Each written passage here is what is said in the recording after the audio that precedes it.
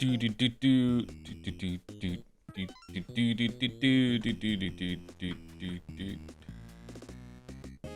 right, hello chat. Hello. Hi. Hi. I don't know how this is gonna go. This might be a disaster. Just bear with me. I won't take longer than an hour to do this. If it takes an hour. So the intro to UFO50 was definitely like I thought it would be, which is like these really like super old floppy disks you would get for like the Atari era, and you would put them in your Atari ST or whatever, and it would be like 50 ripped games that you could choose between in a menu with like this weird techno fucking electronic music that with some weird ass shit. Like yeah, it was cool. I used to love those things. Back then, game developers used to encourage you to rip your games.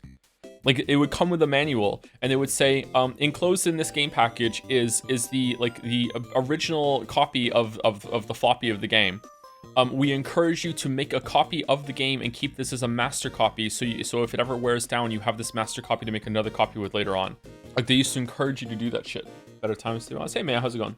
Do you have the wheel prepared to pick your game to play? I think we're only playing one game. I'll just pick whatever catches my fancy. We're just gonna see if I can get this working on whatchamacallit, on YouTube.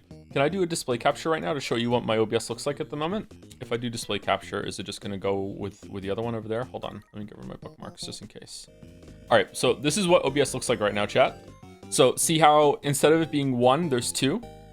So Rodney and Baldur helped me out a lot with this yesterday.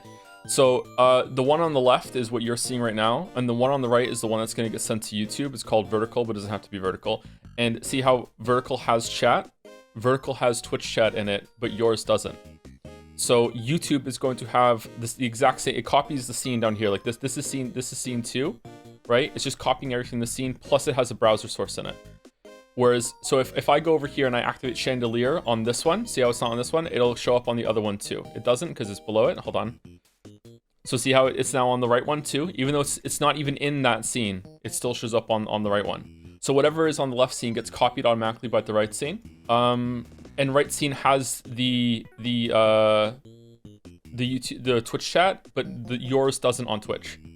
So I think this is pretty cool. So even if I wasn't going to stream on YouTube, this is how I would record streams from now on, because it just automatically puts the chat on for me and I don't have to render them together anymore. So like pretty cool. So thank you Baldur and Rodney for doing that. Rodney helped me a lot with the plugins, and Baldur helped me get the chat working with the font and everything. He wrote some CSS for it.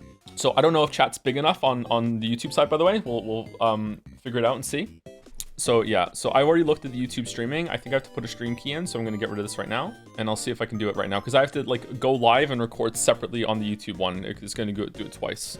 Do you plan to multi-stream? Yep. That's the plan. That's what we're gonna try. Is there any reason why you're multi-streaming? Money. Like why not? A lot of people want me to do it. And it would also cut down a lot of work uploading the VODs, because, you know, I do that so much. I actually do that so much. It's just that a lot of shit got in the way, and there's so many that are ready to go live that just didn't go there, but I don't want to talk about that. But, like, if it was just on YouTube, and that would just, the VOD repository would just be the streams that we broadcast to YouTube, and I don't have to do that anymore. But also it would be the raw ones, so highlighters and channels like Nadia would still have their places as cutting them down as well. So I don't want to step on any toes. Is this going to be an actual UFO50 stream or just a test? If I can get YouTube streaming working and I can see it, we will play one of the games, yeah. Are you using the third-party plugin for multi-streaming? The free GitHub one works really well. I think that is the one, or one of those, yeah. Rodney linked it to me. Play Ninpeck or Mooncat. We haven't even got on YouTube yet. Give me a second. I mean, another website that shall not be named. All right, go live. Okay, I want to go live right now. Streaming software. More than anything else. Okay, there's chat. How is there someone already chatting there? How do I change the title? I would like to change the title. Stream setup help. Paste the key into your stream software. You also may need this URL. Okay, I'm pasting the key into the software. Okay, so that's that. All right, so if I hit live right now, it'll just go, but I don't have a title. How do I change the title? Edit. Oh, it was hiding. Okay. UFO50 test stream first on the tube. Don't ignore. Description. I don't know what I'm doing. Okay, and we're gonna go with streaming software. Okay, customization. Live chat replay. Who can send messages? Anyone, subscribers, live commentary, approved users. Oh man, should we just be scumbag and just go subscribers only? Slow mode, 60, redirect. Redirects allow you to keep viewers engaged across multiple events. Add a live stream or premiere for people to watch after yours. And what? No, monetization? Okay, I don't know what to do here. Okay, it won't let me save it. Okay, so that's that. All right, so as far as I'm concerned, if I just hit live right now, it should work. Is it going to? Hold on, let's see. So I'm just gonna go live and see. Where? Oh shit! Who the fuck is texting? Okay. All right. What is my stream URL? How do I get there? Okay, let's try it. All right, I'm just gonna go live. I'm just gonna do it. I'm doing it. I'm scared. What's that button do? What's the weird button? Backtrack, clip vertical, record, stream to all vertical outputs. All right, I'm streaming. I'm streaming. It's streaming. I'm not streaming. I am streaming. Okay, here we go. I'm trying it. Are we live? It says excellent connection. Insert ads during break. What? Is it there? How can we trust a YouTube stream is real if Battler isn't there? Well, I'm there, and I'm Battler. Now would be a good time to insert ads. YouTube, I've been live for 24 seconds. What are you talking about? What? Okay, how do I see where the stream is? Do I just go to like my channel? Live? Oh. Okay, I can hear it now. All right, cool. All right, now I'm in here. Hello. Okay, does chat need to be bigger? I think it needs to be a bit bigger. What do we think? Chat needs to be bigger, yes? Your FPS on YouTube collapsed, did it? Okay, maybe it's because it's the first time streaming ever and, you know, the tubes need to get warm. I don't know. Is it lagging on Twitch? Check Twitch mod chat. Okay, I'm checking. Looks like the flashback recording is still active. You can disable that to save some RAM and encoder resources, which is probably a good thing. Also, you can close the own... What? Do I click on this to turn this off? No. No, I don't. I don't turn that off. I'm scared. I don't think flashback recording is turned on. Also, he's doing 1440p on YouTube, which is more expensive. Okay. Oh, I thought it was set to 1080. Shit. Okay, 1 second. Let me fix it. This is why it's a test stream. This is why the test stream. Your band isn't wide enough to handle the bandwidth. It's quite laggy. I have the best internet monk that money can buy. What are you talking about? Is Twitch okay? It's lagging on both. Okay, hold on. Okay, I'm gonna cut the YouTube stream. All right, I've cut the YouTube stream. It's done. It's done. The stream is cooked. I'm sorry. Okay, where do I find the flashback recording setting? Is that just in normal settings? Is it on both of them or is it just on the vertical one? Are we still lagging on YouTube or are we good now? Oh, sorry, lagging on Twitch or no? The encoder is choking, so all the streams stutter. Okay. So we need to play Silent Hill 2. Okay, all right. When are you continuing with 1006? We're doing something right now, chatter. Tomorrow. Why is your thumbnail show Hollow Knight? I think it's just the default thumbnail of the banner from the channel. Okay, I might have to restart Twitch in order to lower the resolution that it's streaming to on YouTube. Why is everyone lolling? What's going on? YouTube. Okay, how far behind is Twitch chat right now? Holy shit. Hold on, let me refresh. Are those clouds supposed to be moving smoothly? Yes. Well, no. More smoothly than you're getting. Okay, all right, I turned it off. Okay. Okay, all right, let's see if it's better now. Let's see if it's better now. Okay. Okay, can everyone in chat say banana?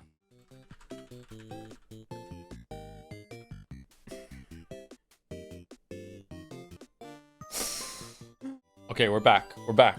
We're back. All right, are we back? Everyone hit refresh. Everyone hit refresh. Look, the clouds are moving. The clouds are moving. Nature is healing. Nature is healing. Okay, nature is healing. Okay, we're gonna look, new screen. Look at the progress. We're on new screen. New screen. Okay, all right. So everyone can hear me, right? We're good? Okay.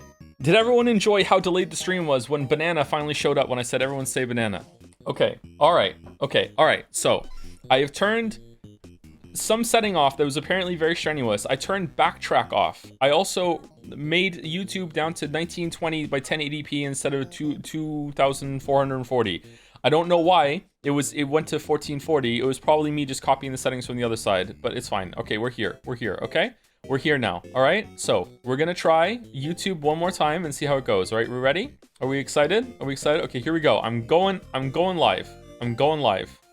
Okay, I'm streaming. Okay, it's going live to YouTube. Here we go. Let's see if it screws up again, okay?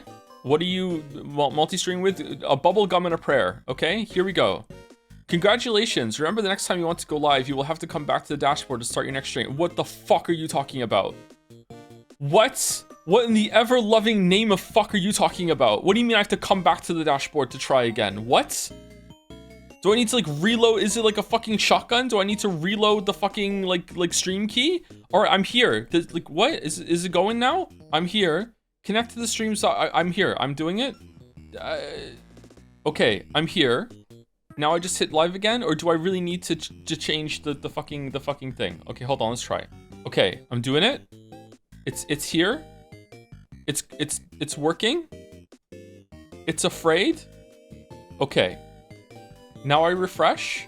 Okay, refresh. Show chat replay. No, not the replay. I want to see the live one. Oh, it's a new video now. Oh, what the fuck? Oh, I'm upset. Okay, we're here. We're here. Okay, is it fucking up now? Are we good? Seems smooth now. Is the aspect ratio off? No, that's just the game. Okay, that's just how it is. Okay. Oh no, hold on, quick. Someone in Twitch chat say something I can disagree with. I'm arguing with YouTube chat instead of Twitch chat. Holy shit, I'm gonna get banned. I'm gonna get banned. I'm gonna get banned. Quick. Someone in Twitch say something contentious. Quick. Banana? No, banana. No, I like bananas. Pineapples are better than bananas. Okay, there we go. Here we go. Okay, all right. Which are bad? Whoa. Mod me, I'm Nagust. Okay, how do I mod people? Do I just let mod August? Did that do it? Nope.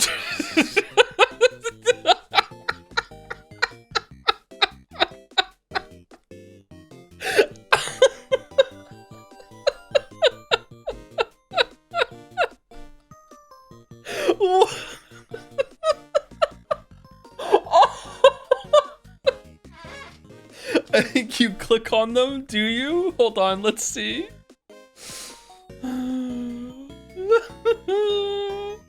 They're gone now, I don't see them. Okay, I can mod people by clicking on them. All right, okay, all right. Okay, hello, it's Mouse is now a managing moderator here. Okay, where's August? Zorgrox, mod me, I'm also Nagus. All right, add as moderator. All right, Zorgrox is moderated. August says, I'm Nagus. All right. Are you Spartacus though? I'm Spartacus. I'll also take a mod. You know what? Fine, here you go. You can be a mod too. All right, there you go. I have no idea who you are, but you're a mod now. There you go, you can be a mod. Wow, YouTube chat like moves quickly. Where's Alduin feet pics in YouTube chat? Joe, I've been loyal to Twitch stream for like 8 years. I deserve to be a mod. You know what? It's fine. There you go, you can be a mod too. Go for it. Hi, I'm Alduin feet pics says Harmba. You know what? You can be a mod. Go for it. You can be a mod. I'm having fun. Do you all get double the amount of monocoins now? It's Kenu. Kenu is the mod. I just modded on a whim. All right. What is going on? Quick, you're contractually obligated by Twitch to add like 5 more mods. Oh no! Oh shit! Oh shit! Oh shit! Oh shit! Oh shit! Who wants to be a mod on? What's with the AOL Messenger sound?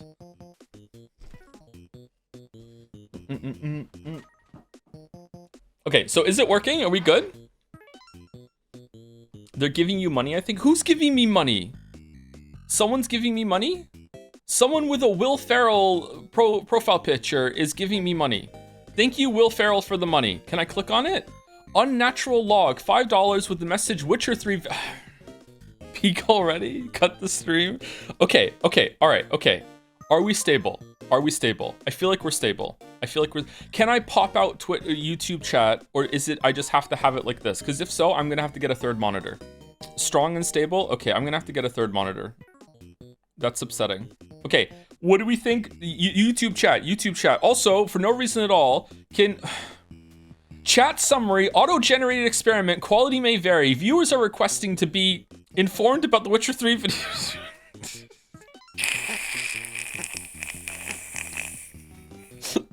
Okay, to make it even, all right? To make it even.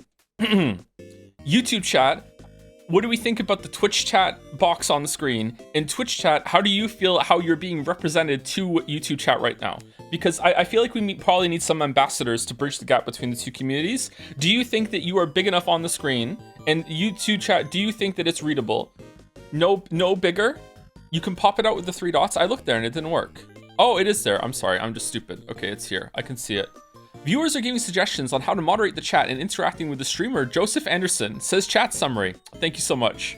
Thank you. Thank you. It's really ugly. This isn't Umineko. Backseat the chat. Backseat is here. The streamer Backseat is here. It's true. Oh, hey Backseat, how's it going? You want to be a mod?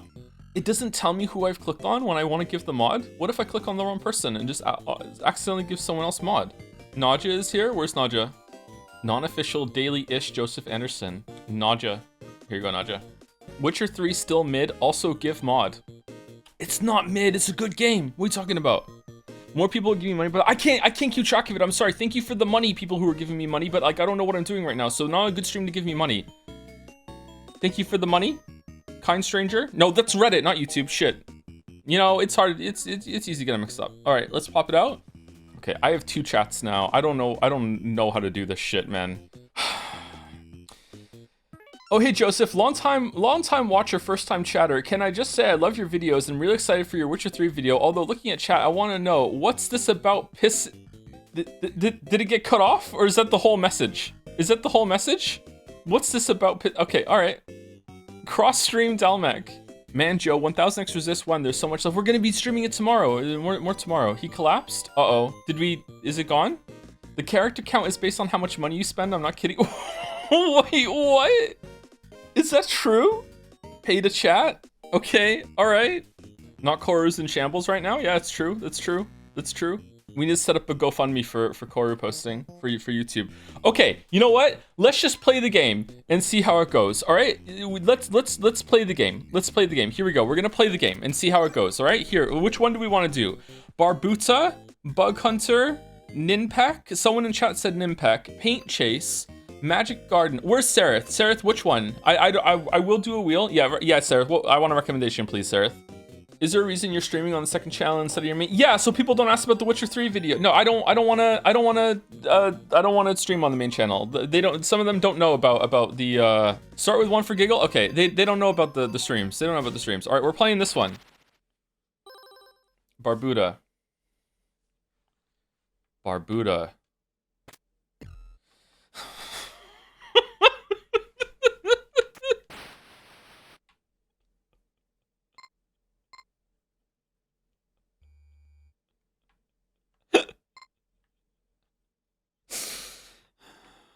All right, can I run? Okay. It's so slow. Okay, down here is gonna be fine, right? Oh, it is. Okay, all right. Okay, is it meant to be this slow? Enjoy the music with this one. It's great.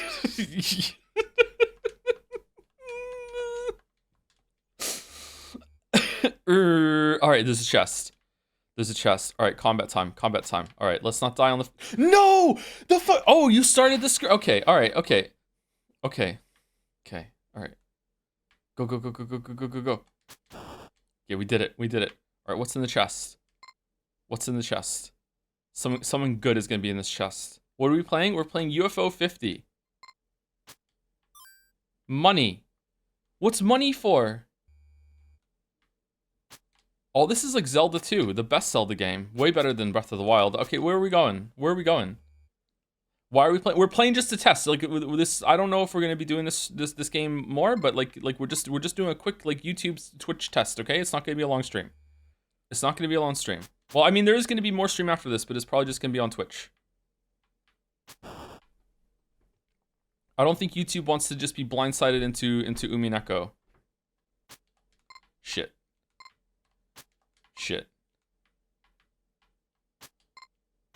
No.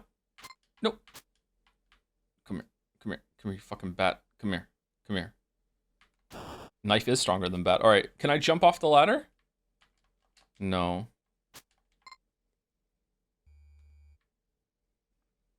Okay, there's another chest. Are we still streaming Baldurs Gate 3 this week? Probably not. No, probably not. Because I don't think we're going to finish 1000 X resist until next week.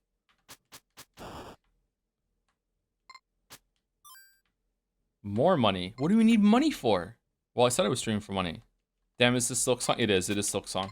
I feel like we have to get some movement tech that we don't have available right now. Let's jump.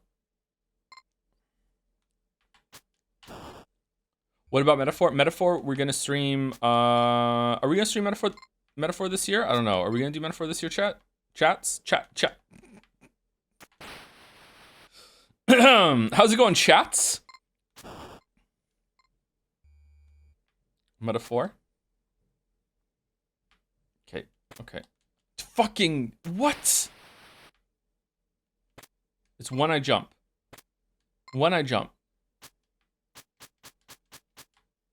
There's no way we can climb with that. Okay, there's no way. Metaphor look more like metaflop. All right, I've read one YouTube message. Now I have to read a Twitch message. Why would anyone want to watch on YouTube if they can't buy marbles? I don't know. You tell that to them. I don't know. Man, Twitch chat hates YouTube chat. Does YouTube chat hate Twitch chat? Is there a war going on? All right, we're going through this door. Oh, it's the shopkeeper. Give me money and I'll pass something through this fucking wall. Here we go. All right, I'd like a double jump, please. Hello, welcome to my home. If you wish to make any headway here, keep an eye out for anything out of the norm. Okay, you're fucking out of the norm. Okay, that's it. Okay, I see it. There's like a little pathway up to the top left. Okay. All right. Well, that didn't work. Okay. All right. I gotta admit, I'm not really enjoying my time with UFO50 so far. Shit, I'm dead. I'm not dead. I'm alive. Okay. Wait. Why isn't that water moving? It's fake water. I'm gonna go in it, and it's gonna give me like an amazing power up to run like a modern game. Here we go.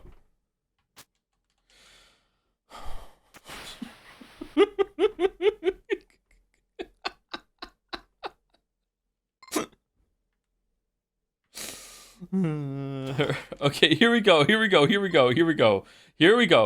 All right, we're going in. Yeah. All right, where are we going? Oh, now we have prayer beads. What do they do?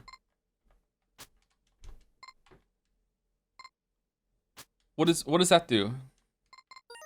I don't know. What does it do? Game jump it. Oh, that's it. Okay, cool. Thank you. Terminal. Okay. Why is this floor here cracked? Why is this one cracked? Like this one right here.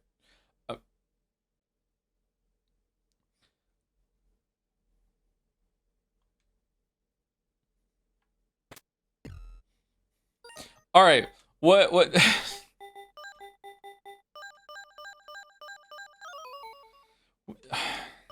All right, which one now?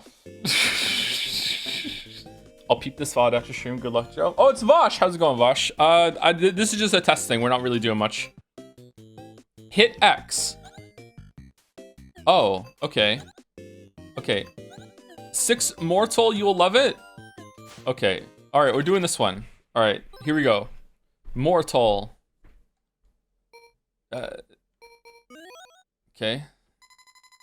Among the ancient ruins outside our dear capital, a great evil has reawakened. Will you lay down your lives to defend Mortalia? Fuck yes. To serve the cause, you must master 3 rituals. The ritual of arrow. To do press. The ritual of bomb. Hold. What are we doing? Then the ritual of stone.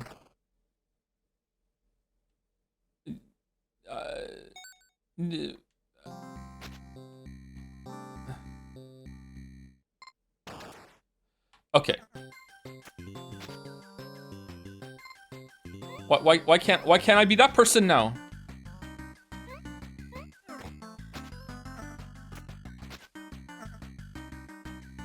All right, I did it. Oh, it's like lemmings. Oh, okay. Oh, I don't have to kill that dude. I have to get past him. Okay. What if I do kill him? All right, killed him.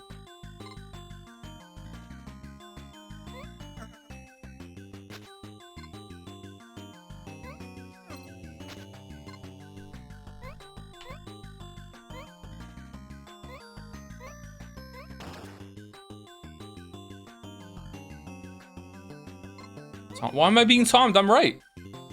I want the 3. It's like Witcher. I got it. Oh, you get more lives. Okay, this game's cool. What? Okay, if I use my arrow to get across, will it move the screen? No, it won't. Why would it? Yeah, this fucking stupid idiot. Okay. Shit. I got killed by a pigman. A pigman named Dan. Okay, we're building a wall. And we're making Mortolia pay for it. Here we go. Oh, can I make like... Can I jump on those? Hold on. Am I... Okay, I'm learning. I'm sorry, chat. I'm learning. I'm the learner. I'm not learning. All right, we got it. We're getting over.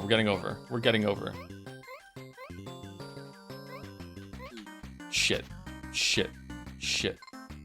Hold on. We need to time this bomb really carefully. We can take out a bunch of people. Oh, we did it. No!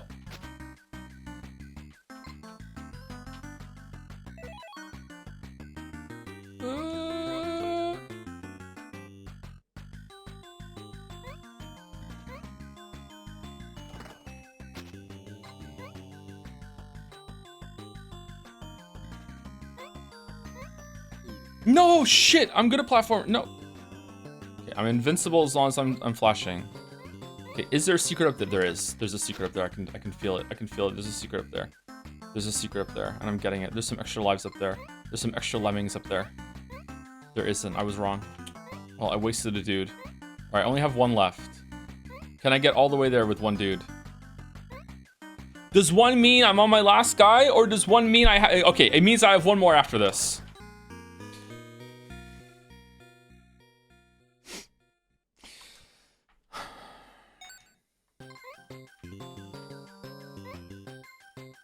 I'm doing it. Okay.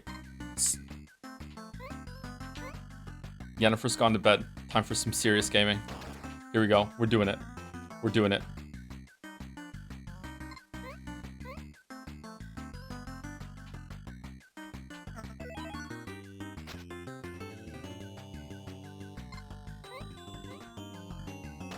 Gaming. No! So you use your lives to get to progress and get better at the game, just like Elden Ring. All right, cool. It's just like Elden Ring. You know what? It's better than Elden Ring. No, shh. What the fuck are you doing, Joe? Joe, what are you doing? Okay, we can do it. No, we can't. It fucking bamboozled me.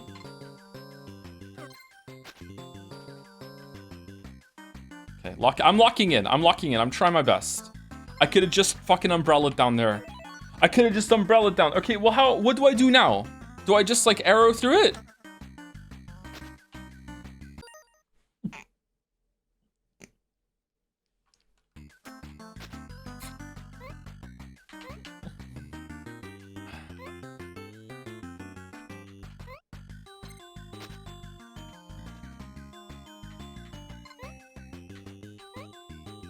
How do I get the 5? I want the 5. How do I, wait, what? Oh, do I go like from above? Do I go like here? And I just like fucking like, hold on. Let me kill myself.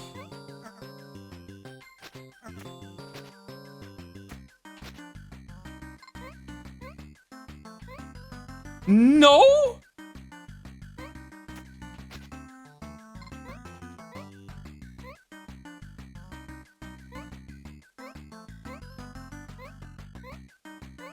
How do I get up there? Can the plane... Oh, the plane can move there! Okay.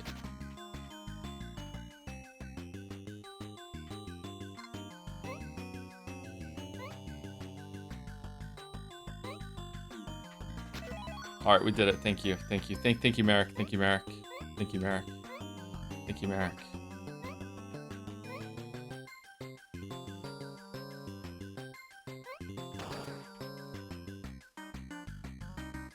Could have killed the pig man, but I didn't.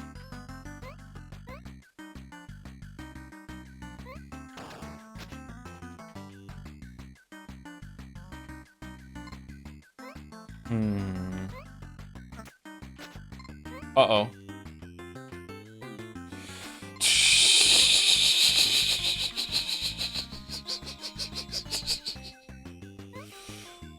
Okay, I think we're actually screwed. I think we might. Okay, we can do it. Okay. All right. So plane is important. Plane mechanics are important. Oh, if you get the plane in a block, it'll move forward for you. Interesting. Interesting.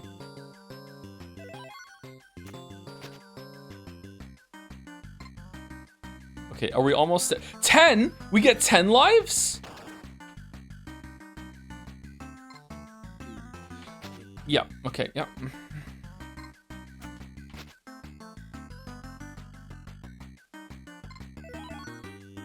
Why was it different?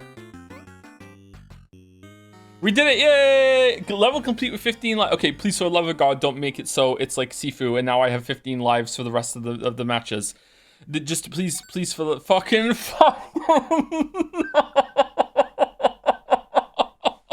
oh no!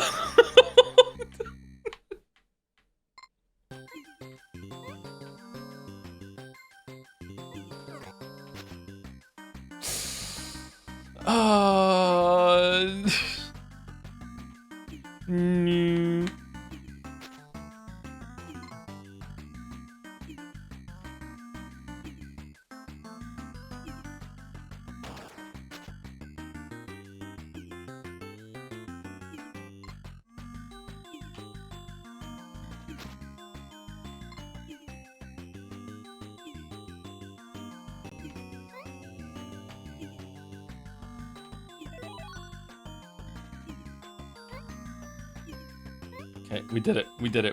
Oh, you're the one that's changing it.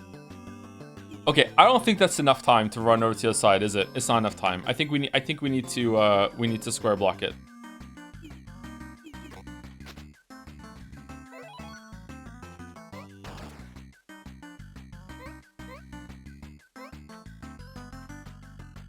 I want to go up. I want to stay up. I want to stay up. I want to stay up. No, I don't want to go up. I did want to go up. I did want to go up. Shit, I did want to go up. I can make this jump. I can totally make this jump. What was Jedi Survivor all about if I can't? Okay.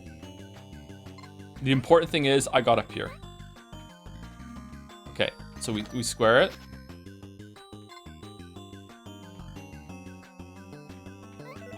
Alright, we're getting so many lives.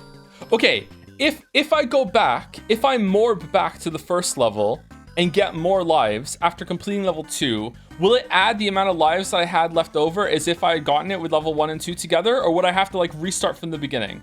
Do you want to? I do want to know, yeah. So if I end this level with like 30 lives, which is very ambitious, don't get me wrong, and if I go back to level 1 and start with an extra 10, and I finish with an extra 10 lives, on level 3, will I have 40 lives now, or will I have 30? Yeah, you have to completely redo it? Okay, alright, that's cool. Alright, this is a cool little game. Holy shit, I like this. Oh no. Well, fuck. I've killed myself. What do I do? Can I blow these up with a bomb? Nope. Can I arrow it? Nope. Well, shit. It was a trap. It was a decoy. 5 lives. It was a decoy. It was now I have to build a wall again. I have to dig up. Shit. Hey, YouTube chat, what emotes do you want from Twitch? Shit.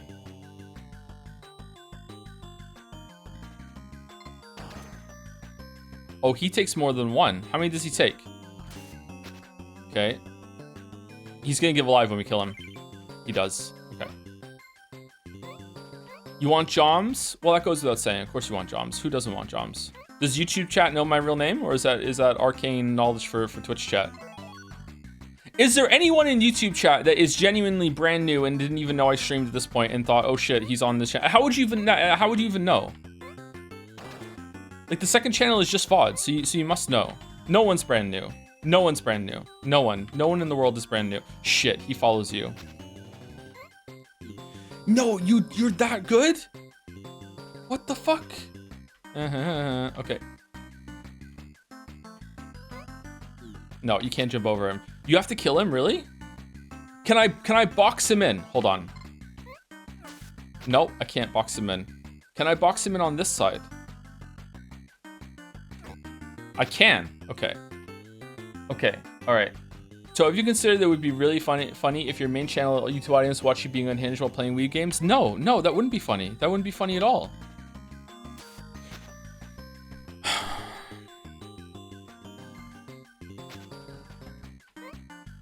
How do we do that then? Do we lure one of the dudes over to hit the button so we can sneak through? How do we get it? It's a puzzle. Huh. Wait, if I blow up these spikes right now, hold on. Hold the phone. Okay, if we go here like this, now we have a little gap, and our dude can totally fit through that gap.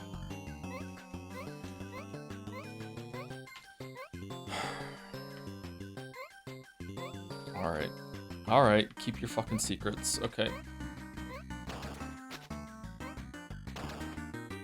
Do you have an April Fool's video planned? Yes, but I don't know if it's gonna be done in time. But yes. Okay, we definitely want to hit this button. All right, here we go. Oh, we're wasting so much. No, we're dead. All right. You know what? That's kind of a cool game. I like it. All right, should we do one more? One more, and then has it been stable the whole entire time or no? Mooncat. All right, let's look for Mooncat. I've located Mooncat.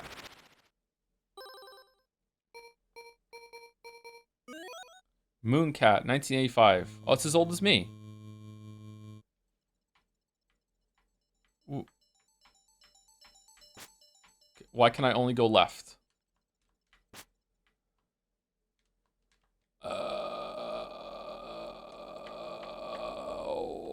no.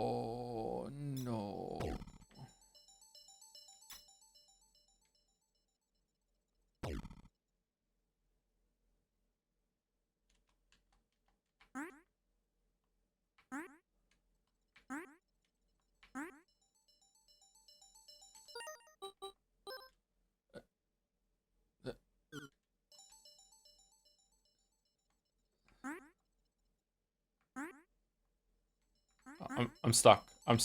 I'm done. What do you mean first boss?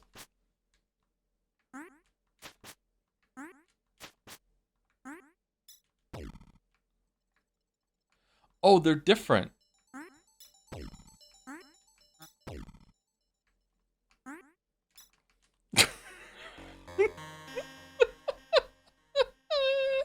All right.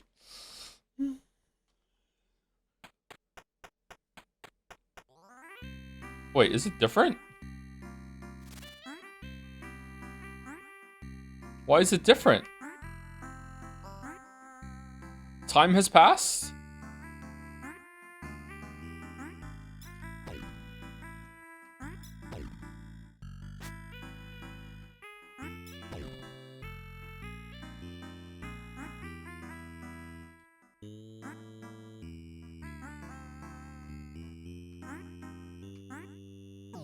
No. Okay, so in case, sorry, I haven't explained anything to the people who don't know this game. All right, so these are the controls. So to explain to you right now what's going on, if any input on the D-pad, whether it's up, down, or right, moves me left. It doesn't matter. Even holding left, I'm going left. I'm going right, I'm still going left. Any press of the D-pad or the analog stick moves me left, and any press of the A, B, X, Y moves me right. So in order to move left, I have to hold any direction on the D-pad, and to move right, I have to press any number, any key on the right hand side of the. Oh yeah, people didn't know that. Okay, so like yeah, that's why it's awkward. So in order to jump, I have to like hold the direction where I want to go, and then press the other direction, and then I jump in. So right now, in order to do this jump, I'm holding a D-pad direction, and then I'm pressing A to jump. And in the other direction, to jump the other way, I have to hold down A, and then when I get here, I press like any direction on D-pad in order to jump. In order to do the air thing, if I'm in the air, I can press another button.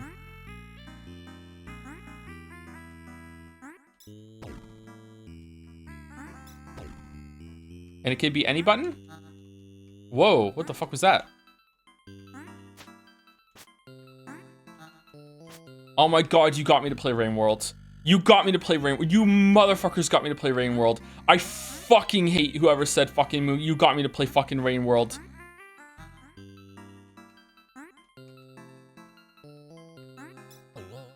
Oh.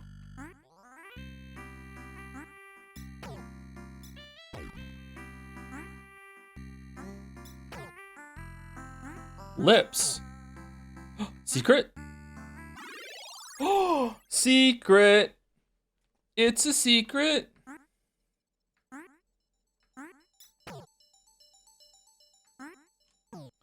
No!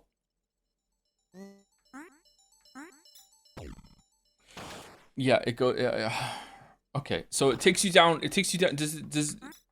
Yeah. Okay. All right. Okay. Okay. Okay. Okay. Okay. Okay. Okay. All right. But green don't. Green don't. Green don't. Okay.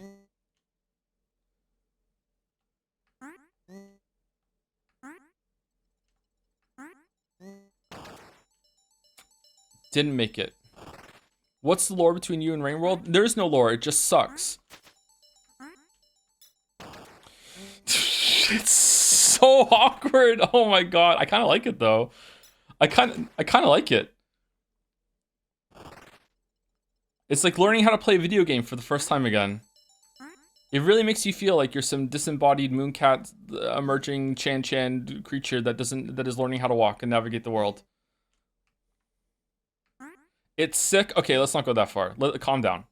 Calm down. Fucking calm down.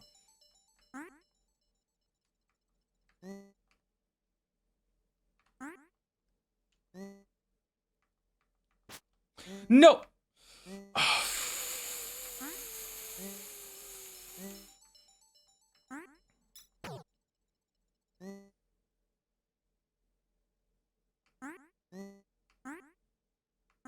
Alright, we did it. We did it. Best game on the NES? Probably Mario 3. Like how are you gonna go against Mario 3? Why am I running faster now? What about Zelda 2? I really enjoyed Zelda 2.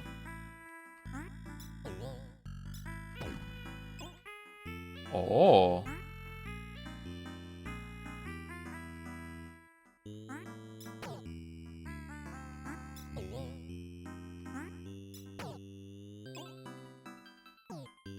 No, mistimed it. Mistimed it. Mistimed it.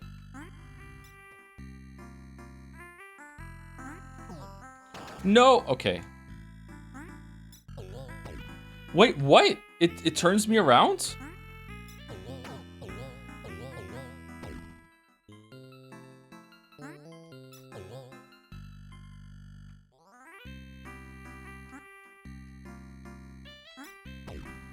Okay. I gotta say, this might be the best Umineko chapter in a while. It's the category's UFO50. What are you talking about? I've done my part. What are the oranges? Favorite handheld console? Like probably just the 3DS. I don't know. I enjoyed my time with 3DS. It's definitely not the Switch, I'll tell you that. I had a Game Gear growing up and I enjoyed the Game Gear. But that's because I was like stuck in Scotland with my Game Gear and like that's all I had to do. So I enjoyed my Game Gear. I had a Game Boy Color. That was the first Game Boy that I ever had. I played some other Game Boys before that, but that was the only one I had myself. I died. I had a DS when I was like a late teenager, early 20s, and that was all right. All right, so if you do the ground dash, you can run, but it doesn't increase your jump. Okay, interesting. How old are you? I'm 39.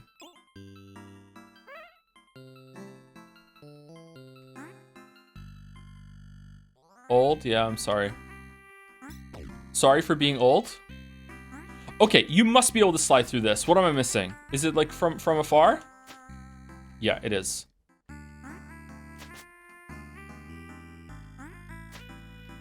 It's gotta be. It's gotta be. Does that mean you have a wise aura? I do have aura, yeah. Alright, can you do it? Where's Sereth? Where's Sereth? Sereth. Sereth's not gonna tell me. Sereth doesn't help me. Sereth's gonna tell me just figure it out with a fucking smiley face. Yeah, there it is. Yep. Sereth's not gonna tell me. But do you have Riz? Of course I have Riz. Yeah, of course.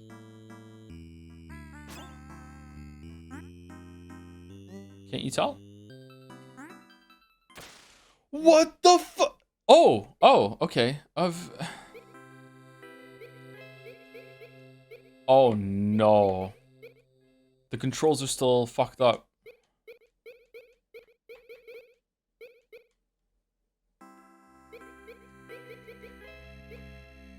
Oh, it's like paddling a boat. In order to go up, you have to go left and right. You can't just like hold one direction. Oh my god. Oh no.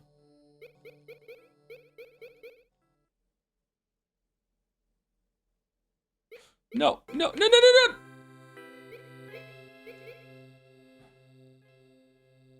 Okay, going down will take me further into the water, right? But the speed run of this is like 3 minutes.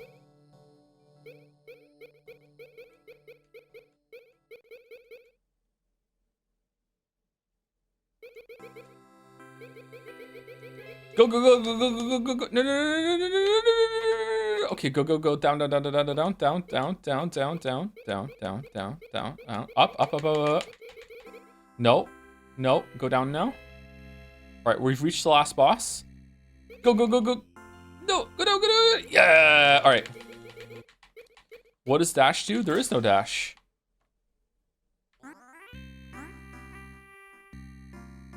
Okay. Ominous.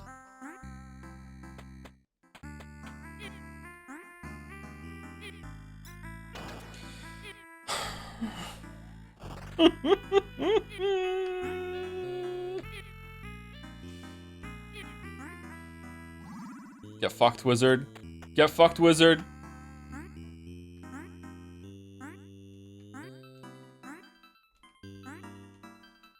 No. Any Barbuta or Mortal action? Yeah, literally the ones we did before that. Yep, yep. Wow, there's a tier list that people have for this, huh?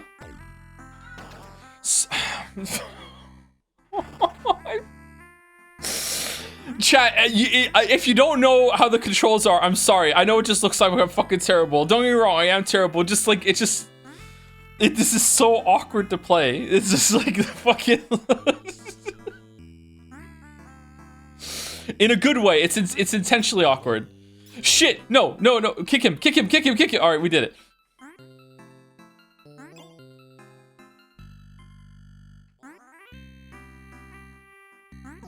No.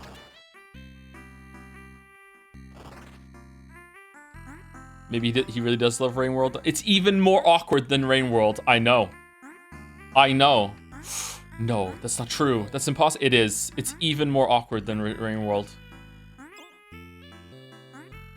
Come down, come down.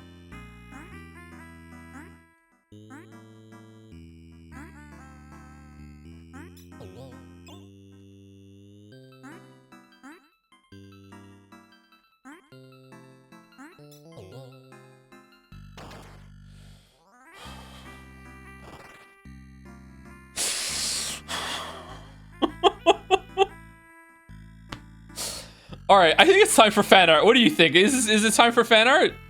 No? Should we do password game as a break from this? Oh my god. Oh my god. Oh my god. All right, who wants to, in chat wants to tell me that Northern Lion beat this, so therefore I have to. He actually did? He beat it first time without stopping. Oh no. Oh no. Why can't I? Is it I have to hold it to go down or what? Shit, fucking hell! It's so easy just to like, forget the controls.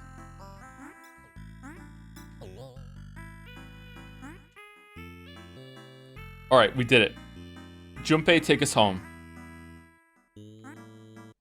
We did it. We did it. We did it. Anyone else think the jump looks like that stupid fucking like dancing frog from the old Looney Tunes?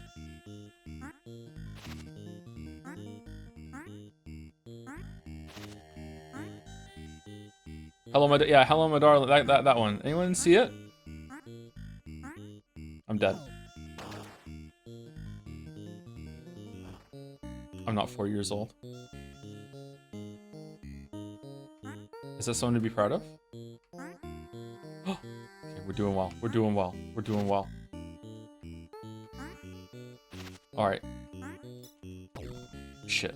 All right. I'm getting better. I'm getting. Oh, I need to jump off the fucking... the bird. This is kind of reminding me of Rygar. Anyone play Rygar? Aha. By the way, how were connections today? I beat connections. I made one mistake. Oh man, this is like Star Tropics music. Sereth has played Rygar. I always want to go back and finish Rygar. I never finished it. That game was pretty fun.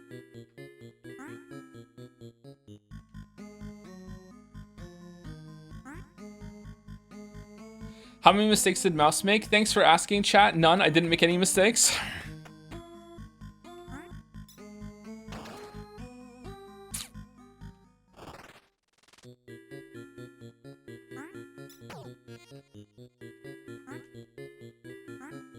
Oh my god, he's cracked. He's cracked?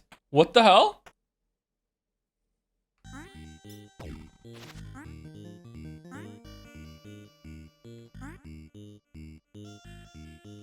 Can I slide to these guys? Nope. Okay. All right.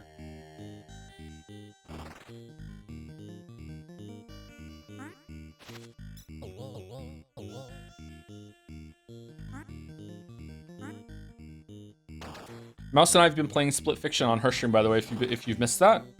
I gotta say, it's actually pretty good. I wasn't expecting it to be that good. No, the story's shit.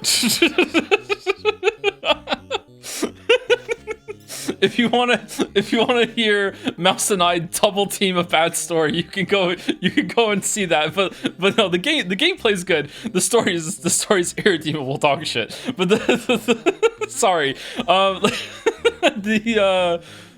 gameplay's really good though. Yeah.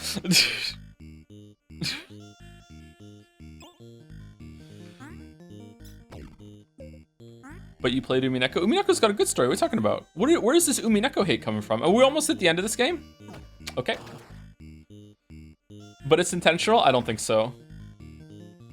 Can you play A Way Out with Mouse 2? If Mouse wants to play it again, sure, but Mouse has already played A Way Out, and It Takes Two.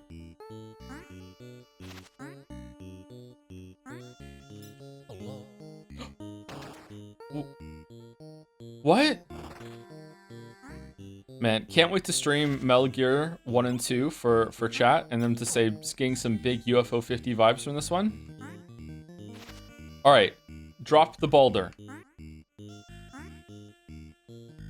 Drop the Baldur. All right, you've dropped the Baldur. I can walk into it, right?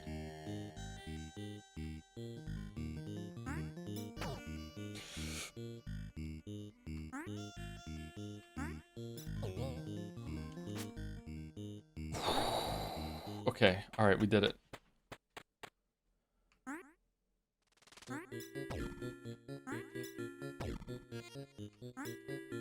Yeah, this is so Star Tropics. Holy shit, the music.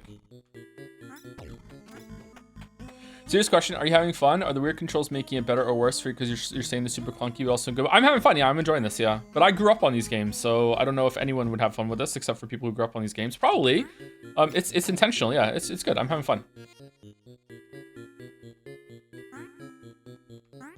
I'm getting used to it now.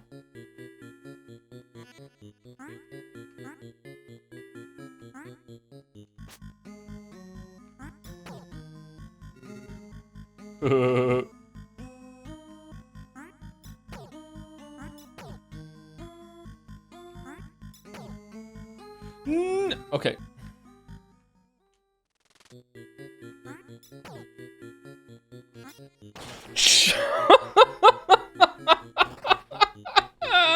God damn it!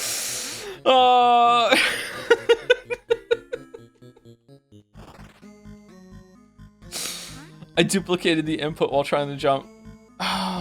It's not acting. I'm just a dumbass sometimes. Our streamer? Shit. Okay. Shit. YouTube is where we keep the anti-Umineko crowd, me included. Should I stream Umineko to YouTube? Like, I guess if it's spoilers, like it doesn't, like, what am I gonna do? Just not multi-stream until Umineko's over? Like, we can't do that shit, right? Oh no. Oh, they kill each other. Okay. No. Oh, I survived? I lived?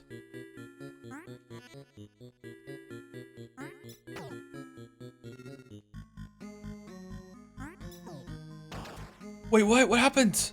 Do you have the older streams saved somehow, or did you stop doing it? I have almost all the older streams saved. However, when my 2 hard drives got Thanos, oh, you're not invincible. Like, you don't start it until you actually start falling. Okay, when my 2 drives got Thanos, I lost some old streams, so I don't know if I'm ever gonna get those back. I think I downloaded Twitch copies for most of them, but I'm not sure. Do you still have the Dusk streams 3 and 4 saved? I think they're on YouTube. They just haven't been pushed live yet. God damn it. Really? Yeah, I have like 200 streams on YouTube that haven't been pushed live yet. Those have crucial Chan lore in them. Oh, do they really? Which Chan?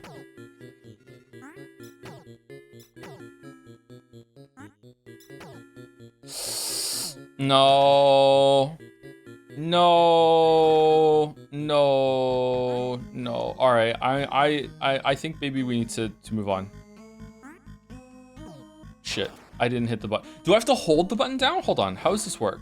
I still don't understand the dive controls.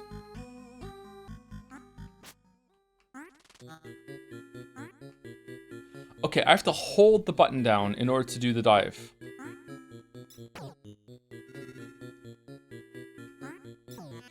Yeah, okay, okay. Will it save my progress?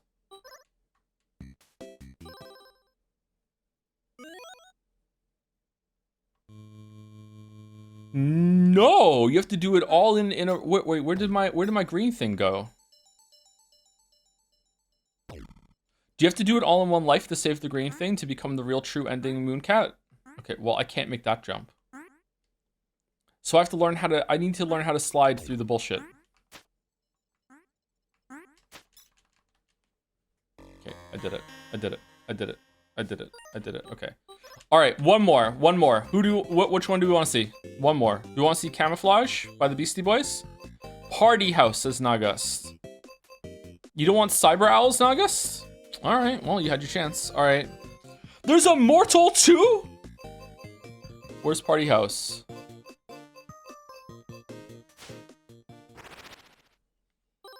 Cowabunga.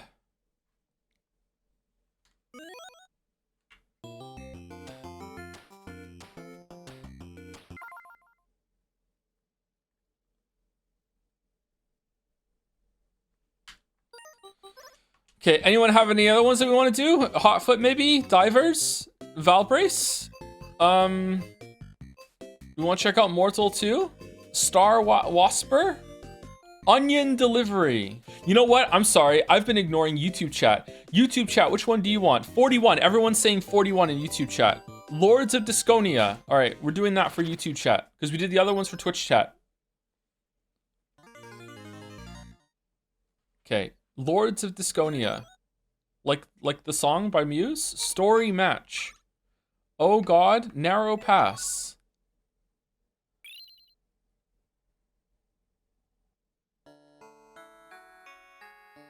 Your queen demands help. Blue raiders are harassing a key mountain pass and must be dealt with. Prove yourself and more important tasks await.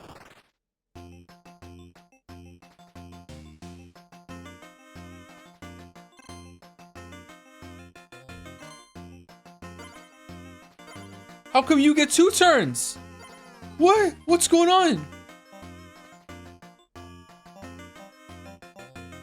Okay, I want an ogre. I'm thinking another ogre. I want Batman. And now I want a rat. Okay.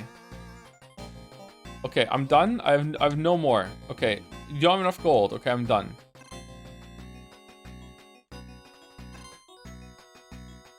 All right, now we're gonna fight.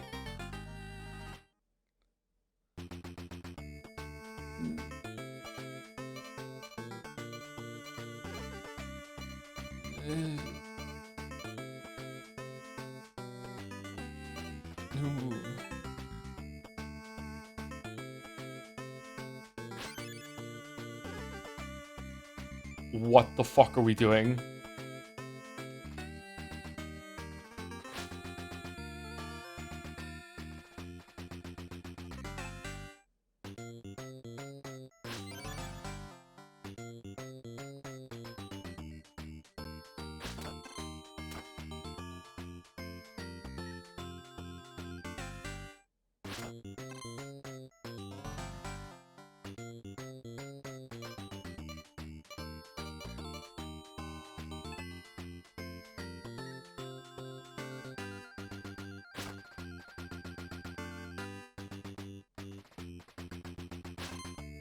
Yeah, Rippon's hair. Rippon's. How come you get? You had way more turns than I had turns. Oh, you suck. You suck. Oh, you get 2 turns. Oh shit. How come you get 3?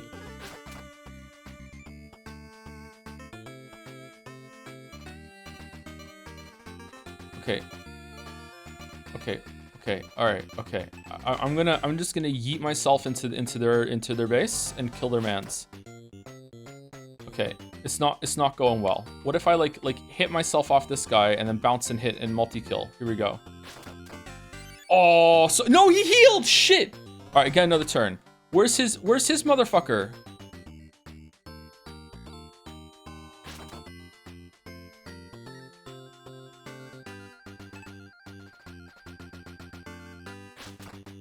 Oh no.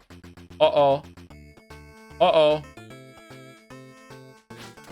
Uh-oh. All right, this is kind of fun. Okay, so this does 3 damage. So you're just dead. You're just dead. Oh, okay. All right, cool.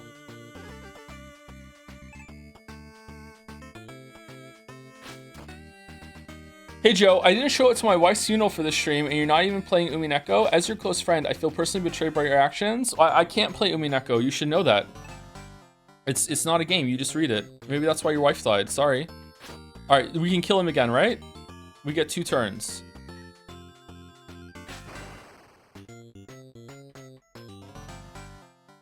All right, the rat is going. Okay. Okay, the AI is stupid.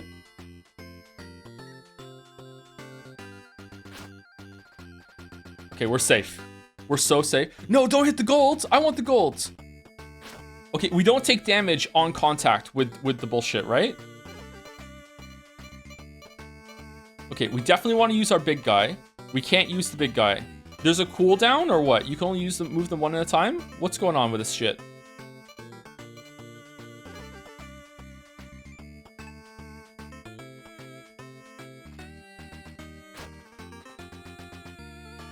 Okay, we're blocking.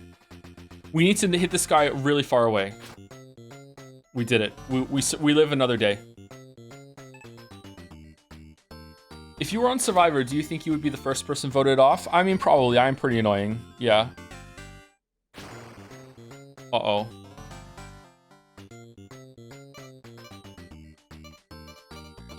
Okay, this guy has 2. We can kill 1. We can kill 2. We have to kill this guy over here, though, don't we? I can't even see him. All right. What if I go for a sneaky number, like another in the back right there? Like, here we go. I don't know why I said it like that, but I think can we thread the needle, hitting the one in the back? I think we can. What do you mean?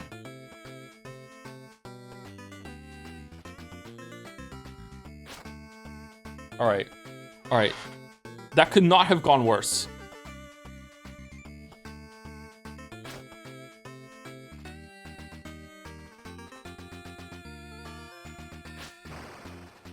No! Oh, okay.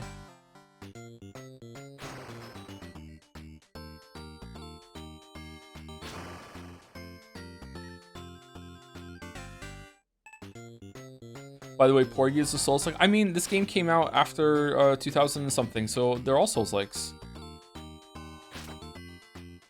Batman is OP.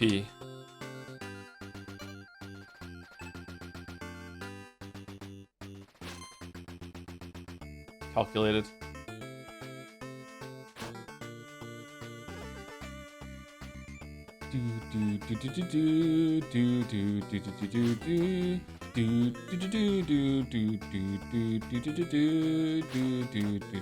Okay, rats seem like the most powerful to me.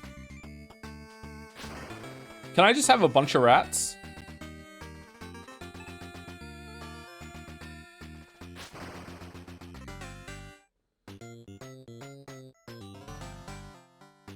Okay, we're just gonna blindly throw in and kill it.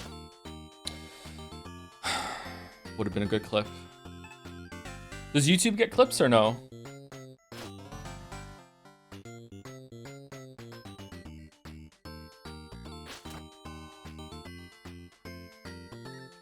Won't Mouse get jealous? Well, you can ask her if you want. She's in YouTube chat though. Oh, you win the battle. We won. We won. We won. Okay. Hired rat. Hired knight. Can't backtrack. Push. What? Returning to home base. Oh shit. No, I don't want the ogre. No, I don't want the ogre. No, I just, no. I'm not a, okay, all right, we're done. All right, this one's pretty good actually, but okay. All right, I think we're done with this. Chronology. Multiplayer. Chronology? Oh, it's the year they released in the bottom. 1982. Barbuda is like older than I am. One player adventure platform. Explore the castle, but watch out for traps. Description, can I hit the button? Oh, okay. Jump attack, number of plays 1, total play time 6 minutes. Okay, all right. Sarah, I see why you like this. This is pretty cool. Like so far, I've only played 4 of them because the party house looked cringe. I've only played 4 of them, but they all had like a unique idea that they were exploring. That's neat. Let's see. Check the history tab. Okay, where is it?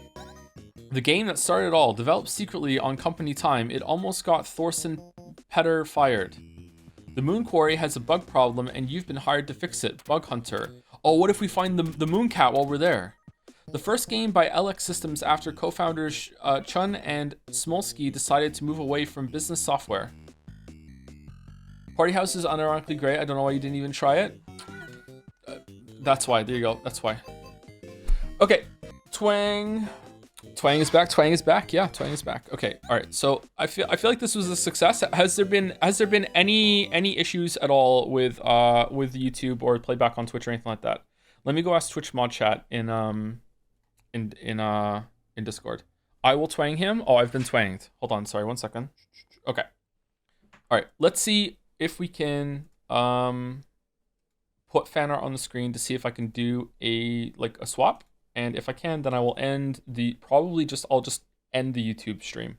And then that'll be that. I think that's what we're going to do. Okay. And I want to do full screen. Okay.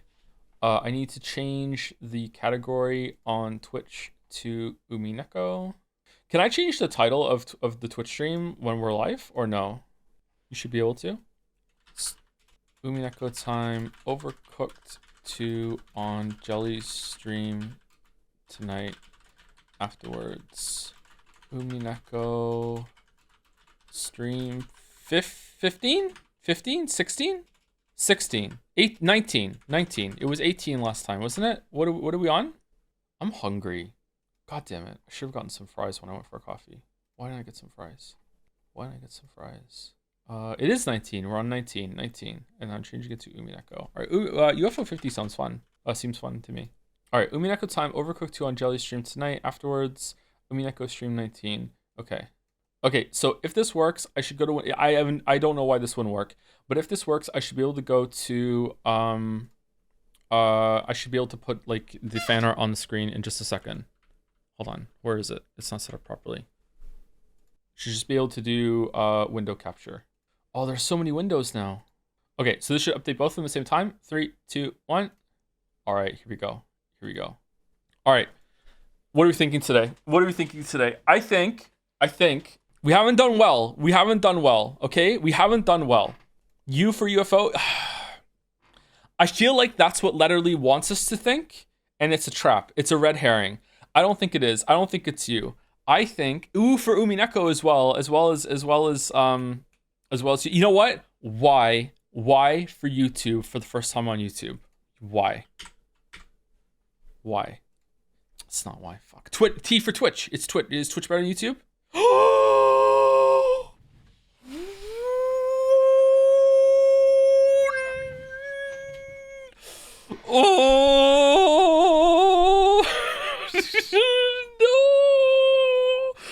Oh no! Oh no! Oh no! Oh no! No! Oh no! Oh no! Dan Clancy smiling in the chat. Oh no! No! No! No! Oh no! Oh no! Do we want to do cost codal? Cost codal? Hold on, let's do cost codal as well. Okay, cost codal. Here we go. All right, we got cost codal on the screen. Okay, what's this? Joe, I beg you not today. Why not today? Okay, it's YT for YouTube. Oh shit. Okay. Hawaiian Sun All natural green tea with ginseng, 24 by 11.5 ounces. All right, so 24 cans. It's gotta be less than $1 a can. It's gotta be less than $1 a can. So I'm thinking it's USD. So I'm thinking $19. $19. It's 19. It's 15. It's 15. It's 15. It's not 15. It's less than it's $11. It's okay. It's $9. It was $9. It was $9. Okay, $9. Okay, all right. I got it in 3. Dude, we've been waiting for almost 2.5 hours for Umineko. I'm doing a YouTube test stream. The title was there. What were you talking about? We've only been live for like an hour and 40 minutes. Bandle I already did Bandle, sorry. Already did Bandle. Do we want to do a different one? Can you at least skip the fan art today? No, we're going to do fan art. No. Password game? We're not doing password game. Umineko fans being insufferable. Yeah, but they don't know any other way. It's fine. Do the Pokemon Sudoku. I was bad at that. Are you doing Umi Pro? No. I've been waiting for a month for you to stop playing weeb shit, dude. We're playing Baldurs Gate 3 next. It's all weeb shit. What are you talking about? We're not even reading Umineko for that long today, chatter. So like, don't worry about it. You're not missing much. It's not like the longer the stream goes without Umineko, the less we're gonna read. Like we're reading like I think 2.5 hours of Umineko today. So don't worry about it. Like it's fine. Chill. Pokadu today will still knock you so hard. So okay, all right, we'll look at it then, and chat can help me. Chat can help me, and then we will go into fan art, and then we'll say goodbye to YouTube chat. Okay, Pokadoku. Okay, let's play. Okay, here we go. No, what do you mean no Elpers? I don't know Pokemon. Okay, what the fuck is the Hisui region? I don't even know that one. Is that the one with that new one came out? What's the fucking like Wattrol? There you go, Wattrol. Here. It's yeah, sure. No, I don't know what Hisui is. Old Sinnoh. What the fuck are you talking about? First partner flying. A flying first partner? Yeah, Pikachu. It's gotta be okay. Pikachu. No, what? Is there a flying first partner? Oh, Torchic. Torchic is flying type.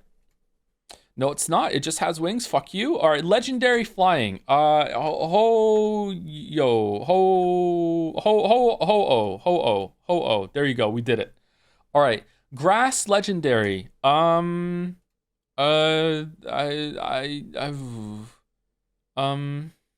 know. Skiddo.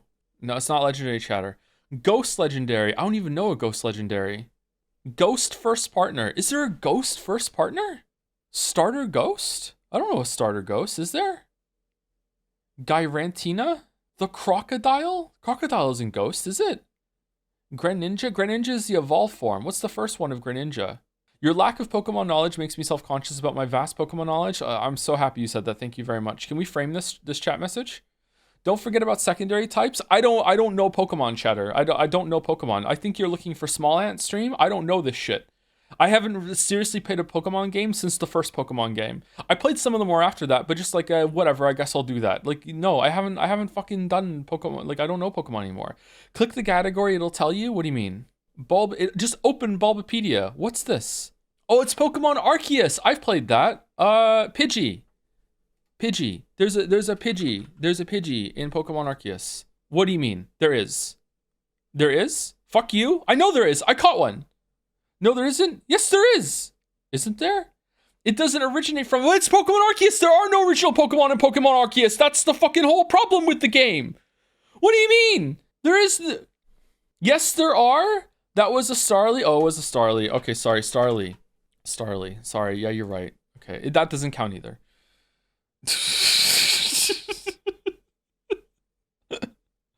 You can get the center one easy. Grass first part. Yeah, for sure. It's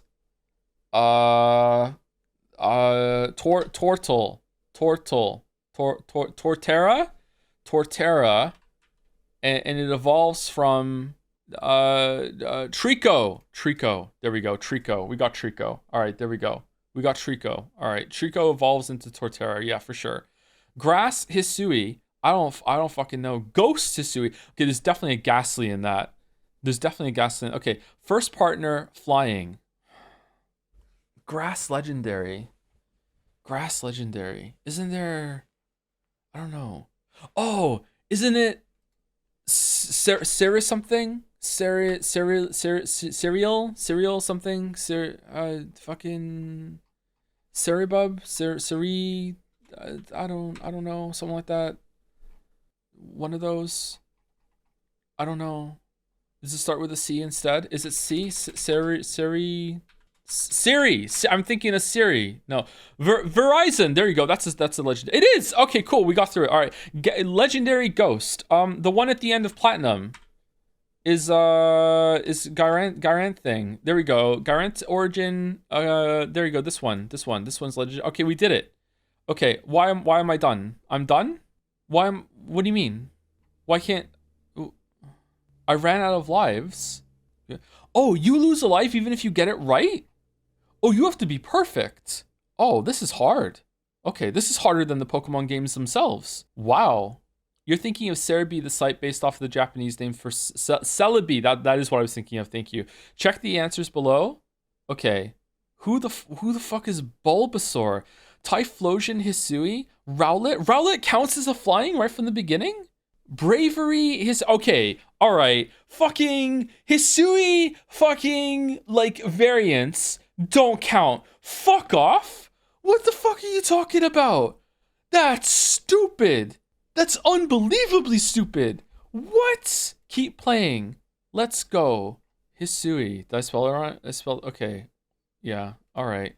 God, he's so good at rage bait. Chat's so good, easy today. I don't know why. I don't know if it's because of YouTube has got people off kilter, but like there's people legitimately mad about the Bulbasaur comment. Man, I'm just like, what? Like what the fucking you know what? We've never trolled the Pokemon fans before. Maybe it's just easy. I don't know. Maybe we need to stream a Pokemon game. Like it's just it's easy pickings, man. It's easy pickings. All right, we're back on the Umineko fan art. How do I do full screen again? Where's F11? There we go. All right. It's so sad that Steve Jobs died from Ligma. Who is this Steve Jobs? You should try Poker Rogue.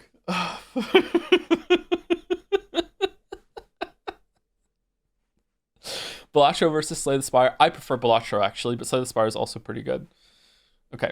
Anyway, all right. So YouTube chat, thank you for joining us for the first time. I am legally obligated to kick you out and stream for Twitch chat for longer than I'm streaming for you. So sorry for that. I barely read any of your comments, so we're probably fine. We are about to do fan art, and then we're going to stream Umineko, which I'm not sure if I'm allowed to do on YouTube. So we're just going to cut it here, and then we will probably stream YouTube on everything else from now on. I think that's not Umineko. We'll see how it goes. I probably with the next new game that we start, we'll just fire it up with Baldurs Gate 3. Although, hold on, okay, you know what? This is people are gonna think I'm trolling. I'm not. I'm actually gonna start Baldur's Gate 3. Okay? Because I want to know, because UFO50 is not exactly a taxing game.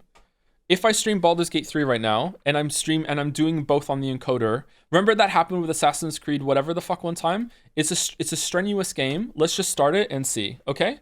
I want to see if it fucks. I'm not gonna play it. We're just gonna fucking play it for like, I don't know, like fucking 30 seconds. I want to see if the encoder shits the bed. Okay? I'm serious. I'm not trolling. I just want to see if it's gonna shit the bed. What's going on? Why won't you? Why I don't want a Larian account. No, I don't want a Larian account. I just want to. I just want to like I just want to play. There we go. It crashed. It didn't. Who's this up here? Oh. Okay, we already have a character we made earlier. Get fuck people who wanted to see me do that. No audio? Really? Oh, it's turned way down because UFO50 is super fucking loud. I'm not a scaly, by the way. Ew. The blood in your head thrums and pounds. That pounding blood obscures who you are. How's the sound? An overwhelming loss of memory. How you ended up amidst these hellish flames is just as hidden. You have nothing in your skull.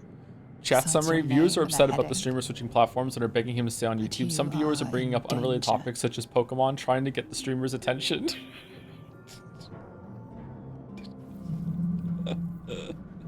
Of course, whoever did this to you. The torturer behind this cruel prank will meet your malice when you get out of here.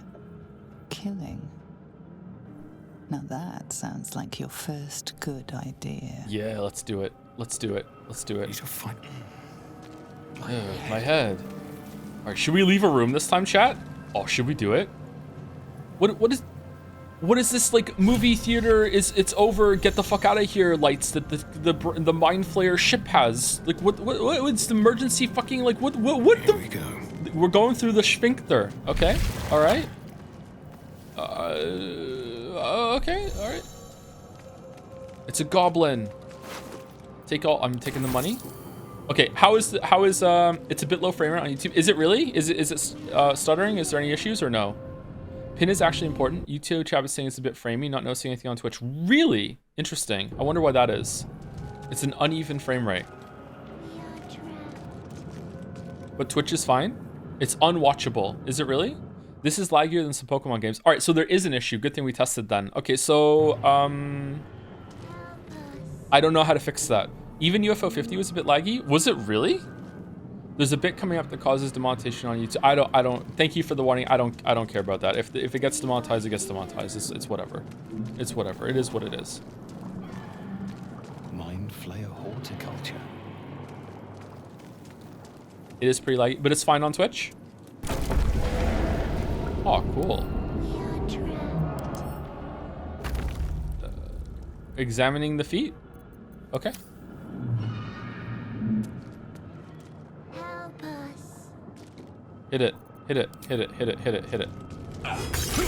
Yeah. Rip and tear. Fuck these brains in jars.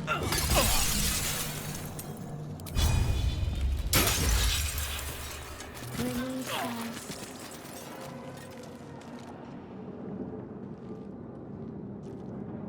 Okay, so we're in a dialogue scene now. Is it better or worse than dialogue scene on YouTube? Is your encoding overloading on OBS? No, it's fine. It's not even using 2% on my CPU. Save us from this place. From this place, you'll. Shit. The exposed brain quivers in expectation. Please. Before they return. They return. Maybe it's capping the GPU? Hold on, let me see. What's the GPU at? Nope, GPU's not capped either. Ooh. Who am I talking to, man or brain? A newborn. Born new from this husk.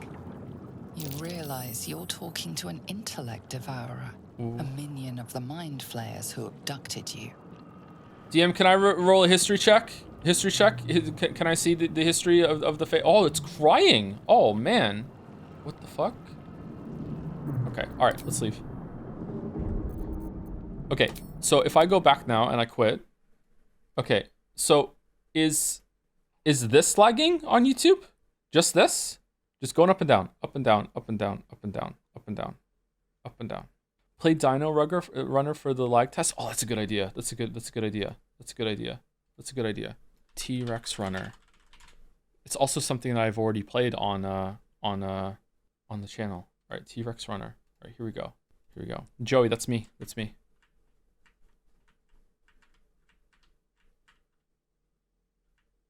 We died.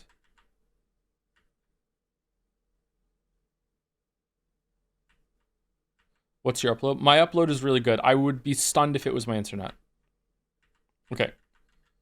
What's going on? Where's Umineko? We're doing a YouTube test. I'm not fucking with chat. I know some people think I'm fucking with it. I'm not. This is a serious thing. Like, I was right to do the Baldurs Gate 3 test because it is bad on YouTube. So is this smooth on YouTube, chat? Looks fine, looks good. Okay. So there's something about the performance of Baldurs Gate 3. Maybe it is the GPU. Maybe the GPU is getting taxed. Maybe I don't have the GPU in order to do both at the same time. I don't know. Maybe we're gonna have to do a different solution in order to get a YouTube stream at the same time. I wonder if I recorded the other one instead of the one I'm recording, or if I didn't record it all. I wonder if that would do it. I wonder if making the recording file is slowing it down a little bit.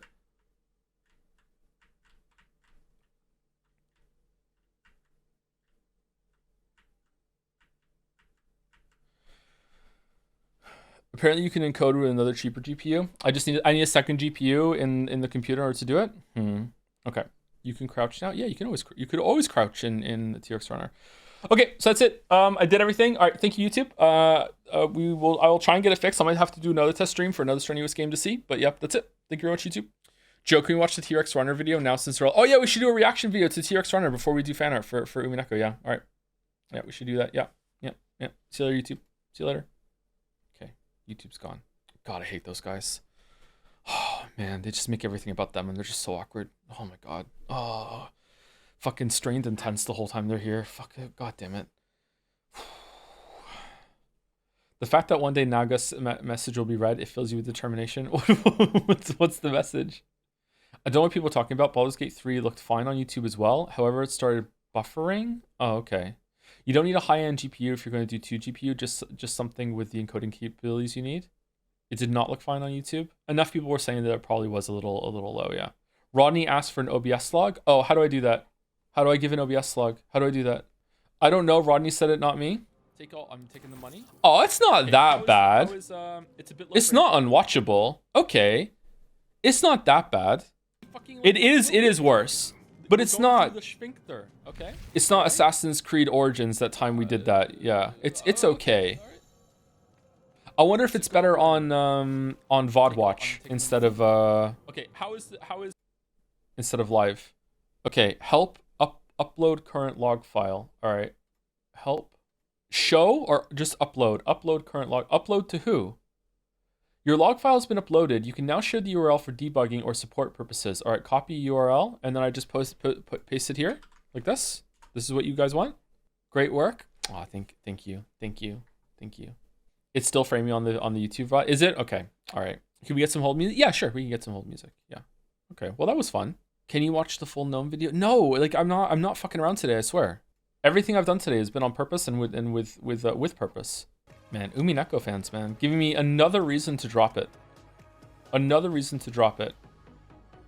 Do you know how insufferable they're being right now about how I don't understand like Lambda Delta and co? Fucking like just hundreds of messages that if I only had only read like Higurashi, I would understand like why their importance, and you don't have full context and all this other shit. Like seriously, fucking insufferable. Thanks, Joe. We'll get back to you in 5 to 7 business days. Number of frames dropped due to insufficient bandwidth connection stalls, 395. So it's network congestion. It's not the GPU. Okay. I mean, my internet's pretty good though. Why is that happening? Reactions from Umiden right now. What did we do now? Are Umi fans genuinely being annoying right now? What's happening? Who said? Yeah, exactly. It's this shit. Yeah, look at them. Like, look. Yeah, just like doing it live right after being criticized for it. Just unbelievable. Like, where did they get off? Like, what the fuck, guys? Seriously. From 1 to Persona, how annoying are they? Oh, 1. Yep. 1. Could be or a bad route to YouTube. Can I change the streaming server that I use for YouTube? Maybe is that what it is? Because there was like 5 choices. Maybe I was on one that was like in Los Angeles or something. Like I can do a speed test right now, and Google speed test puts me at 600 capital MPS download and 630 capital Mbps upload. Like that should be good enough for YouTube and Twitch at the same time, right? That is plenty. Yeah, so maybe it's just a hiccup or something. I don't know. OBS logs didn't help me. Oh, we've already done that. Yeah, we've already done that. On Wi-Fi or Ethernet? Ethernet. If I use a different speed test program, I get even better than that. I don't know why, but that's just the Google one. Another live reaction from Umiden. Higurashi would have hard filtered joke. You think so? Do you really think so? Huh? You can just focus on the stream now. This can be figured off off stream. All right, thank you, Baldur. Thank you for the key jangle. Yeah. All right. Oh, really? You think I would be filtered from it? Huh? All right. Okay. Maybe try offline with an unlisted stream sometime and see what's happening. Okay. All right. I'm gonna do fan art now. We're going back to fan art. Actually, we're due for break. Like, I'm not kidding. We actually are due for break. All right. We're doing 29 fan arts today. Okay. I thought we were doing 31 fan arts. We are! Joe, please, I've been sitting here for 2 hours. We're due for break. Break from what? Like all the streaming I've been doing. I need to get up and walk around. It's not just all about you guys. Tea break, 2 Fanart held for, oh, okay, all right. Will you speedrun Umineko? Just hold down control, yeah. Why is everyone thinking I'm trolling? Like it's a real thing. Oh no, have I trolled my chat and community so much now that they just expect it even when I'm not doing it? You just trolled UmiChat. UmiChat is like only like 80% of our community right now. Don't worry about it. Don't worry about it. It's fine. It's fine. All right, I'm gonna say thank you to people, and then we're gonna take a break, and then we're gonna do fan art, and then we're gonna read Umineko. Okay, that's what we're gonna do. That's what we're gonna do. That's today. Okay. The Joe who cried Super Wolf. Thank you, C. Marilla, for the resub. Streamer, please shill Prime subs more. I never remember mine, and you need the money for a real microwave. Are Prime subs still a thing? Are Prime subs still a thing? Okay, do you want me to do my do you want me to do my best like index fingers touching while looking at the microphone cutely? Please have Prime sub, please. There you go. I'm so cute. Thank you. Oh, speaking of, thank you, Daddy's Jizzies, for the resub. Please welcome me to the Rub a Dub sub club. I think I need to welcome you to a different club that starts with Rub, but thank you very much, Daddy's Jizzies. Welcome to the Rub a Dub sub club. Thank you very much. Thank you, Crazy Fist, for the resub. Hi, Toe. I'm very happy for this official commencement of Baldur's Gate 3. Thank you, Zorgos, for the bits. So since living on your own, do you think your frequency of pissing in the sink has gone down or remained about the same? Zero! Non-existent. It hasn't happened once. Hasn't happened once. Wait, why are we bringing this up again? What? Hasn't, like, no. Zero. Zero. Not a single time. Say it in red? I can't get to it. I can't get to it. I can't get to it. I can't get to it. How do I get to it? Where is it? Is it in downloads? Where did I put it? Fan arts? Music? Umineko recap? Where did I download it? I can't say it in red because I don't know where it is. Witcher 3 audio? No, who wants that? Is it under emotes? Seaman coffee rant. How do I have that here? What even is that? Do you want me to resend? Nah, the moment is come and gone now. It's over. It's over, unfortunately. I thought I had it somewhere. Old computer? I don't think it was on one of the other old hard drives. Maybe? I like this bit. Why don't I have it prepared? Okay, now I'm fucking around. Not on purpose, though. Now I'm fucking around. Now you can be mad at me, Umi bros. I'm sorry. Okay, I'm upset that this is just gone. Baldurs Gate 3 today? No, Baldurs Gate 3 today. Episode 4 pacing streamer. Thank you, Deal7, for the resub. Hi, YouTube chat. Welcome to the stream. Let's cut right to the chase. You're the new kids on the block. You don't know our memes, our emotes. Do you even know Jads? His name's Tom, by the way. You're gonna have to learn to act smart on these streets. We type LUL here, not lol. You're like, you normies. I'm definitely not elitist. Welcome to the J Andy experience. Witcher 3 vid coming soon. Oh, I wish I had read that when YouTube chat was still here. I'm sorry, Deal7. Holy shit. Thank you, Diana Lesky, for the resub. Hi, Toe. Big love. Hope you're well. Excited for Baldur's Gate 3. I am almost well. I was supposed to get my bed delivered today and my kitchen table, and they couldn't do it because it snowed too much. So I have to wait until tomorrow.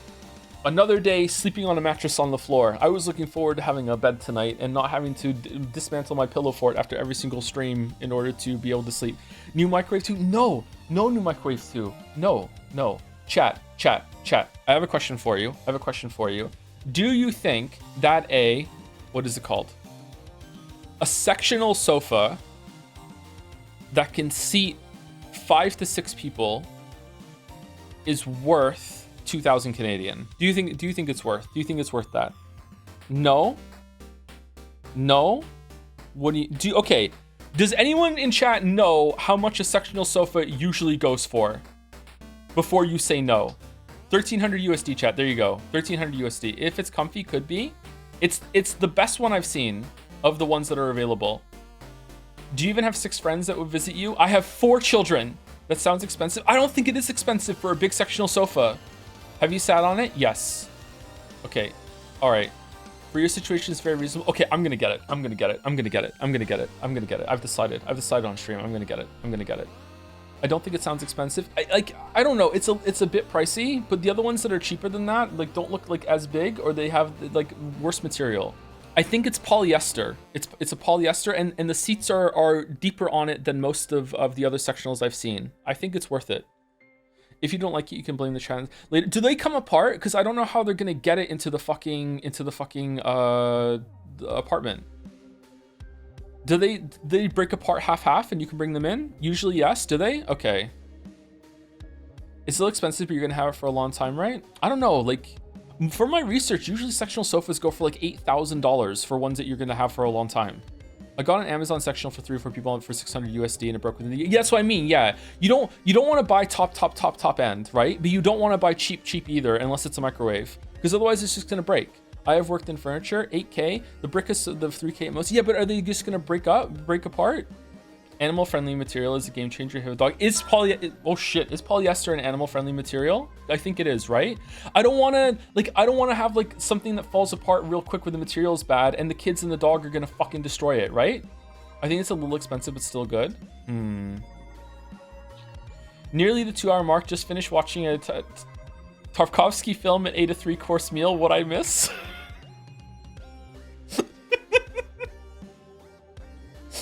I think you're paying double. Do you really think it's twice as expensive as it should be for the sectional? Really? Just go to IKEA. Moncton doesn't have one. Polyester will inject your children with microplastics. Yeah, everything will. Everything will inject them with microplastics. That's a non-issue. That's just how it is. Okay, anyway, let's continue. Man, I really want to sleep in a bed tonight. God damn it. I still have a mattress and it's pretty comfortable. It's okay. How much would you pay for like a Herman Miller desk chair, chat? Because even like it's just a chair just for you, and I think what those start around like $500-$600, right? Good furniture is expensive. Yeah, see, this person knows good furniture is expensive, chat. I underpaid for mine and it keeps fucking dying on the first twice. Okay, fuck you. All right, okay. Thank you, Cinnamon Bun, for the resub. Hey, my question of the month: have you ever played Beyond Good and Evil? I have not. No, it's a relatively short game about 2 Joe streams with the gameplay kind of like in Deadly Premonition, an oldie but goodie that remains one of my favorite game experiences to this day. And I was curious if you played it before and what are your thoughts. I suggest it for an in-between game, but I'm sure your game backlog is clogged as it is, so no offense. I have not played that, no, but I would like to. I've always wanted to get to that. Yeah, you take pictures in that game, don't you? Yeah. If anyone wants to make me play that, I'll probably will. Yeah. Thank you, Kyriel Nevere, for the resub as well. Twitch wasn't letting me use my Prime, and I tried to delete my Twitch cookies to fix it, but accidentally deleted all my cookies, and now I'm stuck relogging into every website ever. I just need to know how much I lost for this. Oh, I'm sorry. Thank you for stealing yourself and getting through it. I had that issue with New York Times login yesterday, so I couldn't do the crossword, but I watched Mouse like fucking eviscerated in 6 minutes instead. And I'm not talking about the mini. No, not talking about the mini. I'm talking about the big one. Thank you, the G Wolf 30 for the bits. You killed my grandma. I'm sorry. She'll get better. Ketrub for the resub. Hi Toe, do you like the UFO games? 300th time watcher here on Twitch. I liked what I saw. Yeah, they were fun. They were really cool interactions for the games, for how many there are so far. Hey Joe, now that the parasocial chatter arc is over, I find myself in the horrible position of not having any sort of bit or gimmick to make me stand out. If I'm going to compete with Koru in this chat environment, that absolutely cannot stand. So I was thinking, why not let you decide my next big bit gimmick?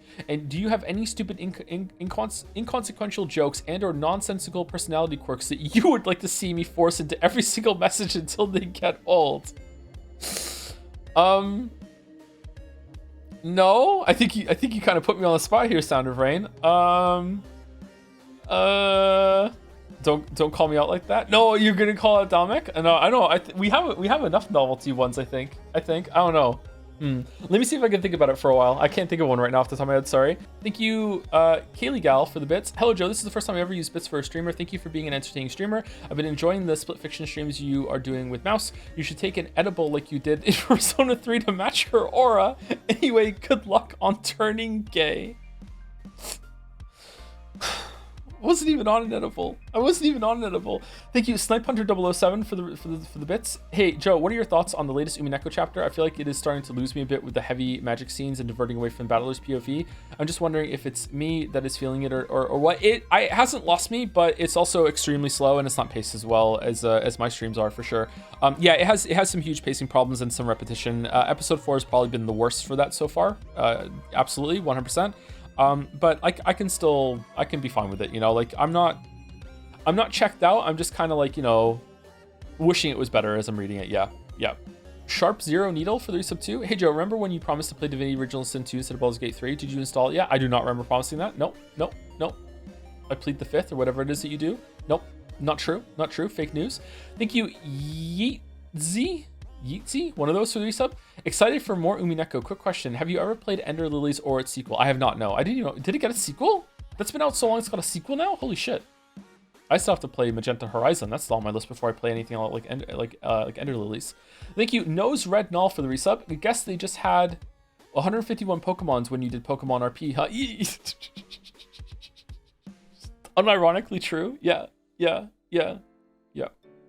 Everyone was a Mewtwo for some reason. Thank you, Ace, for the bits. Don't mind me just doing some start of the V and hate. As recorded by ancient fandom scholar Ren Al, the period of time from the OP to the Ushio Miya's arriving on Rakinjima is almost 10,000 words in length, while episode 1 overall is 136,000 words, 7% of the text of the episode. Again, quoting Ren Al, that is, half the length of Macbeth, almost 25% longer than Poe's The Purloined Letter, a third as long as Animal Farm, and covered in approximately half the equivalent of time in the manga. Wow. Yeah, it definitely has some huge pacing issues. Yeah, for sure. I like these comparisons. These are good. In the J Andy edit, we're definitely going to cut a shit of that out. Yeah, we're going to be like scathing and brutal. We're going to have two versions of the edit. One is going to be, we just try to take out stuff that we know for sure needs to be removed, and then there's going to be another one that's going to be just whatever we think is chopped off, chopping it off. Let's see how much we can slim it down. Yep. Thank you, Nagas, for the resub. 64 months. The best part about YouTube AI summaries is it's just based on a few messages and wildly inaccurate, which means we got a summary saying people were engaging in Pokemon RP, another that Mouse is the streamer and is planning to ban 600 people, and to one saying read Echo, the free furry psychological horror visual novel. Okay, I made that one up. Oh, okay, all right.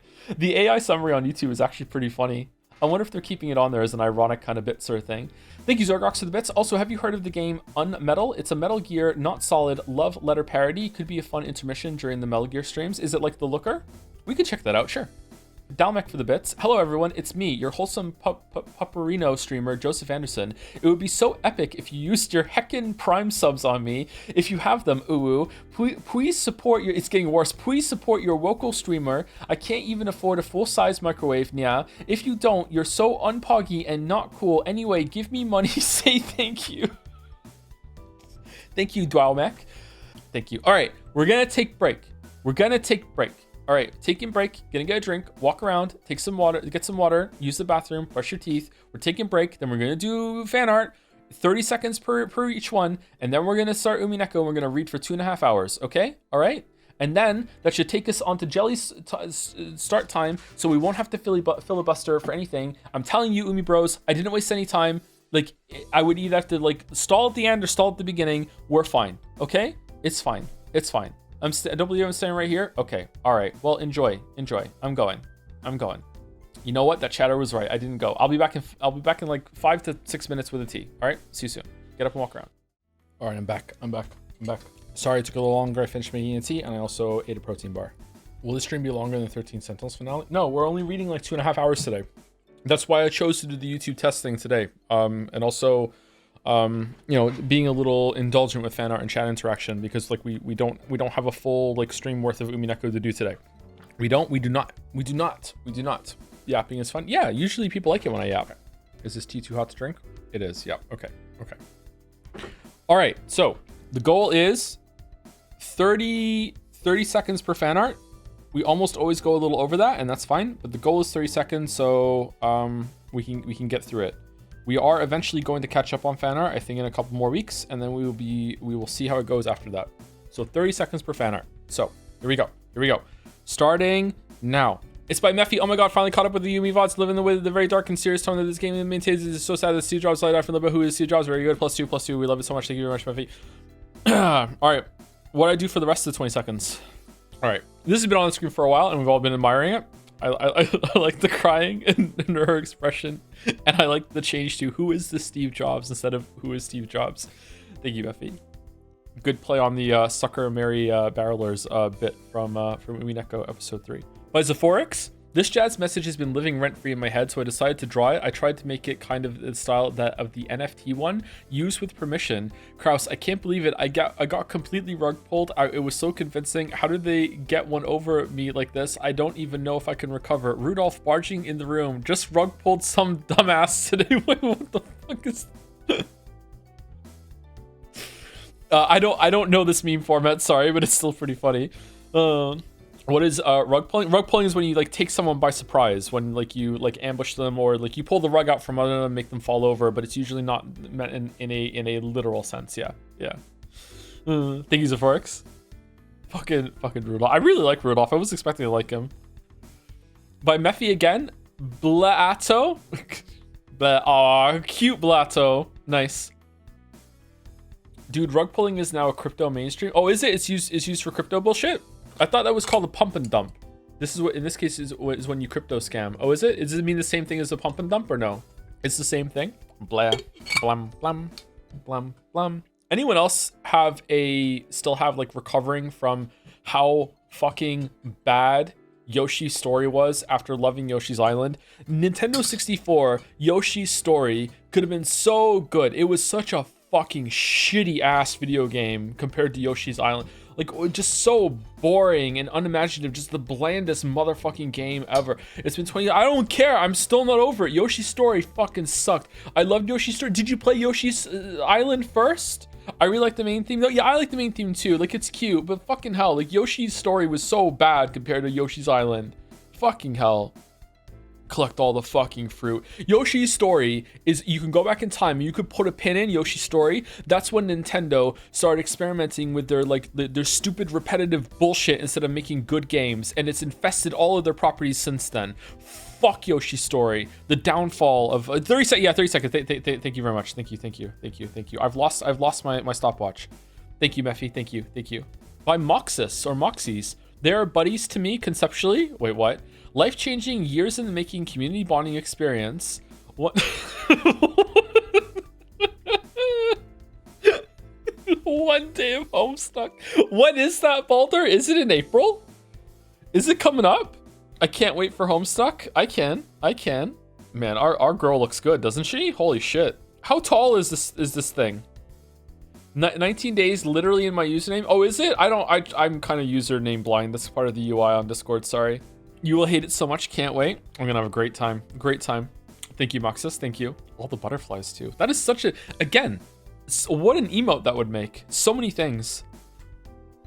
By Razzle Basil 13, Ushimiya Kinzo has fallen down the steps at the annual family conference. Cackle, cackle, cackle. Kinzo-sama. He needs some milk. Oh no. Is Battler hoverhanding, or did he just go for it? What's going on? Battler, what are you doing, bro? All right, part 1 of 2. There's another one. Did you just touch my butt, Battler? Oh, he did. What is this lizard face? What the fuck? Wow. Biblically accurate, Beato. I can still fix her. Do you think he would do that? Maybe he would. Thank you, Razzle Basil. Thank you. She needs some milk. By Phoebe or Fib? Hold on. I'm sad I couldn't fit stage play Nanjo into the comic. All right, what's this? Blood? I wonder what these numbers mean. Wait, Battler, look. I think it spells something if you turn the numbers upside down. Well, I think I might have an idea. Wait, hold on a sec.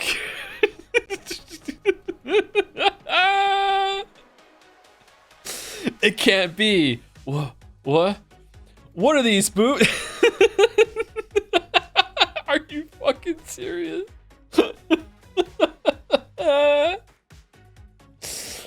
Oh, nice one. Nice. New emote, please. The upside down 8,000 and 80,085. Really? That would be a pretty good emote, actually. Yeah. Thank you, Phoebe. Thank you. No, the secret decoy. Where's the secret decoy? I don't see a secret decoy. Where's secret decoy? By Tep? Red Truth Chan further proving that Joe's a weeb. Spoilers for last stream. Again, the red just so gross. It's just so unbelievably gross. Why bother denying that you're a weeb? You were easily tricked by an anime girl. You were tricked just because she was blonde. Blonde isn't in red. She's not. She's not blonde. She's not. She's. Oh my god. Oh no. Oh. All right, let me stop it. Hey Jacksepticeye, how are you today? Hello, someone told me to ask for my marble and I don't know what that means. How's it going? All right, so we have a community event where chat is going to make me watch an anime for the first time, and you can pick an anime marble to be entered in the race. And because you gave me a shout out a while ago, my chat wants to gift you a marble. Usually they have to watch for a long time to get enough coins. I'm a little embarrassed right now. You have to usually get a lot amount of coins to buy a marble. So, but you can get one right now if you want. What is an anime you would like me to watch to add into the marble race? And chat would love it. One Punch Man is already taken. You can add another one to One Punch Man. Just Prison School right off the bat. No hesitation. Prison School. All right, Prison School is in the race via Jacksepticeye's choice. All right, Prison School. Let me read it now. Prison School. My anime list. 7.59 on my anime list. Oh my god, that character. Okay, all right. Located in the outskirts of Tokyo, Hachimitsu Private Academy is a prestigious all-girls boarding school famous for its high-quality education and disciplined students. However, this is all about to change due to the revision of the school's most iconic policy, as boys are now able to enroll as well. At the start of the first semester, under this new decree, a mere 5 boys have been accepted. Oh my god. Oh my god. Watch it for the plot. Oh no. 5 boys have been accepted, effectively splitting the student body into a ratio of 200 girls to 1 boy. Kiyoshi, Gakuto, Shingo, and Andre and Joe are quickly cast away without having a chance to make any kind of first impression. Unable to communicate with their fellow female students, the eager boys set their sights on a far more dangerous task, peeping into the girls' bath. It is only after their plan is thoroughly decimated by the infamous Underground Student Council that the motley crew find their freedom abruptly taken from them, as they are thrown into the school's prison with the sentence of an entire month as punishment. Thus begins the tale of the boys' harsh lives in prison school, a righteous struggle that will ultimately test the bonds of friendship and perverted brotherhood. All right, thank you for that, Jacksepticeye. Holy shit. Oh man. Oh, thank you. Absolute Kino. Watch the OP. Next time I have to anime filibuster, I will watch the OP. You've 100% seen the ass or boob manga page. That's from this. Oh, have I? It's from that? Okay. I'm back from the bathroom. What did I miss?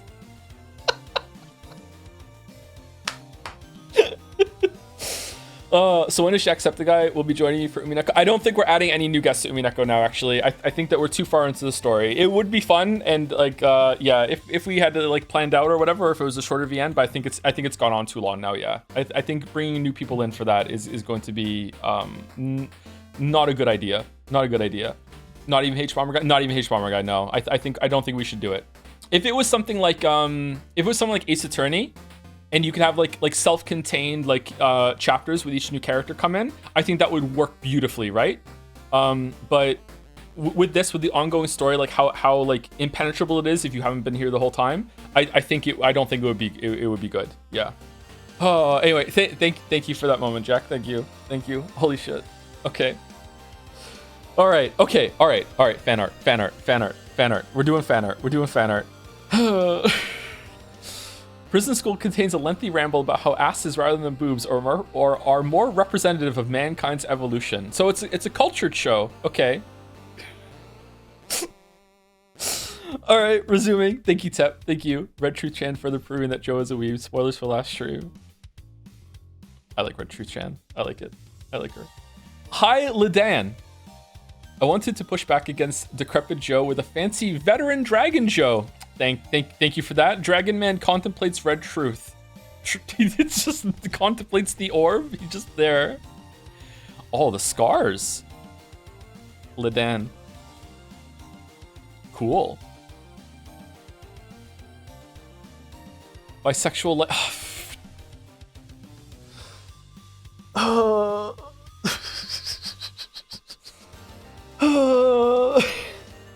Did you all see the light novel cover that someone made in Dragon's Den yesterday? Thank you, Hylidan. Thank you. Oh my god. Thank you, Zephorix, again. For as one of the two biggest ass Nay Chan fans on the server, I felt that drawing Jotler with them was appropriate. Yes, this image is in fact 8K. What do you mean it's 8K? Okay, it's 8K. Holy shit. Live artist reaction. It should have been me. Zoom in. Hyoka propaganda. Oh my god. They're all here. Can you identify all the stakes by name? No. Mammon, Satan, Lucifer, Belphegor. Mammon, Satan, Lucifer, Belphegor. Leviathan. Okay, I got the 5. I need 2 more. 2 more. What are the other 2? What are the other 2? My eyes are closed, by the way. I'm not cheating. What are the other 2? Mammon, Satan, Lucifer, Belphegor, Leviathan. No, I'm not getting the other 2. Beelzebub. Yeah, Beelzebub. What was the one I missed? Asmodeus. God damn it. Anyway, thank you, Zephorix. Thank you for the, like, holy shit. 8K. Asmo. 2 mouse? What? By Oko. Oh, holy shit. Drawing some scenes from the novel featuring Twitch chat memes. What? I can look past your whole murdering my entire family on loop thing, but I draw the line at you being a freak about it. Holy shit. It was just a prank. Bro. Twitch Prime? Aww, I'm just passionate about Magic Man.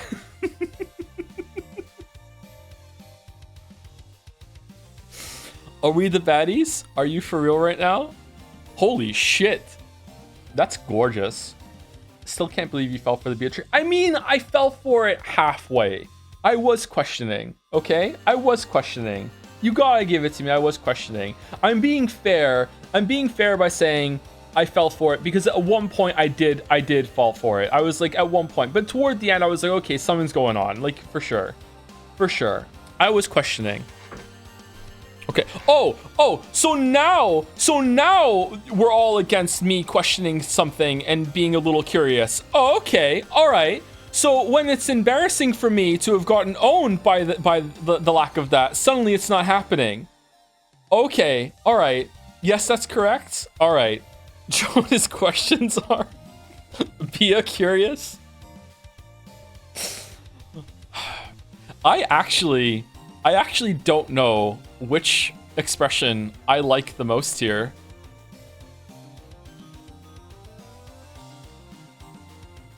Damn, why do I like this character so much? Anyway, thank you, Oko. Thank you. Oh, there's more. What the fuck is this? Umi3N, this is totally not a re-upload, and if it was, it would totally be the first one. Actung, remember our promise. P.S. Congratulations on Tom's transition from scaly to furry. No. And sorry if the cat man is too cursed. Actually, no, I'm not. Cackle. Part 1 of 2. Pretty wild ride, huh, Joe? For the story to commit so fully and earnestly to a redemption arc, only to pull the rug from under you by the end. You're hungry for more, aren't you? But before we proceed with more, why don't you sign this? I can't see myself agreeing with that. Sure, just let me.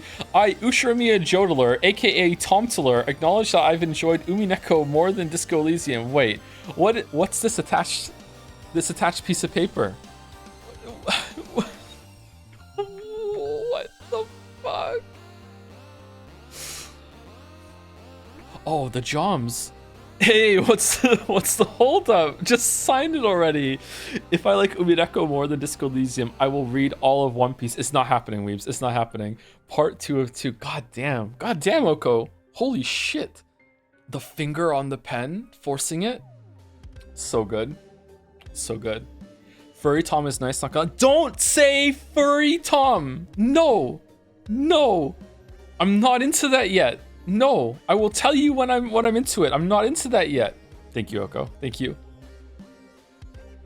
By oh, the hand. Tep. Blue Truth Chan I drew like a month ago. There's a blue one now? I was crossover Chan the entire time. Therefore, my existence isn't preemptive Channing, but the blue deck from Balatro in a different outfit. Oh, of course. Yeah, of course. Yeah. Yeah. The extra hand. The extra hand. Yeah, of course.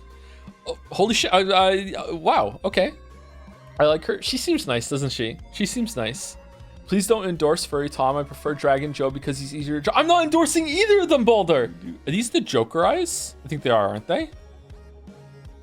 The Balatro there. Balatro vibes. Balatro reference. The suits and cards are now a Balatro reference. What do you mean in not endorsing a dragon? He's been your scale sonar for. He hasn't been a scale sonar. Just did it that way. Look, I didn't consent to having a scale sonar.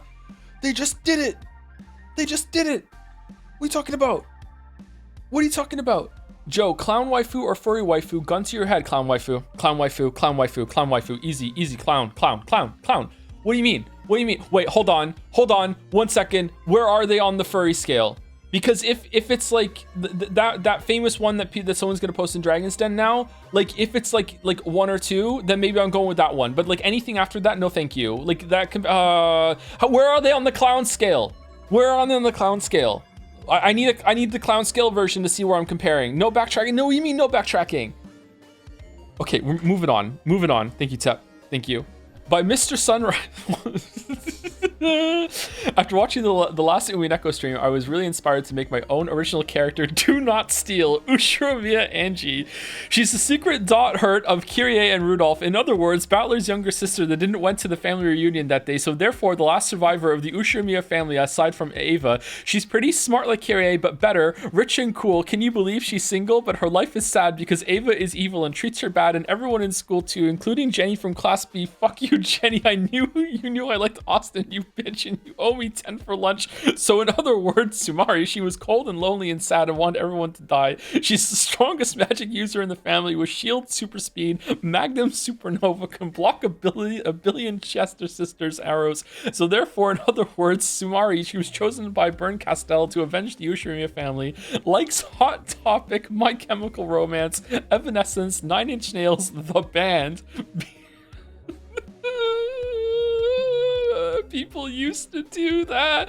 Being alone, give the middle finger to Ava, Avril Lavigne, Celebrity Crush, American Psycho 2, what? Neopets, dislikes school, Ava, Beatrice, niceness, happy music, Jenny from Class B, Bill Clinton, my civics teacher said he was a bad president, but maybe he's lying, I don't know, internet trolls, living. Oh, man. It's useless. I am truly sorry for your lots. Okay, thank you, Mr. Sunrise. Thank you. Oh, kind of hurt from laughing. By C8, Angie ready to summon herself some ass Nachans. You know what? Pulling it off. I'm very sorry that your Dragon Sona makes you so upset. My next fan art will be a photorealistic portrait of you doing the expression. Now that we have the reference. Thanks. You know what? Maybe the Dragon Stone is not so bad. Maybe it's not so bad. Women in suits, man. I didn't realize I was into that already. All right, thank you, C8. Thank you for the arcane knowledge and the fan art. Thank you, Fifi Defi Fessel. She's just like me for real, based on some theory craft convos in Umi Stream Den. Okay. Good girl, Gretel. You truly are a worthy opponent. Not a good enough reason to say good girl. Nah. Uh-oh. Oh, what's wrong, Baldur? Do you want me to call you a good girl too? What? No. What are these boobs? So Angie is basically girl Baldur? Why do you insist on denying witches? I envy you, Shannon-kun. I'm having a great time with these ass naissance. I want to be like Kyrie. I really hate the name I was born with. Sucker Mary Barrels. We can't chanify Baldur. I left home. Oh, okay. All right. Nice one, Fifi. Nice. Battlette? Am I saying it right? Battlette? Boob slur?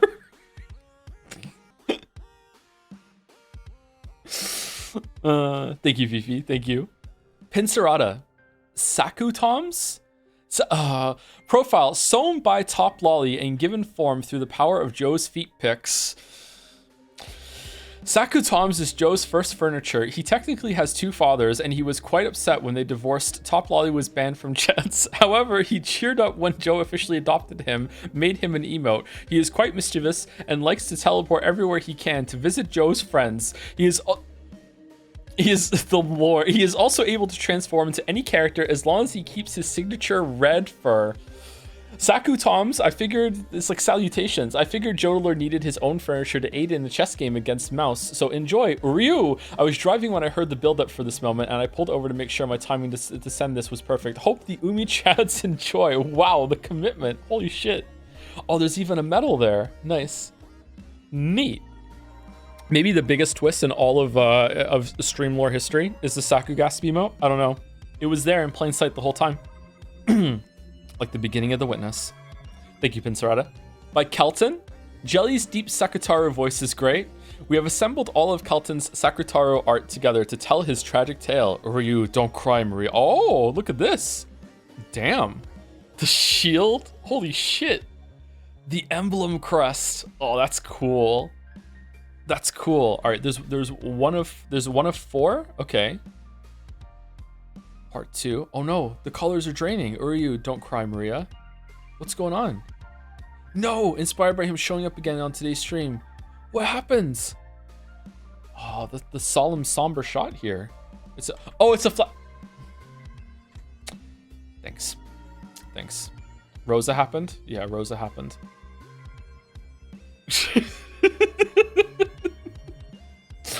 A split fiction spoiler has wandered into the next image. Has it really? Is it a big spoiler or a mild spoiler? Uryu, I lived, bitch. Wow. Patch Sakutaro.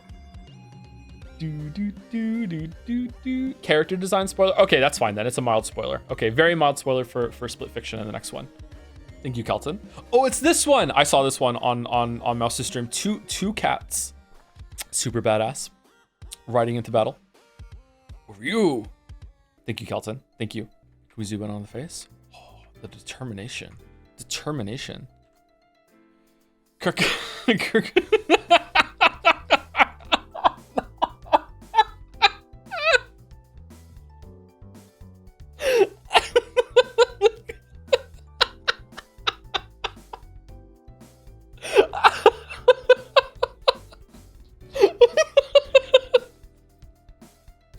Ryu, I love drawing references that Joe might not get. No, I get this one. I've seen some episodes of this. I get this one. I've been here the whole time. I know.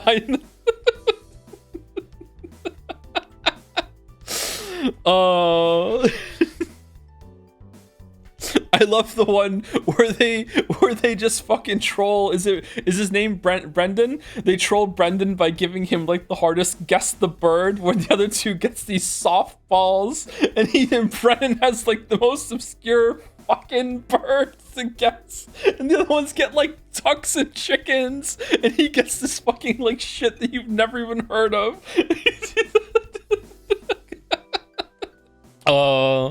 I've been here the whole time. Fucking hell. What a moment. What a moment. Thanks, Krakonis. Thank you. What a fucking moment on stream. Oh, man. The mutual Jelly and Joe crash out. Thank you, Mr. Sunrise. Oh, call it. Holy shit. After last stream, I regret depicting Rosa as a badass in my Rosa Doom fan art. So, to compensate, here's a little tribute of Sakutaro with his fellow Catman. Rip the legend unless he revives later. Oh, he really did get ripped, yeah. Unless he revives later in the story and I get owned. In that case, welcome back, legend. Sex warning for the next two images for those with discerning tastes. Uh-oh. Sucker Mary Barrels. Oh, shit. She got owned. I mean, he's kind of come back, but not really at the same time. Kind of half back. Welcome back, Uryu. Good old OC. Good old OC. Cool art. Cool art. Thank you, Mr. Sunrise. Thank you. Fucking so vibrant. Holy shit. All right, so the sex warning for the next two. So let's see. Okay. Okay. Oko, my tribute to Umiden, show the spoiler hunting oracle of Umiden-chan. Is this like a jewelry thing? What is this? Or is it paint? Is it painted on? Is it meant to be like the circles? Oh man, the gloves. Shoshan is a Umineko cultist who holds all the knowledge and shares none of it with the uninitiated, and you shouldn't either, lest you inflict his wrath upon yourself. And no, he's not being too extreme. He just wants to preserve the sanctity of people's first reading experience. Chan is used here as a non-gender specific term of endearment. All right. Red gloves to conceal the traces of the necessary deeds committed. The stake of wrath for the loose-tongued traitors, burdened with all 8 tomes of wisdom. This is fucking like an amazing design. The upper red hair strand is Angie. The lower right is Battler. Yes, he named them. Mask encrypts the uttering of sacred knowledge in spoiler chat. Nice. The stake of pride for the heretics and non-believers. The spoiler hunting oracle of Umiden-chan. You who has witnessed the tale of the Golden Witch, feast your eyes upon these red truths. Knows things I don't. Goes on espionage trips to Umineko stream chat. Oh no. Oh no, that's too real. No. No, you can't say that. No. No. No. A big fan of delayed gratification. Much like his favorite author, enjoys subverting expectations. All right, maybe I'm at 98% now. I'm not sure. I'm not sure. Maybe at 98% now. This is a cool design. Awesome. Thank you, Oko. By Viff, I'm back. Brought my emotional support. Wait, what? What's that? Credits and warm thanks to Mouse and Oko. Painting. Oh, it's a painting. Okay, my emotional support, Beatrice painting. Hope you guys don't mind.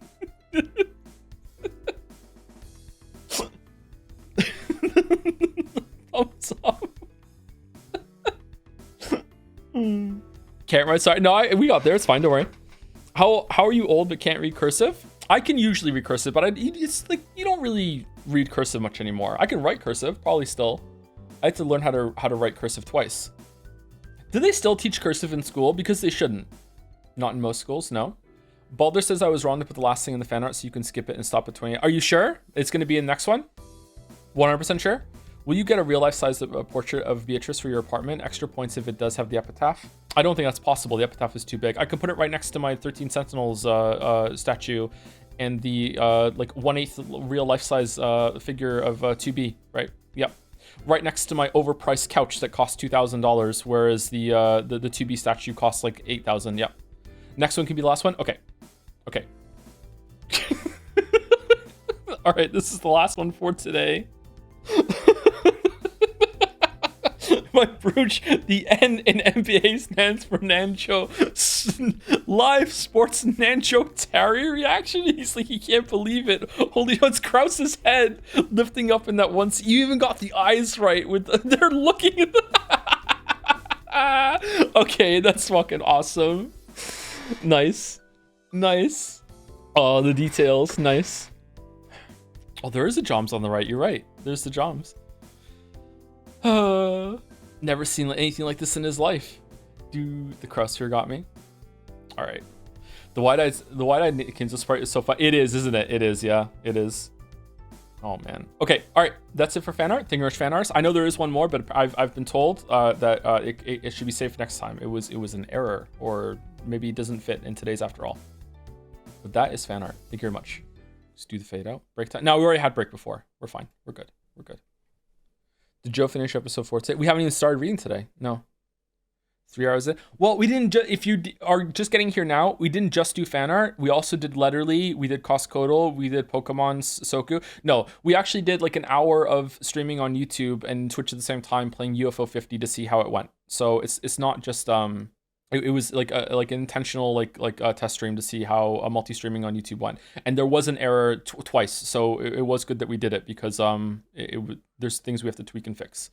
Did you complete Pokedoku? I mean, I got a line in it, yeah. Okay, what does Umineko go to? Is it -20 or is it -10? I can't remember. Okay, how loud is the chimes? Is it audible or no? Not even a little bit? I can't. Does Umineko just go to 0? Maybe it gets cranked. I can't remember. Well, let's see. How's that? Is it too loud? This sounds right? Okay. What do you think of Connections today? Connections was pretty easy today, although there was a part of it that annoyed me. I can't remember what it was. Now it's a bit loud, really? If only there was a way of having more than one thing configured for streams. I know, right? I know. Man, OBS devs must hate me for making their program look like featureless, considering how I just stumble through it and having like just one scene. Anagram. No, that part didn't bother me. No, I can't say what it is about today's connections I didn't like without spoiling it. So yeah. Why don't you stream connections and make myself look like an idiot? Everyone on Twitch thinks I'm so super duper smart. Why would I do that to myself? What did you think of the YouTube streaming experience? A little lackluster, to be honest, but I don't know. If I was just streaming on YouTube, maybe it'd be better. I'm not sure. Oh my god, are we getting Nanjo backstory? Is Twitch delayed right now? Because I feel like I'm getting... Well, maybe some people are slow with the retorts today. All right, how is the sound? Thank you, Outston, for the bits. Hey, Joe, watch the Witness Looker VOD. Wanted to share a bit of Joe Blow lore. One of the windmill videos is Rupert Spira. This is the one, this is one of the ones you hated. This is the guy who was so enlightened he forgot how time worked. Anyway, the lore is that Blow is actually in the audience for that talk. I got into a rabbit blowhole after finishing The Witness, and it seems the dude is really that spirituality stuff. I think you missed him into that spirituality stuff. Is he? He doesn't strike me as the type. Yeah. I thought it was like included as like a much more like the opposite of a scientific view of the world. Yeah. Music a tiny bit loud compared to your voice. Is it really? Maybe I take it down to -10 then. Okay, there you go. So on -20 before, no one could hear it, and 0 was too loud, so now we're at -10. He discovered sleeping. Jumpy, that's just going to sleep. Thank you, Nightmarish, for the bits. Jacksepticeye coming in like a guided missile right when you're on the horny succubus fan art with 5 layers of context. Absolute cinema. Don't. Oh.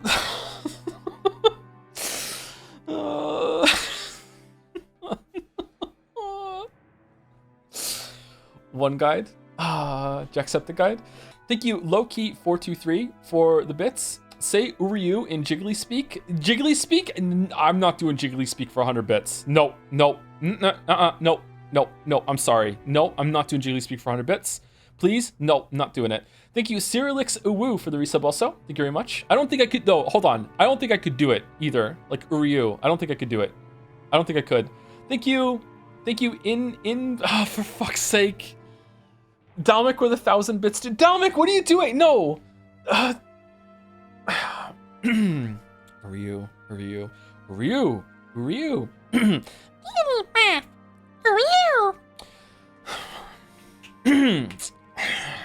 Poll seems to strongly disagree with one guy. 91% said it was better for the sound. The sound was better. Practice. I practiced the Jigglypuff voice at one point, but I didn't practice the Ryu. Have you seen those NPC TikToks? I think you should expand your audience. Get right on it, Avarice. You can do it. You can go where I can't. Parnik used 100 bits to say, read Umineko.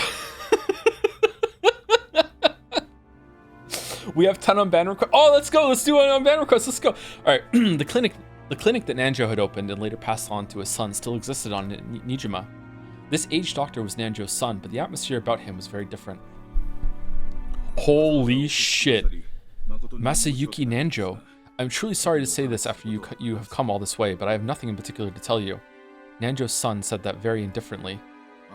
After the accident on that island was taken up by the broadcasts in a most indiscreet manner, even my father, who was Mr. Ushiromiya's doctor and friend, was focused upon by many with a wholly regrettable interest. All of it was without proof, and they even managed to defile all of my father's previous achievements. I still feel a great deal of resentment because of that. I think that's understandable. The same thing happened to me. I had to put up with it constantly since I was 6. True. My apologies. The doctor finally remembered that Angie was also a victim who had been exposed to the same curious eyes as he had been. In that case, you can probably understand why I don't want to have anything to do with that incident. That was an unfortunate accident. The only ones who want to make a fuss about it being a crime are those irresponsible TV shows and magazines. I am more than fed up with their attitude. Nanjo had been bathed with attention for being one of Ushiromiya Kinzo's few friends. Because of that, there was probably an aggressive and persistent rush among the witch hunters and the press to use Nanjo's son as well, a surviving relative, as a source of information. The doctor went on, criticizing the press indignantly. I really understand how you feel. For a person like me, who is observed even in her personal life, and whose privacy, likeness, and even human rights might have been violated, it's really easy to pick up on the anger of someone in your position. And for that very reason, I want to know, more than anything else, what in the world happened in the incident that so thoroughly ruined my life. So I came here. I'm a related party just like you, not a magazine columnist or an interviewer. That's hard to say for me for some reason. Please don't get the wrong idea. I didn't come to do this for fun. Quit looking down on me. If we're gonna argue over whose life was most screwed up by the incident, you're no match for me. Okay, you are not very nice to people. Angie spoke sharply. The doctor, who hadn't imagined that he would be talked back to in such a forceful manner, couldn't help but fall silent.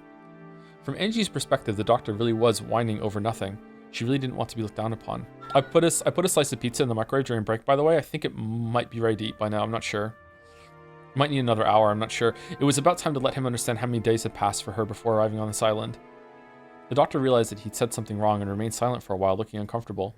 I know it's probably painful to remember what happened at the time, but if there's anything you do know, please tell me no matter what it is. Of course, I'll keep quiet about it. I visited here today to bring some resolution to my life. I'm 18. That incident took away 12 years of my life, and it'll probably keep on taking. Since that day when I was 6 years old, I've remained shut away in darkness. Are you saying that despite that, I still don't have a right to know? No, how rude of me. It seems that since all the others who came here were ill-natured folk, I instinctively put up my guard. I apologize for my rudeness. I understand. If you'll swear not to breathe a word of this to anyone, I'll tell you everything. Thanks, Doctor. Then, if you would, please tell me anything you can. As you know, my father was not only Mr. Ushirmiya's head physician, but his friend through the game of chess. That relationship was very long, stretching back to the time Mr. Ushirmiya moved to Rakinjima. My father had a knack to just sit in the sidelines, just observing everything. Reacting, one might say. So I can tell you lots of information. Just how close were they? Very close, it seems. It seems that their connection through chess led my father to stay at Mr. Ushirmiya's mansion quite often. Although I may not be one to talk, Mr. Ushirmiya was extremely moody, and my father was an exceedingly magnanimous man who excelled at interacting with humans like him. Really? Nanjo? Really? Really? It's not hard to imagine that he was a rare friend for the isolated Mr. Ushirmiya. That day was the day of the family conference. At the Ushirmiya family conference, the inheritance and how it would be distributed were rigorously discussed, making it almost like a financial conference, which means Dr. Nanjo must have gained a trust so great that he was asked to attend even that, right? That's kind of fucked up that Kinzo invited Nanjo to get killed. My father was a simple doctor, so I cannot imagine that he was in a position to advise on the distribution of wealth for a massively rich family like the Ushirmiya family. He was most likely called there to assist with Mr. Ushirmiya's health because it was not at its best at the time. As Kinzo's close friend, I'm sure my father would have... No! Stop it! Stop it! Kinzo's dead! Kinzo's dead! He wasn't called from Kinzo. He was called by Kraus and Natsui. Fucking, stop it. Stop it. Kinzo's dead. Kinzo's dead. Kinzo's dead. Stop it. Fucking stupid. He was most likely, I'm literally hitting my head. He was most likely called there to assist with Mr. Ushirmiya's health because it was not at its best at the time. As Kinzo's close friend, I'm sure my father would have kept his mouth shut and that he was trusted not to leak the secrets of the family conference. Wasn't Ushirmiya Kinzo in very bad health at the time? Were there any medical charts left behind? Perhaps he brought the medical charts with him on the day of the accident. I'm afraid to say that the entire folder of Mr. Ushirmiya's medical charts has been lost. Suspicious? He was my father's patient, so I do not know the details. Around the time of the incident, did anything strange happen? Yes, there was one thing. However, it seems exceedingly likely to invite misunderstanding, so I very much do not wish to discuss it. Is that a corpse went missing from your morgue or whatever? What is it? Please tell me. For a while, the doctor beat around the bush, but after saying that much, he wouldn't be able to fool Angie by dodging the subject. He eventually gave in, and after making Angie swear herself to secrecy again, told her. The truth is, several days after that incident, I received something by mail at my home. By mail? It was very curious. The sender was made out to be me, but I had no memory of it. Someone had faked my name and sent it. The destination was Ribun Island in Hokkaido? Excluding the northern territories, it is at the northernmost tip of Japan. The recipient was apparently a resident on Ribun Island, but the name was my father's. I just got chills. However, it seemed that there was a problem with the destination address, so it was stamped as address unknown and returned to the sender, me. It was truly a strange tale. Nanjo's son's name was written as the sender. However, he said that he hadn't mailed the letter. In short, that meant someone had faked his name and sent it, so it would come back to him if he didn't live, maybe? The destination was Nanjo Terumasa on Hokkaido Ribun Island, but the lot number written on it didn't exist, so the local post office had been unable to deliver it and instead sent it back to the sender, Nanjo's son. What was inside? I do ask that you keep silent about this. It is extremely troublesome to me as well, and even so, I cannot throw it away. The doctor stood up and faced a bookshelf. There was a packed group of dictionaries that could only have been ornamental, meant to make it very clear that the owner was an intellectual based. When he pulled several volumes out from there, a large brown envelope peeked out from behind them. He took that out and tossed it onto the desk. It had been carefully sealed with cellophane tape. Cellophane or cellophane? And its faded color and dryness made it clear it had been sealed 12 years ago. I ask most solemnly for your silence on this matter. Being so persistent that it was annoying, the doctor removed the seal with a paper knife. Then, when he tilted the envelope, an already opened mail envelope spilled out. Another envelope? The envelope had a weight to it, hinting that there was something other than a letter inside. The recipient was certainly Nanjo Tiramasa. Just seeing that was a huge shock. Following that incident, Nanjo's corpse had not been found, and he had eventually been treated as dead after going missing under extraordinary circumstances. What? How many other corpses weren't found? And despite that, this letter addressed to a Nanjo in Hokkaido existed. One could almost take this as a sign that he had faked his own death and escaped to Hokkaido. Was Dr. Nanjo really in Hokkaido? Or else was there another person with the same first and last names in Hokkaido? If my father had somehow escaped from the accident and lived on in Hokkaido, that would have made us of his family very happy, regardless of the circumstances. I also thought of that possibility at first. However, the envelope's destination address does not exist. In short, this envelope was mail that had no way of reaching him. Is there a possibility that the sender miswrote the correct address? Of course, I cannot deny it. However, judging from the residence's house number, I find that hard to believe. Hokkaido, Ribun Island, Ribun Country, 123 Get Fuck Street, Ribun City, 1, 2, 3, 4, 5, 6, 7. Up until Ribun City, it's fine, but I just couldn't wipe away the feeling that the sequential number after it, 1, 2, 3, 4, 5, 6, 7, was a little insincere. It felt like a fake number that some kid had made up. They probably wrote a nonsense number that clearly didn't exist. I think it's natural to assume that from the very beginning, this envelope was sent to a non-existent residence to which it had no chance of being delivered. If the destination address doesn't exist, mail is generally returned to the sender, but even in the case of an incomplete address, the local post office will often courteously, and to the best of its ability, research to find whether the sender's intended destination exists. When they still can't find it, the mail is sometimes returned after an investigation of several days. It seemed that the same thing had happened with this, and yet, fucking the sticks of memory that I've ordered from Amazon are they're just gone. They're just gone. I can't even get a refund. They're just gone. Just like, are they ever coming? No. The Amazon even, like, when I go on the order, it just says this is lost. We don't know if it's gonna get to you. Do you want to request a refund? And then when I say hit yes, they say get fucked.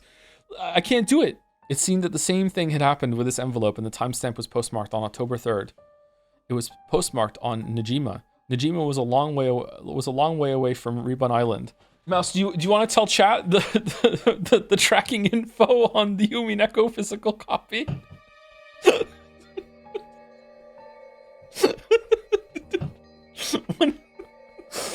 Oh man.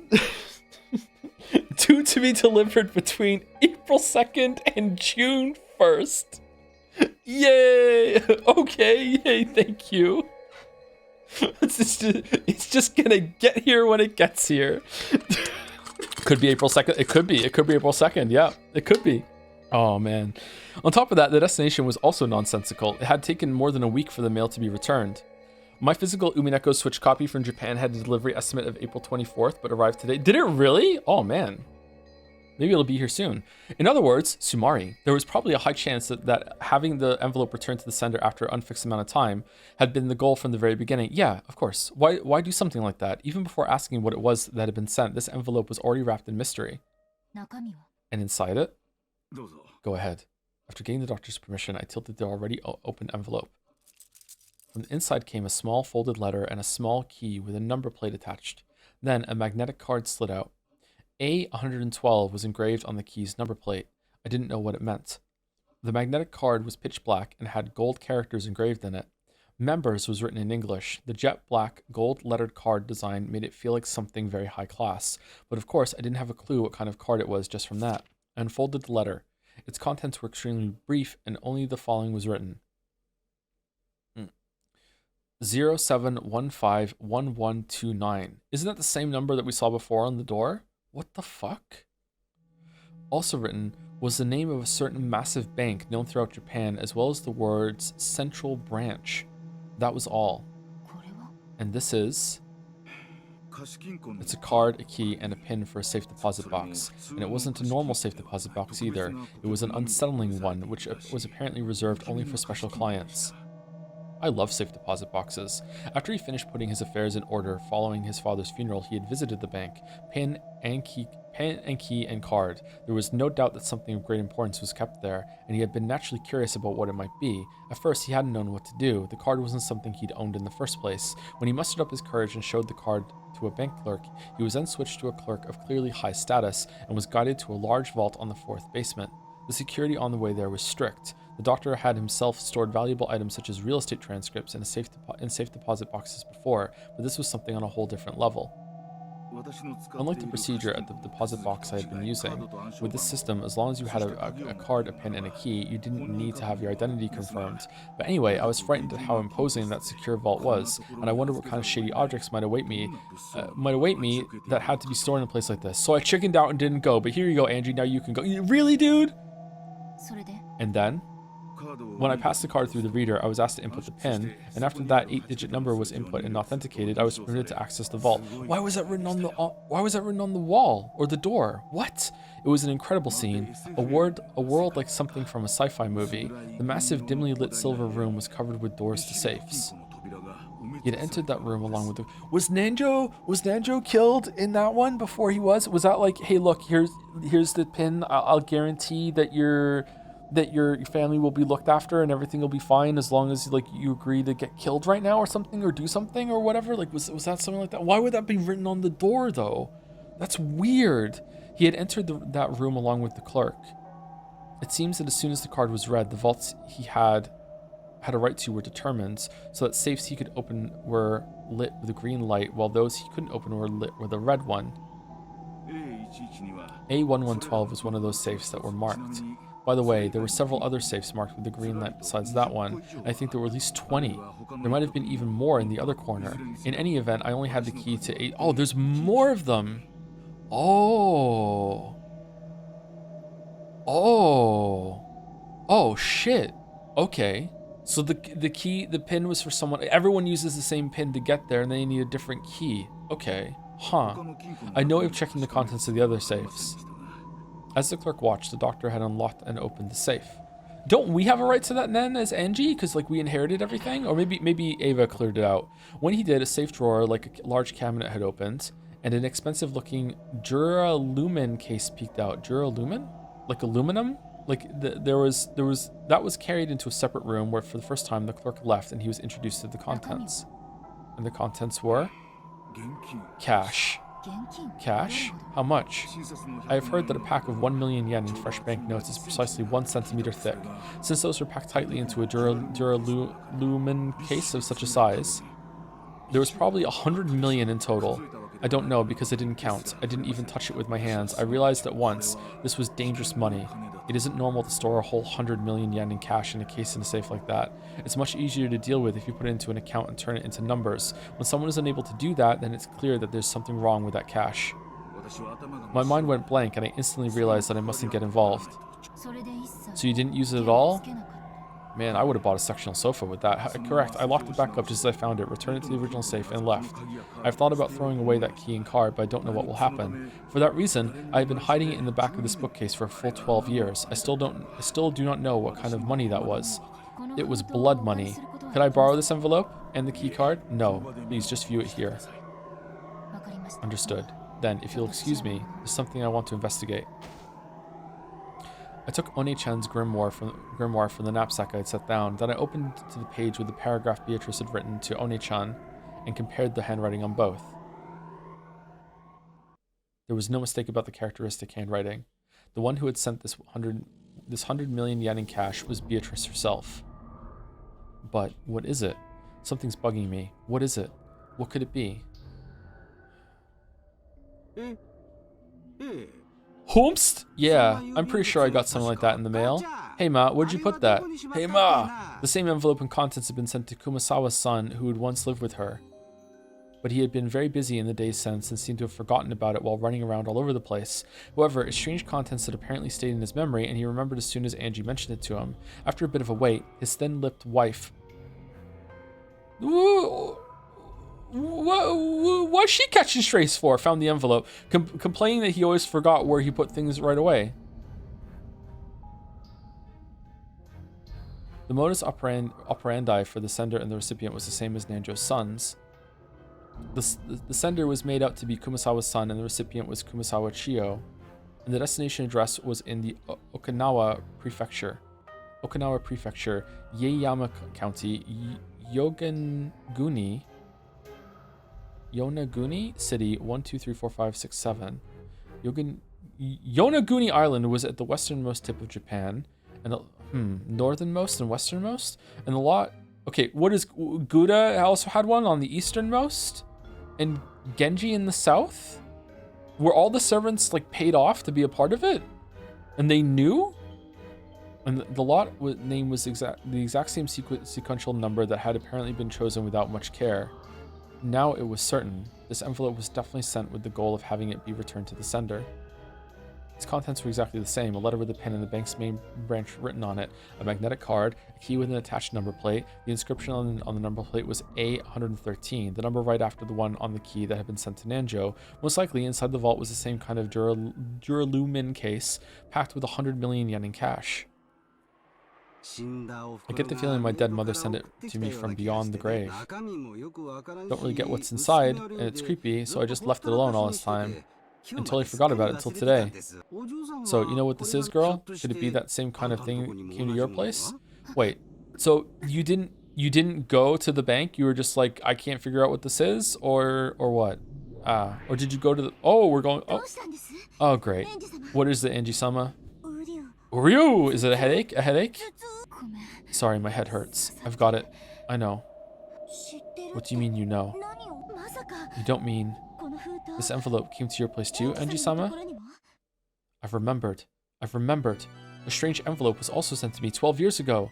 After losing my entire family, I was depressed, but it was a really strange thing to come in the mail, so I still had a faint memory of it.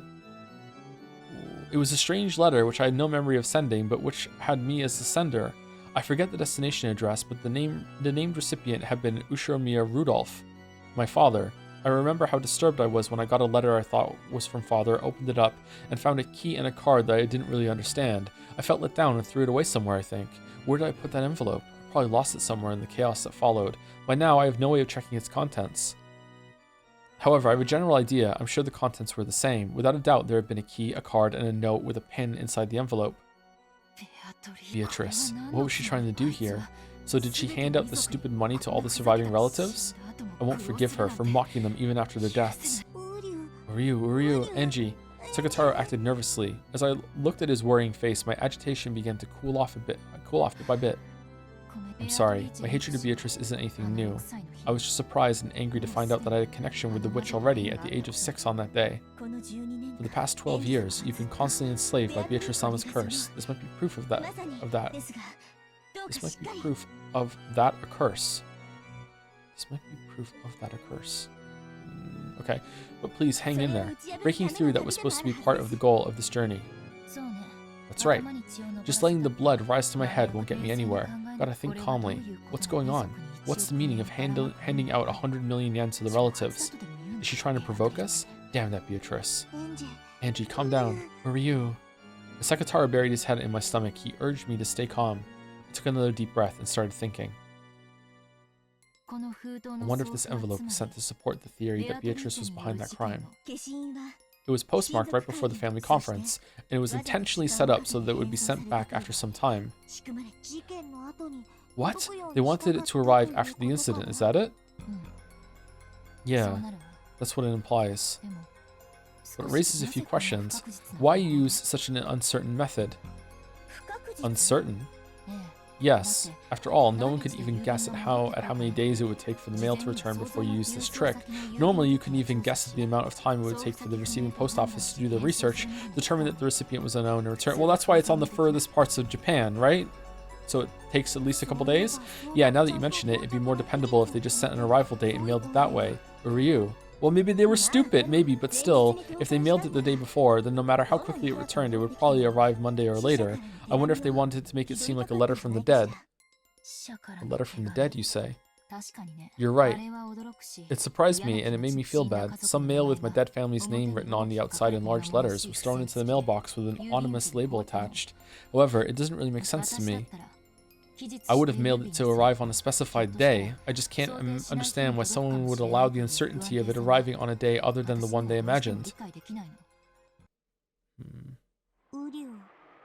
Or you, but it really does sound like Beato to me. Huh? You know about Beato? Well, I only talked with her a little, still I can pretty much accept that Beato would do something like this. Can't you imagine that happening to you, Mammon? Beato likes pranks like this, right? Yeah, that might be true. I wouldn't put it past Beatrice-sama to try a vicious prank like a letter from the dead. No, that's not all. Beatrice would find it more interesting to do it through an uncertain method instead of one that was absolutely certain. She would find an uncertain method interesting? Yeah, she loves that shit. I remembered Maria One-chan's diary. It had described playing with Beatrice very often. During those times, Beato sometimes played pranks on the adult relatives with Maria. But those pranks always had a touch of witch aesthetics, which was that they were more interesting when they were uncertain.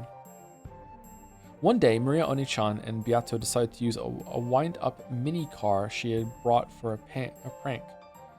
It was a popular toy at the time, and if you made the mini car back up, it would wind up the spring in the tires, and when you let go, it would race forward. I hate these things.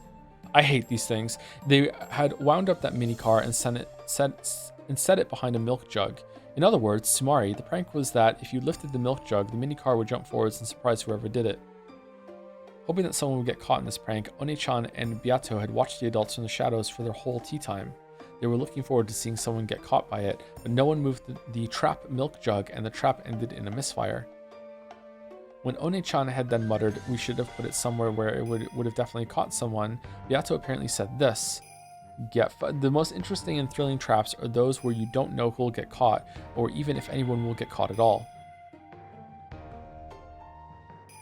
Thank you, Lowkey423, for the bits as well. Now that we've established we can pay you to do stuff, how much would it cost to make you stream with webcam in a maid outfit? $1 million.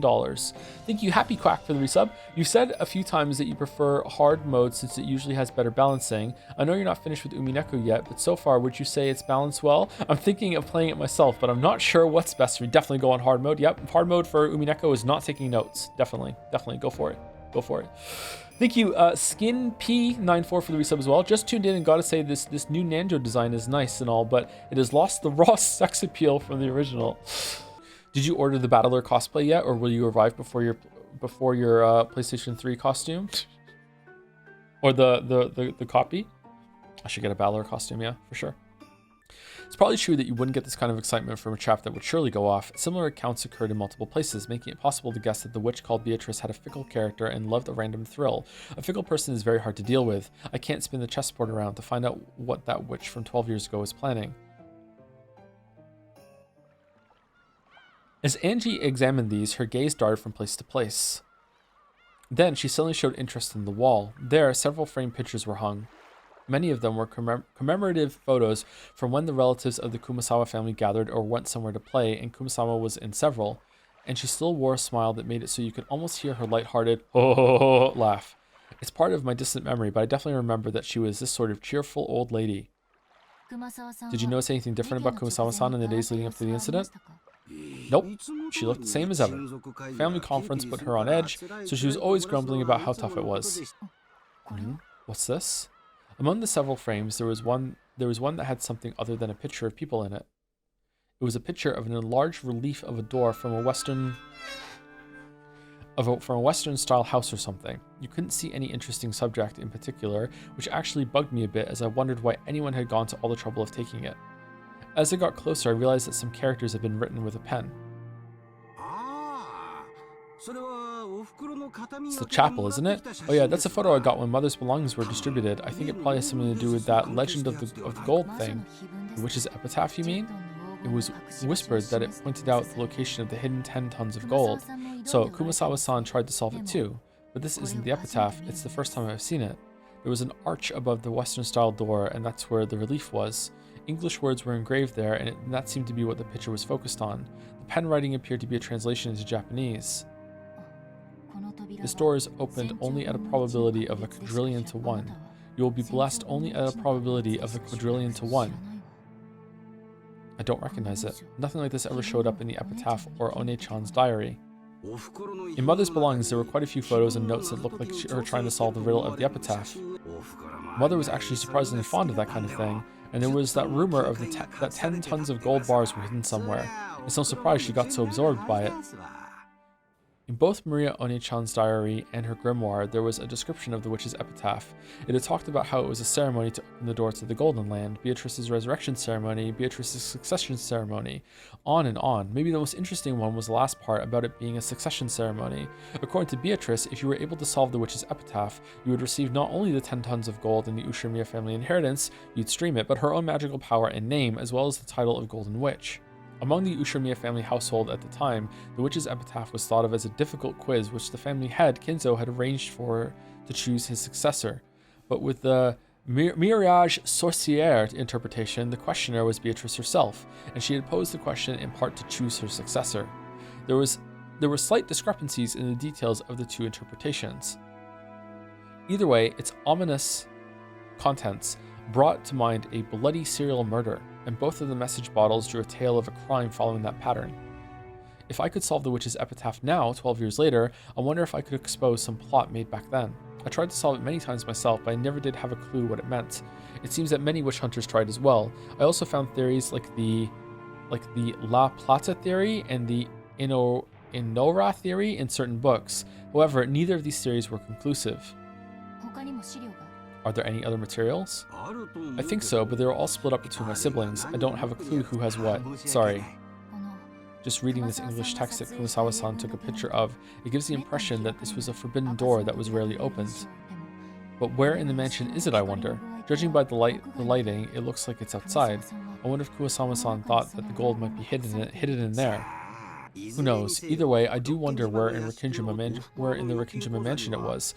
I hate to say it, but there wasn't enough money in Mother's bank account to make me think she found the gold. Okay, so is it in the chapel? And when Beatrice took the Ushirmiya children into the chapel in episode 2, she showed them the gold. But didn't Beatrice also say in red that there were no hidden doors in the chapel? Or did she say there was no hidden doors out of the chapel? Maybe a hidden door in the chapel that goes down to a room below it that doesn't go anywhere else is technically not breaking the red statement that she said there. Assuming that even is the chapel. I think that was the chapel because I think that inscription was there about it being opened for Kinzo to marry Beatrice if Beatrice was to come back to life, I think. Well, she probably didn't find it after all. The Golden Witch Beatrice gave 10 tons of gold to Kinzo, which meant that the witch was the true owner of the gold. Beatrice was the owner of all the vast fortune of the Ushirmiya family. The witch holding this vast wealth had massacred the humans on Rikkinjima on that day, sending large amounts of money to the surviving relatives like it was a game. Like hell, it's a letter from the dead. This is a desecration of the dead. I was once again convinced. When my family died on that island that day, they didn't go to heaven. They're being trapped by the witch even now and are being desecrated and tormented for all eternity. Not very magical toxin of you, Angie. The last place Angie visited was a store in the region between the housing district and the retail stores with a signboard saying Marufuku Sleep Shop. Goda's relative?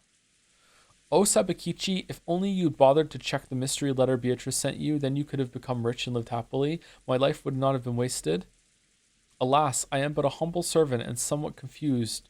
Reference to Virgil from Devil May Cry. There's nothing I can do. There lived the man who had been the boat captain of the ferry boat to Rikkinjima at the time. Wait, what? Even he, who had once lived as a man of the sea, had retired after contracting a serious illness, and was now taken care of at the house of his son and his son's wife. Whoa! I remember it very well. You're still about this small. Look how you've grown. And it must have been very tough on you. I know very well how you must feel. The former boat captain was in such high spirits that you couldn't really tell why he'd retired in the first place. All right, All right, Ryukushi like, all right, how do we make this guy have a distinct dialogue? We're just going to make him say very well a lot. There you go, nailed it. All right, job's done. Time to have a break. His memory seemed clear too, and he could remember the events of more than a decade ago, apparently even about how Angie had been at the time. The way he chatted on was very helpful for Angie, but at the same time, he also remembered the final family conference very well. And the fact that he remembered even details like Battler's fall madness on the boat was actually painful for her. It had been so back then as well. Very well, but even now, there was no public way to cross to Rikingima. What? It was necessary to make an individual request to an owner of a boat to make the voyage. I've been unable to arrange for a boat to Rikingima, so if you refused me, such a voyage would probably become hopeless. I get you. It won't be easy to find a boat eager to go to that island. By now, there are even some who call it by its old name, Akujishima instead of Rikingima. It's understandable why the sailors around here would turn down your request. From the start, fishermen had feared Rikingima as an island of misfortune, and because of that incident 12 years ago, this fear had reached a peak. They respected the sea, feared it, and revered it. There were almost no sailors who would try to take a boat to the cursed island. Because of that, most of the witch hunters were unable to cross over to Rikingima and were limited to taking a trip around the island. Ironically, this had caused the sense of mystery surrounding Rikingima to increase even more. I mean, it doesn't seem that ironic to me, which had resulted in the propagation of the bizarre witch stories they love so much. Would you take me in your boat? Yep, they're supposed to get back to me just for tomorrow, though it seems this engine had been in a pretty bad mood lately. I'll knock it into shape. The former boat captain promised that tomorrow he would go back to his previous job and take his boat out to Rikingima. Oh, that was easy. Now my method of transport to Rikingima is ensured. This is probably all I can do on Nijima. All that's left is tomorrow. On Rikingima, I'll reach the final destination of a journey that stretches back 12 years. Isn't that great? This way, it looks like you'll be able to go to the island. Let's go back to the island. It sure does. I'd heard that it would be hard to find a boat, so the boat captain's helpfulness really saved me. Although it may not be the same as it was for you, Enji-sama, I'm sure the incident 12 years ago has been a thorn for the boat captain as well, one that he still hasn't been able to pull out. Ryu. Even the boat captain wasn't able to sort out his feelings this whole time. It's probably true. If that guy had taken his boat out on October 5 as promised, there's a chance that he could have saved a lot of people. If he hadn't been hesitant to go out just because of the little wind. Ryu, you shouldn't say things like that. I'm sure that's pained the boat captain constantly until today. A little wind? Apparently they truly had been right in the middle of a typhoon on October 5. According to the boat captain, he had known for certain that they'd be trapped by the typhoon if they headed to Rikingima on October 4, but the family had been very persistent about the date of their conference, which had been determined beforehand. It was only natural. All the relatives had been very busy at the time, and they came to the family conference only after arranging their schedules beforehand. Lucky that there was a typhoon. It was probably a situation where they couldn't easily push it back to the next week just because the typhoon was approaching. It wasn't the boat captain's fault, but perhaps you could say that he wasn't so irresponsible that he could place the blame wholly on the typhoon. Certainly, just as these two said, there's no doubt that the boat captain had been dragging the events of 12 years ago along with him this whole time. And by taking me, the last member of the Ushiramiya line, to the island and bringing me back safely, he might be trying to find some resolution for his past. Yeah, about that. The boat is supposed to return just after noon. I'll guide you to Rikingima after that, so we should arrive before evening. It's an island without electricity or lights. You won't be able to stay long. Will you be satisfied with a landing that short? There's nothing that would make me more satisfied by staying longer. I'm grateful just to have you take me there. Yep, don't mention it. If I hadn't parted with my boat, I'd be able to guide you to the island as much as you liked without being stingy. It's not like I have a goal of doing something in particular on Rikingima, so I'll be there during the evening.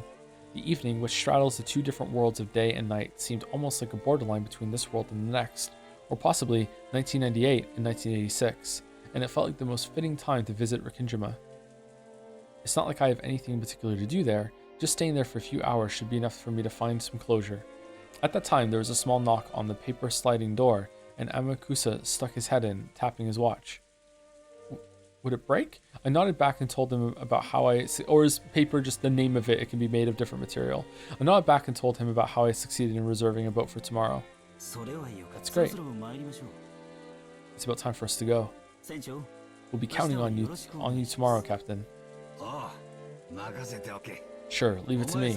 I've heard all about what you guys have gone through. I also watched the talk shows at the time, and I was disgusted by the people who stirred up that incident just for fun. I'll help out any way I can. Thank you very much. Then we'll see you noon tomorrow. Thank you very much. Oh, here, the fare for the boat. Angie took a wrapped wad of 10,000 yen bills from her pocket. The boat captain should have noticed its thickness as well, but he paid it absolutely no interest and shook his head. I'm grateful to you. This is a sign from the heavens. I've been given a final chance to take you to Rikinjima and bring you back safely. Now, I'll finally be able to finish the final job Kinzo-san entrusted me with. So I'm grateful to you. I got more than enough money from Kinzo-san back then. I can't accept yours. Thank you very much. Interesting. Interesting. Watch your step on the stairs. It's steep. I went down the steep staircase that was the exact opposite of accessible. It was getting hard to believe that there was actually a chest of drawers and a TV in the room upstairs. Most of the first floor was a bedding store with many futons piled up on each other. We weaved our way through the cramped futon shop. After cautiously checking around outside, Amakusa dashed out for us to start up the car. My grandchild's room is empty. I really wouldn't mind if you stayed there. As you see, we've got plenty of extra futons. Thanks a lot for the offer. But this way, even if the unexpected happens, you won't be bothered. I don't know the details, but it seems you've been caught up in a lot of trouble. There's a rumor that some suspicious people are searching for someone. That wouldn't happen to be you, would it? Who knows? Angie played dumb, but it looked as though the boat captain had guessed. My job is to take guests to Rikinjima and bring them back again. That job was put on hold 12 years ago and it still hasn't ended. So thanks to you, I'll finally be able to finish. Yeah, we know! So listen, let me finish this job, okay? Do you understand me? Yeah, it's not like I'm going there to die. But part of me does feel that if I could die on that island, I'd surely be able to go to where my family is. I finally become aware of it. I might have been planning to die on that island. I might have come all this way, heading towards Rikinjima in search of a place to die. The boat captain had guessed that as well. That's why he repeatedly told me not to die. Yeah, I won't die. I promise. After all, I'm still not sure if there's any reason why I need to go to Rikinjima. No, I'm sure there's a reason. Just don't die. Even if there isn't one for you, there is one for them. The island called you. That's why you came here. That might be true. I might have been called. I was called. For what reason? For them, father, mother, Battler Oni-chan, and Maria One-chan, or maybe the Golden Witch. Beatrice, what is on Rikinjima, and what will I achieve? Even though tomorrow is finally almost here, I still haven't been able to understand my own mission. Smash? Really? There was the sound of a car stopping in front of the store, and a short honk could be heard. Honk. Then I'll see you tomorrow, if you'll excuse me. My curfew approaches. Yep. Winding between the stacks of futons in the cramped store, I was about to go outside. Then my feet stopped. What is it? Where are you? What is that? That? What? What are you talking about? Trembling all over, I pointed at it, but no matter how much the boat captain squinted, he noticed absolutely nothing in that direction that should have surprised me. That must mean... That must mean... impossible. Why? Ryu! Angie, what does it mean? What's going on here? I don't have a clue either. There's no way something that ridiculous. Is this magic? Is it a sectional sofa? A miracle? Yes, this is probably fate. Now I understand. This was my mission. Ryu. Okay, what is it? I don't have a clue what. Can we see it? Can we see it? Shaking, I pointed into the thin darkness inside the store and froze up. What is it? You see something there, don't you? I don't see anything. What is it you see? Thank you, Captain. Everything was fate. Even me visiting this place was fate. This is the mission and the purpose that I'm going to Rikinjima for. Angie-san? What is it? Is something wrong? No, everything's fine. I don't have a clue either. This girl just froze up while pointing into the darkness. Angie-san, are you okay? What can you see? Can't you two see it? It's that right there. Can't you see it? All I see is a normal display case. There's no one there, right? Ryu, Angie, I don't know what's going on. Is this a dream? Magic? What is it? Angie! Sekataro lifted his face toward Angie. From his eyes slid a single tear. I'm gonna be really mad if we don't get to see it. Angie-sama. I understand. Oni-chan and Beatrice. Uryu. This is magic, isn't it?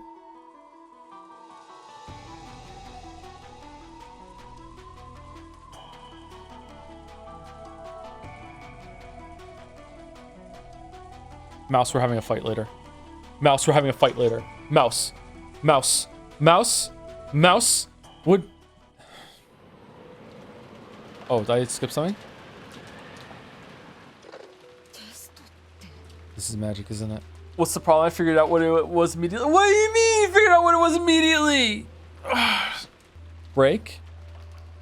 I also figured out. What do you mean? There's nothing to figure it out. It's just a guess, and if you guess right, you got it. What is there to figure out?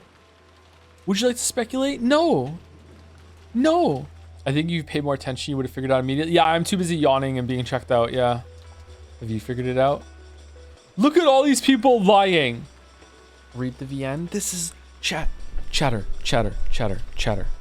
Oh, okay. Never mind. I rescind. I misread it. It wasn't read the VN. It was I read the VN. I rescind. Okay, never mind. You didn't figure it out then. It just told you. Okay, let's stop here and think about this until I get it. All right, here we go. All right, okay. You know what? It's distracting me. Let's turn it off. Okay, it's distracting me. All right, let's sit here and figure it out until I get it. All right, okay, here we go. What could be in a display case that they could see something they wouldn't know? Like a bottle with a message that Maria sent out? Like one of the letters that's in the display case? What would even be in a display case? Oh, it's a furniture store. She saw some furniture in there because they sell furniture there. So she saw something. Okay, all right. What else could it be? Is it in the display case? Is it next to the display case? Is it a picture? Is there something behind it? Like the guy was like, it's just something in the darkness. Is she just seeing some bullshit there? Is there like a rifle, a Winchester rifle in the display case, and she sees it as a Chiester sister? Like, what is it? What could it be? You know what? I'm wrong. Let's bring it back up, okay? And let's actually rewind. And oh, we can't rewind it. Never mind. Oh, we're going forward now. This is magic, isn't it? A test? Yes. This is a visual novel. It's actually something that's in the background. Is it really? Okay, hold on. How do we rewind even more? I wasn't paying attention. Umi Full lets you rewind? You mean Umi Pro? You can just give up, Joe. You didn't see it. That's fine. If you didn't notice that a scene was in black and white, then you're not going to pay attention to what's actually being depicted in the art. I'll just spoil it. Nanjo is alive. He's been slumming it in the sailor's home for 12 years. He's been in the background of every scene in episode 4. Has he really? Holy shit. I really haven't been paying attention. Holy fuck. I sent you a DM on Discord that you're welcome to use. All right. Okay, I'm looking. No fuck. Did you Photoshop this in? No fucking way. Did you Photoshop that in? Is that a joke? That can't be it. Show us. Ho, who can't see now? Okay, just look at it, okay? There is, in clear, I can't believe I missed it actually. You know, like it should have drawn because it's so yellow. There is a yellow Playboy bunny blanket just sitting on top of it. So that must be a reference to the Chiester sisters. That's what's going on. I quite like this blanket. I'd really like to have this blanket actually. It's yellow and blue. They're good colors that are together, and it has Playboy bunnies all over it. Show? I can't show. Okay, I'll show. Okay, I'll show. 1 second. What do you mean? I was looking at it on my phone. I wasn't looking at it on Discord on my computer. Okay, here we go. All right, look. Let's just zoom in. Let's zoom in. Look at the blanket. Look at the blanket. See? Do you see it? It's like that's what she must be looking at. Clear as day. Look at it. Yep, that's it for sure. Do you see it? The Playboy blanket. Wow. I wonder what it means.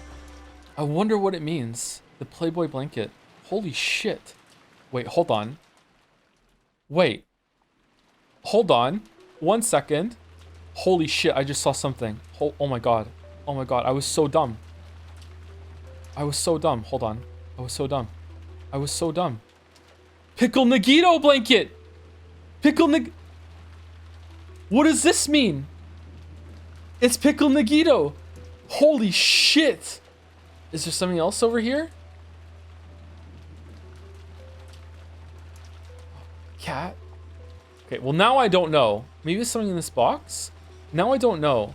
Like it could be definitely the Playboy bunny blanket, but I don't know. I'm fond of the, is it a curtain? Maybe it's not even, maybe it's just sheets. I don't know. Huh. Okay. Well, that's good. All right, thank you. All right, Chester sisters. All right, Chester sisters. Tom, stop deflecting. I'm bad at connections. I'm sorry. I had this thought before, but the relationship chat has with you is very much like kids with Dora the Explorer. I didn't tell the chat that they were right. Chat's gonna love it. Chat loves it when they tell them I'm right and I'm wrong. For the first time the other day, I watched an episode of Bluey. And I gotta tell you, it blew me away. Bluey, I gotta say, chat, you were right. Bluey's a good show. I saw 2 episodes with the kids. The kids loved it. Expectations were sky high because everyone said it was just like the best kids show. It actually is really, really good. I don't know if it's better than Octonauts. I don't know if it's better than Oddbods, but it's definitely in the top like 3 or 4 of the kids shows that they watch. And I'll tell you why. Bluey is paced so well, and there's like these off like bits here and there where like for the adults that are watching, like little things that make sense that even the kids find funny sometimes. It's paced so well. So it is. I'm sorry. Like it just snaps between scenes and like respects your attention even as a kid, and the kids responded to it well. There's not these like overly long fucking silent like musical bits that go from scene to scene. They just jump from scene to scene. I don't know. It's really, really good. Am I crazy or is this a repeated bit? What are you talking about? Did you see the episode where they beat the shit out of the dad? And NL talked about it. No, I saw the episode where Lucky's dad. Oh, I saw 3 episodes. I saw an episode where Lucky's dad changes fucking past the parcel. I saw an episode where Bluey and Bingo paint each other. So there's 2 Bingos or 2 Blueys. And I also saw the episode where Bluey's dad pretends to be pregnant. And you know, that was probably my least favorite, to be honest, but the other 2 were pretty good. But they were still paced pretty well. What do you mean? The episode where what? Yeah, Bluey's dad pretends to be pregnant. You think we can get Bluey's voice actor on ARbor? After today? Sure. Yeah, sure. Did it remind you of Jad's? No? I have questions. Bluey's dad found like the front facing like baby holder carrier that you have. I used to have one of those, and put Bingo in it, and then via that like he started fucking like ribbing on the mom, saying like, oh, being pregnant isn't that hard. So he was like challenged to like keep the carrier with Bingo in it for the day to pretend to see what it was like to be pregnant. And so that's what he did. Yeah, he just carried Bingo around in the baby carrier for like the whole day. Yeah. And then they had to call Lucky over to do a fake birth scene. You know what? This episode was kind of weird the more I describe it. Yeah. And then he gave birth in a paddling pool outside in the garden. Yeah, he did. Maybe it's just an Australian thing. I don't know. Things are pretty upside down there. Yeah, it's true. Furries love Bluey, by the way. My housemate has Bluey's soundtrack on file. Why did the furries have to ruin so much? Why? The fuck is this kid's show about? Okay, listen. And this is your reason why the show's getting. Now, this episode wasn't. The other 2 were way better. Seriously, it was paced so well. I really like the pacing. It was good. It was paced really, really well. They would just jump from scene to scene and just hope that you would figure it out, and you do because it's a kid's show. But yeah, it was good. It's a good show. You should watch it. Just don't watch that episode. Can you stop spoiling Bluey? I'm still in the questions. Okay. All right. Okay. In all seriousness, though, Mouse, am I supposed to like pay attention to the fucking pictures in the VN now? Because if that's so, I'm kind of angry about that because that's kind of bullshit. Because weren't they just photos before and they're just there as background dressing? Is it just a bit? No, you're not. The CGs are not canon. No, not really. That wasn't there in the original, and you weren't supposed to figure it out here. Chat was being rude to you. Yes. Listen well. Once again, there was a call from Kraus to the guest house. And the message was that Kinzo wanted to hold a test to see if the grandchildren have the qualifications to become his successor. The head has said that his successor will not be one of us siblings, that he wants to pick from among his grandchildren. From Kraus's restrained style of speech, Jessica realized as his daughter that he was being forced to speak. And she was forced to realize that the hostages were being exposed to danger even now, and that if they refused this test, there was a possibility that the hostages would be harmed. But then, what should we do? Do the test. Indeed. Hold on. Cross put down the receiver, then looked at the grinning Kinzo on the other side of the bars. Kinzo gave his next order. Before the test, those not involved must be removed. Goda and Kumasawa are there, I believe. It will be a problem if they interfere with the test. Banish them from the guest house. Banish, you say? The shreds, you say? There should be a gardening storehouse in the Rose Garden. Lock Goda and Kumasawa in there. We'll begin from there. Tell them to do it immediately. My weapons will be watching. If they happen to do anything questionable, I'll instantly stop the test and execute all of you as sacrifices. I understand. Hello, Jessica. Listen closely to what I say. Cross-relate the orders to lock up Goda and Kumasawa. What kind of test are you planning? It truly is a simple test. I only want my grandchildren to show me their resolve. Well then, I wonder what kind of results they'll show me. Fucking Jigsaw? Like, kill the other grandchildren? Rip and tear? Cackle. Break? We took break a little late. I don't know if it's been 2 hours yet. Has it? I don't think it has. Let's go like 10 more minutes and then we'll take break. Looking disgusted, Kirie watched Kraus, who was talking with someone. Talking with the children. I hate it, but for now, we cannot refuse orders. In this dungeon, a feeble resistance won't amount to anything. If we provoke him too much and drive him into a position where he might kill us, there will no longer be any way to stop this murderer. For now, the only choice left is to obey his rules without agitating him, for all the while waiting for an opportunity. However, if we continue to obediently follow his commands, the children might be attacked in the so-called test, and they might even lose their lives. Whether we feign obedience or try to resist, nothing will cause the situation to improve. Anyway, straining our eyes so that we don't let a single chance escape until the very end is the only resistance possible now. While telling herself this, Kirie watched over Kraus as he delivered Kinzo's orders. Just grab him by his tie and smash his face into the bars. What are you doing, Kirie? Kirie-san, let us be patient. No, you're a doctor. I understand. It's unfortunate, but all we can do right now is wait. If only we could do something about these bars, we'd be able to return to the mansion. If only we could somehow get out of here. I'll try something. Kinzo-san, I have a request. How about we play some chess? You love chess with me, huh? It's your old pal Nanjo. I'd, elbow you inside if these bars weren't in the way. What is it, my friend? We understand well that you want to test the children. It is fine for you to do as you desire. Without your power, the Ushimiya family might have been destroyed long ago. We truly understand why you want to carefully select the person who will take charge. Besides, that is what the family conference is all about. We won't get in your way. Your insight is useful. That's right, this is the family conference, the final family conference where I will select my successor. Whoa! And yet, Kinzo-san, it is far too cold here. Since we won't interfere with your test, can you take us to a slightly warmer place? At Nanjo's words, the slight signs that Kinzo's mood had been improving were blown away. Nanjo was struck with a moment of silence as Kinzo gazed at him with dangerous eyes as though appraising him. Certainly, this place is cold. It's tough on an old body. Master, wouldn't it be alright if we moved them upstairs? I cannot do that. Are you naive, Nanjo?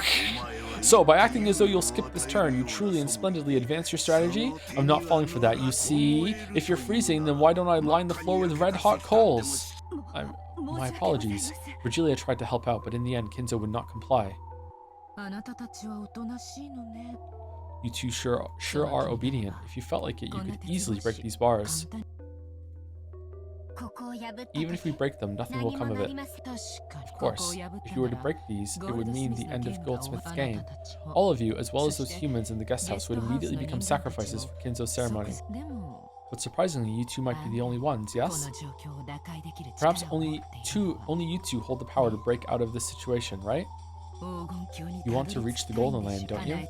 You must have many dreams you want granted, right? Cackle, cackle. Yeah, you mustn't provoke them. This is not your game. It is the Master's as well as Milady's game. What is it, Renove? Oh no, nothing. We were talking to the prisoners. Forgive us. Gap sent one final sneering smile at Ken and then turned away. Ken could only bite his lower lip and shake his fists. Damn it. You did well.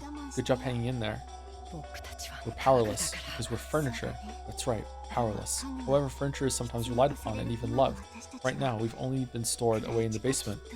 Surely one day somebody will love us, because they'll rely on us. That's why, for now, let's ignore the provocation and bear with it, okay? Father, I've ordered them to lock up Goda and Kumasawa in the storehouse. Very well, hang up now. Chiester sisters, observe the grandchildren as they lock Goda and Kumasawa away. If they do anything suspicious, then in that moment, the selection test for my successor will be over. What do you mean suspicious? What could they possibly... Oh, for fuck's sake. When Kinzo made his order, the Chiester sisters appeared behind him in a line. Understood, sir. Yes, General Tullius. I will scout. 556 and 410 will cover both flanks. 45, you're on wide area surveillance. Who's 556? 556 is... that's right. Sorry. She was a good kid. That's why I don't like them. Yeah, good people. What are you doing, Chester sisters? Follow my orders. My apologies, sir. Then let us go observe. Move out. The Chester sisters erased their forms simultaneously. Nanjo and Kirie had witnessed the instance they appeared and disappeared as if by teleportation, but they interpreted this as moving in and out of the darkness in a way that only looked like teleportation, and the two could do nothing but rub their eyes. Well then, I should begin preparations for the test. Renove, Gap, I'm asking you to be the examiners. Virgilia, you'll watch these rats. After all, 2 of my furniture are here. Just in case, be on your guard. He glanced at Shannon and Cannon. Tightly closing her eyes, Shannon gave a silent bow and answered wordlessly, avoiding any unnecessary actions. Certainly, I'll be careful. Isn't this cold hard on your body, Leah? Should I bring you a hot water bottle? Shut up. Go quickly. Gap. Fucking, aren't you cold? Well now, what a strange experience this game is, to have a test and examiners. I do hope this development entertains milady. Come, arise, goat attendants! Virgilia began to call out into the darkness, and from that spot, 3 massive goat-headed attendants suddenly appeared. Beato's minions, how convenient, plus they seem so warm. I see, so you'll use them instead of a hot water bottle. In that case, wouldn't sheep have been better than goats? You're the one wearing cashmere. They aren't very bright, but they faithfully follow orders and are quite dependable. Indeed, I leave it to you, my friend, Virgilia. The rest of you, follow me. All of the goats? With a dignified gesture, Kinzo fluttered his cloak. Following him were Ronave and Gap, as well as the 3 recently summoned goat attendants. Hey, you 3 are supposed to wait here with me. Don't follow them. The goats jumped in surprise and then came tottering back. Kirie, who had been watching stunned as all this played out, couldn't help but snort. What entertaining underlings. Lord Goldsmith did not give you permission to speak. She was probably embarrassed. Virgilia had spoken coolly, but Kirie saw through that, and for a little while she couldn't restrain her muffled laughter. However, on the inside, Kirie was surprised at the number of people Kinzo had with him. After all, including Kinzo himself, at least 10 enemies had already been spotted.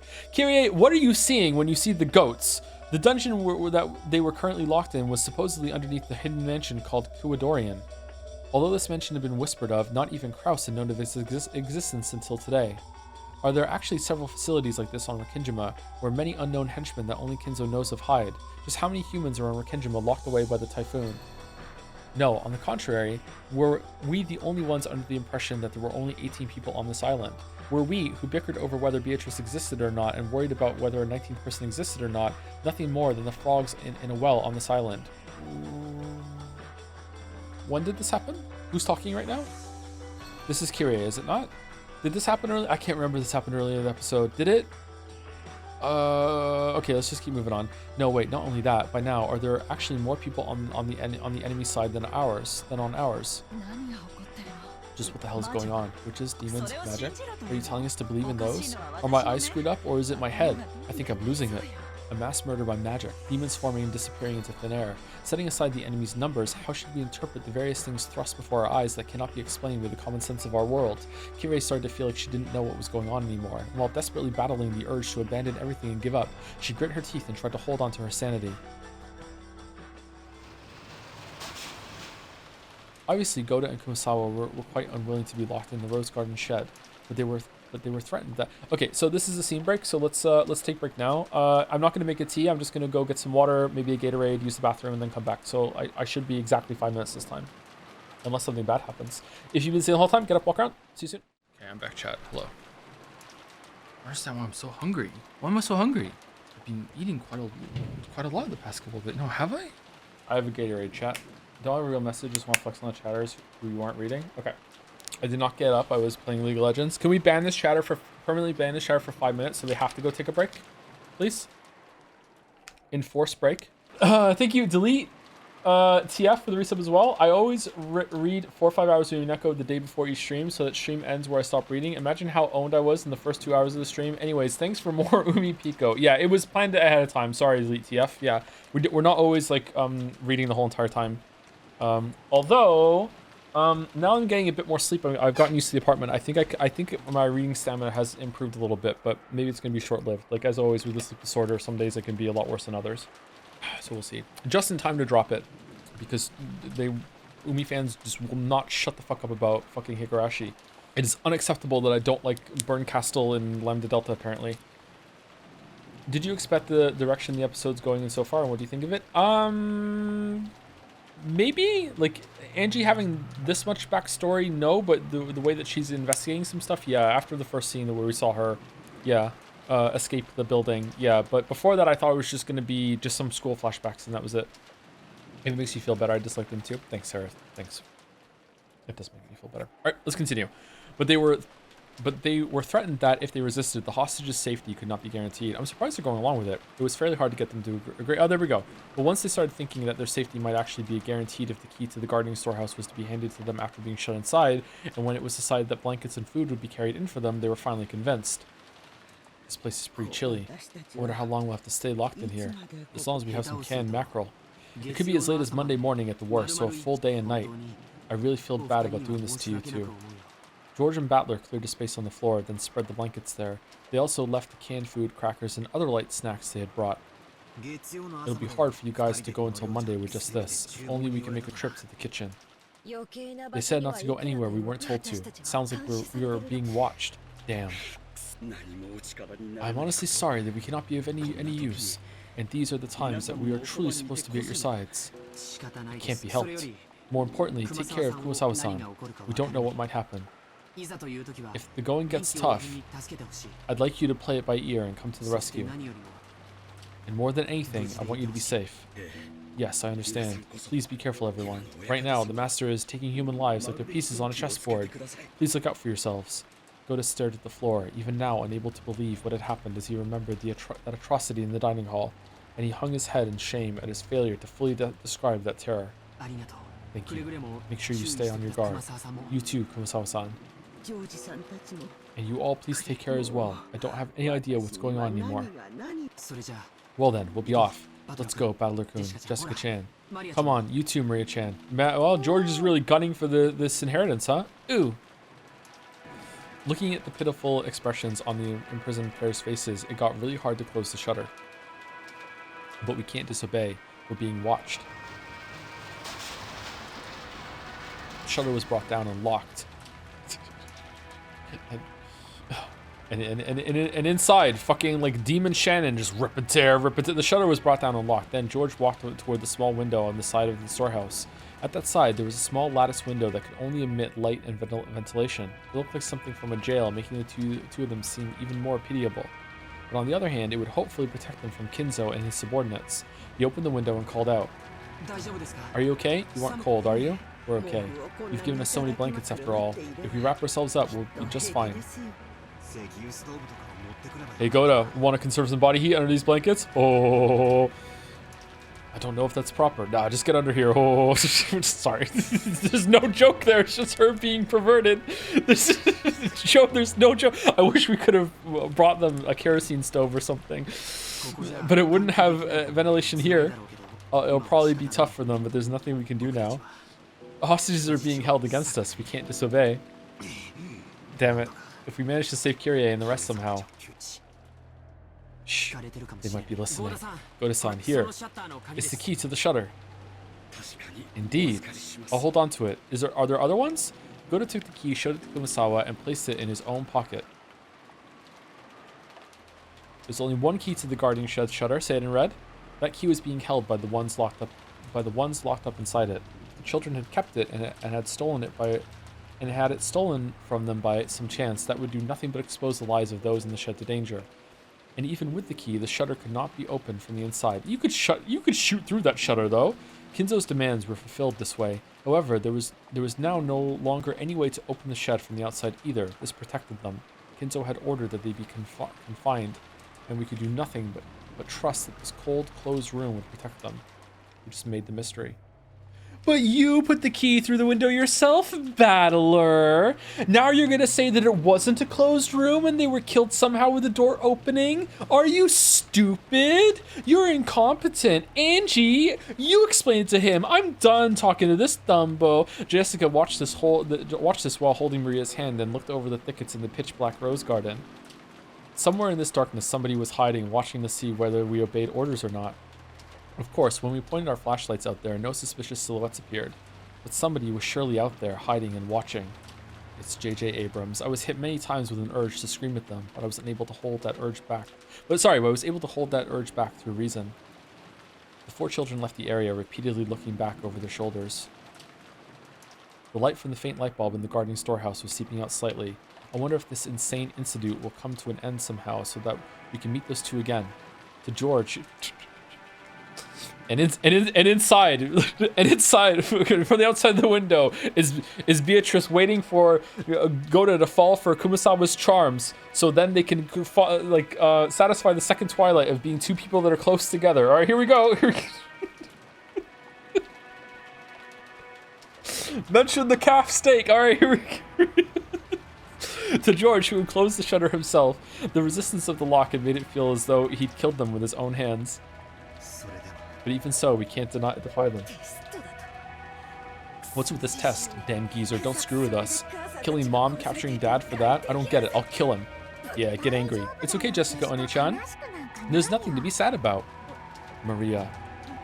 Soon the witch will be revived. Soon we'll be able to meet in the Golden Land. Hee. Ouch. Don't laugh indiscreetly like that. Seriously, a resurrection ceremony for a witch?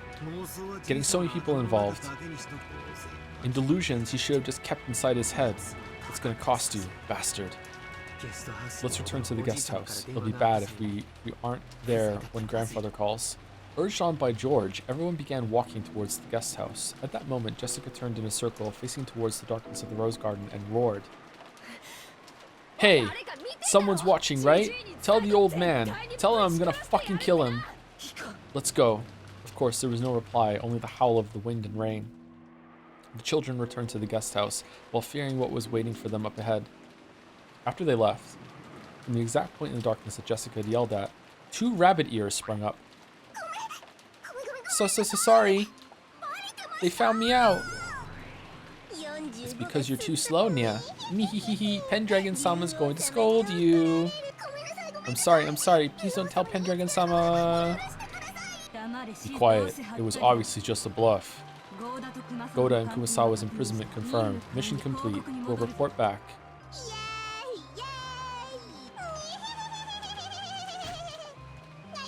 Ouch.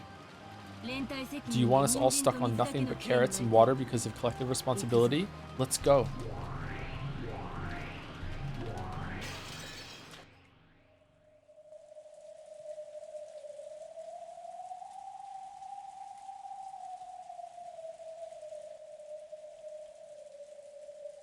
I've never clicked on an Umineko stream until now, and I regret it. Fuck. Do you know when you're watching a movie and there's a sex scene out of nowhere, and that's when your parents walk in, and then they look at you and are like, "What the fuck are you watching?" It's like that, except there's a lot of sex scenes.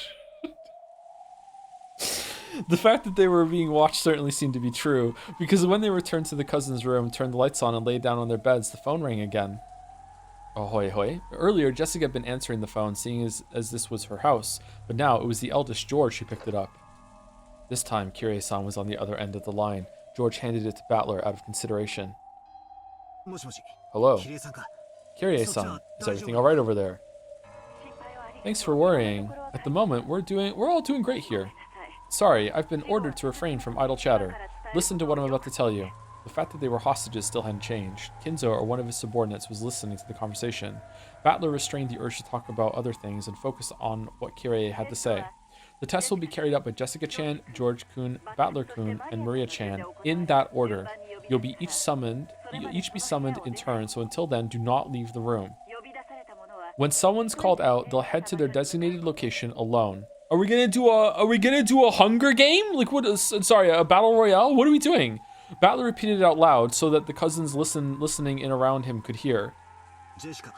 So it'll be Jessica and Nikki, me, Maria, in that order, and we've got to stay in the room until we're called, right? Got it. Maria too? Even a 9-year-old girl. What's the damn geezer trying to force us to do, that bastard? The fate of the Ushiramiya family rests in all of your hands. Do your best. Yeah, sure. Baldur noticed the strange nuance in Kyrie's words. Even without any blood connection, he could still understand thanks to the long-lasting bond they shared. At this point, it doesn't make sense to worry about the Ushiramiya family itself. That probably wasn't the message Kyrie wanted to send. She probably meant there's no way for us to escape from this dungeon, so we can only wait to be rescued. Our lives are in your hands. Something like that. Yeah, leave it to me. We don't know what kind of test it is, but no problem. I'll take it gladly. It's going to be a serious test, right? Should we really go all out? Yes, it's a serious test. Grandfather truly does intend to test you all. It's useless. It's all useless. Some old fart on death's door is going to give me a serious challenge. Let him spout nonsense after he gets in the coffin. I know he's there, so tell him this for me. I'll be your successor, and my first action will be to shove my fist into your face! Even without Kyrie having to repeat it, Baldur's powerful declaration of war reached Kinzo's ears. Battler, I am truly looking forward to that. I can't wait to see just what a man who once threw away the Ushiramiya name has attained. Just what lot in life he's reached when he appears before me. Tell him! Unfortunately, Kinzo's voice was not picked up by the receiver. Kyrie sighed. What was it you said again? Therefore, Kyrie spoke for him. He's like upset or whatever. It sounds like he's more than up for the challenge. Got that, Battler-kun? There's no need to hold back. You are Rudolph's son. No, you are my son. Show me something I can brag about to anyone. I leave everything in your hands. Understood, Mom. Leave the rest to me. All of us here have lost the right to inherit the position of successor. Now we're just the same pieces taken off the game board, looking on from the outside. So you have to fight by yourselves. Kyrie-san. The nuance of those words meant, we've already given up, so forget about us.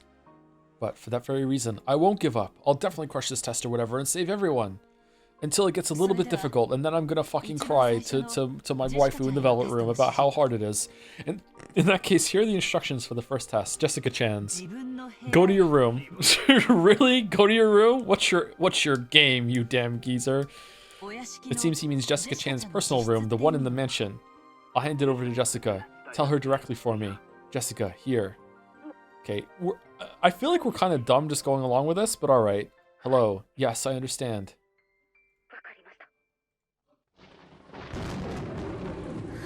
Starting with me, huh? Well, I've been ready. See you later. Even Jessica was probably tempted to succumb to the fear of a girl her age, but she crushed those feelings and strengthened her resolve. Be careful, okay? We're probably being watched, right? We can't do anything we aren't told. All we can do is exactly what they say. They say that old geezer killed those 6 in the dining hall instantly with no hesitation, so if we try to fight back, we might end up the same way. I know. I'll beat them at their own game. Don't do anything reckless. If you think you're in any danger, your own safety comes first. If Uncle Kraus finds out that his daughter sacrificed herself for him, there's no doubt it'll tear his heart apart. It goes the other way too. If Mom and Dad are both killed and I'm the only one left, my heart will rip itself to pieces. Oh, shit. Battler-kun, what you said earlier is true, right? Yeah. Kyrie-san and the others are already prepared for what will happen. Then, the way things are now is just perfect. Everyone's lives rest on our shoulders. Our hostages can't do anything while they're locked up. That means we'll have to manage something ourselves.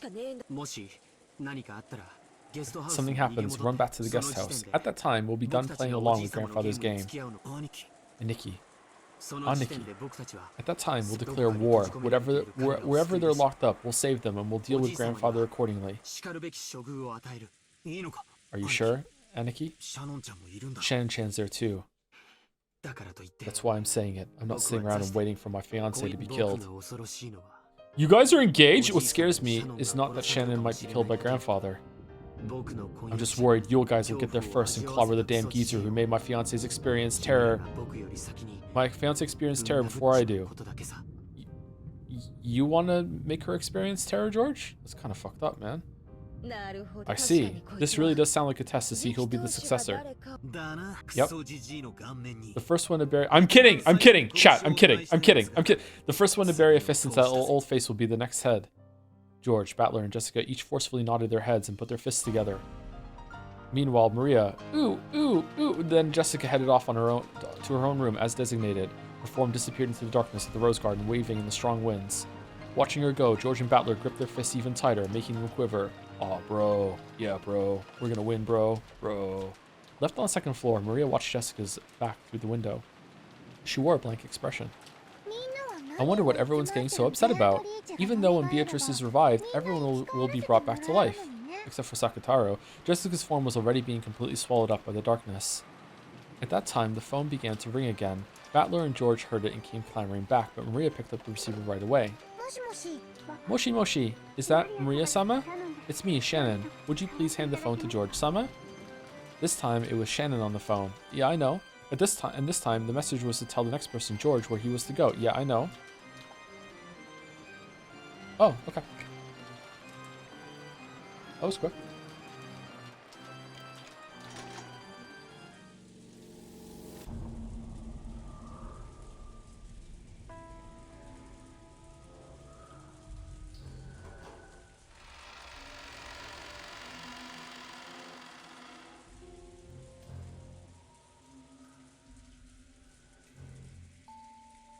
Thank you, 1SEP for the resub. Are there any plans for a theorizing stream with Jelly after episode 4? I remember you saying you both could probably solve the whole game if you theorized for a few hours. Game?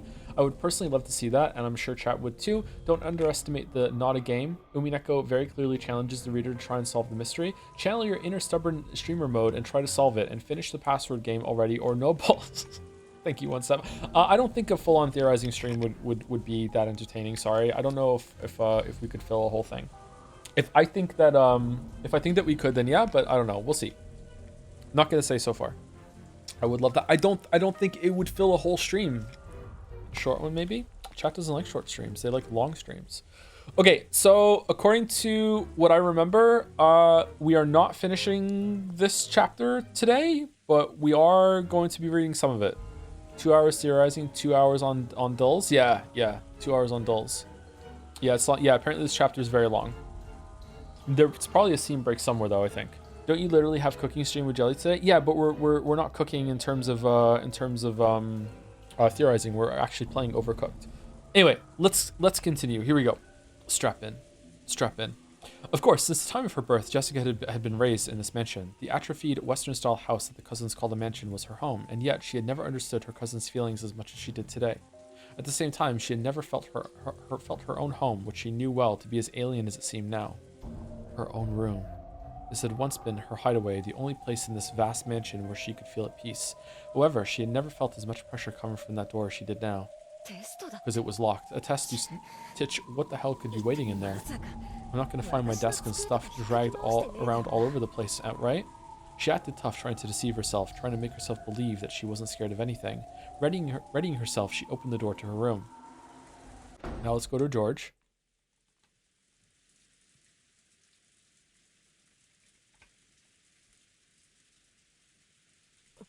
Hello, Jessica. I want to play a game. Inside Cannon's head is a bomb. The key is in his stomach. There's no scalpels in here. Fucking good luck. When she saw that, fortunately, the room didn't appear to be messed up. She relaxed. No one was there. Of course. There was nowhere for anyone to hide here. Right away, Jessica locked the door behind her. This way, the room was safe. She peeked under the bed and in the closet, but of course, no one was hiding. What the hell? She looked at the clock. It was just past 11:10. I don't like that they mixed 24-hour and 12-hour clock in this. As her tension lessened and fatigue came back to her entire body, she realized how messed up this whole day had been. It was still about 11. The plan had been for all the cousins to gather, have fun playing around, and talk animatedly about various things together into the night. Normally, we would have been doing that kind of thing right now. Why has that turned into this? It's all that damn geezer's fault. How could you do that to Mom? No. They don't. I'm pretty sure that at some point they said it was 10 at night and they used like 10 instead of 20. No, 22. Sorry. I like the 24-hour clock, actually. I think that everyone should use a 24-hour clock if we were going to pick a standard. I think it's good. It's all a damn geezer's fault. How could he do that to Mom, to everyone? She shook her head back and forth with anger and sadness.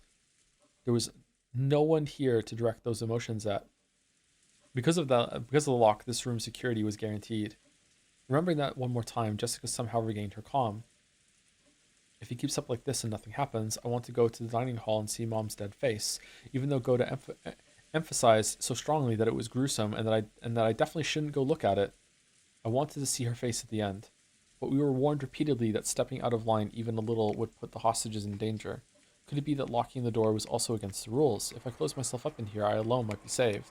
But if I don't open it, it'll surely be against the rules, and Dad, Kanen-kun, Shannon, Aunt Kyrie, and Dr. Nanjo will be killed. There's no way the scales will balance out between 5 lives and my own 1 life. Jessica tightly shut her eyes, resisting the other part of herself that said, Isn't it okay as long as I stay alive? Faced the door and made it to unlock it.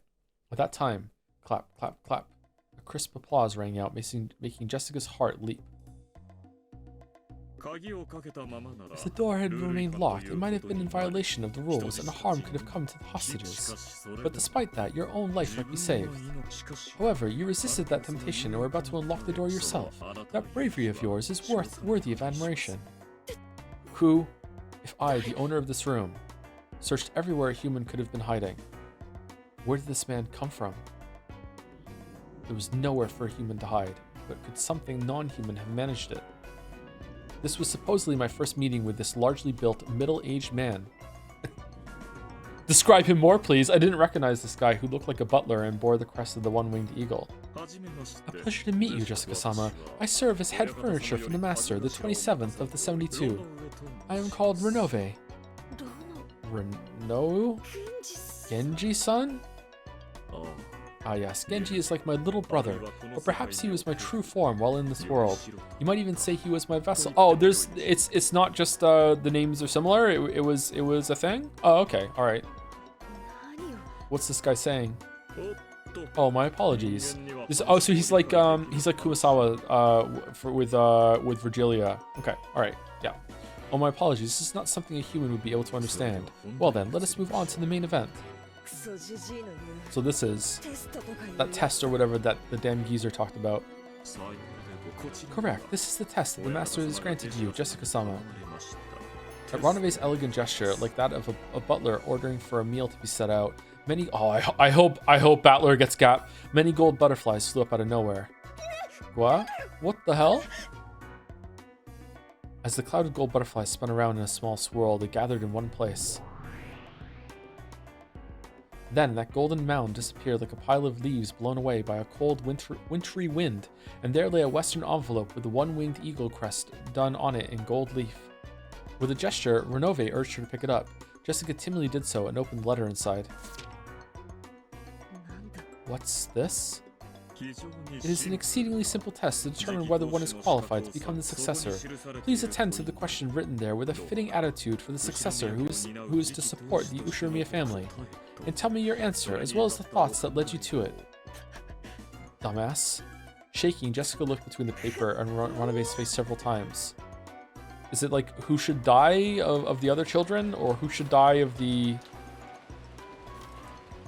hostages, or At that time, George, who had been called out after Jessica, could be seen in the arbor of the rose garden. If things had gone normally, he had planned to give Shannon the ring that would be proof of their engagement here at this time on this day. Why are you calling her your fiancée then? But the woman in front of George now was not Shannon. God damn it. Read it. That is Goldsmith's test for you. George picked up the western envelope, which was on the table where he'd once had tea with Shannon. Excuse me. This is episode 4. Why are we not having each of them arrive and have that preamble at their location, and then everyone's checked out, and then have them appear, and then repeat that they checked everywhere a human could have checked, and then have the gold butterflies appear, and then have the envelope do it, and then pick it up, and then read it? Like, what are we doing? It's episode and read its contents. Perhaps this message was short. After glancing at it, George's eyes grew sharp. What's this supposed to be? It is, as you see, this is the test given to you to see if you're qualified to be the successor.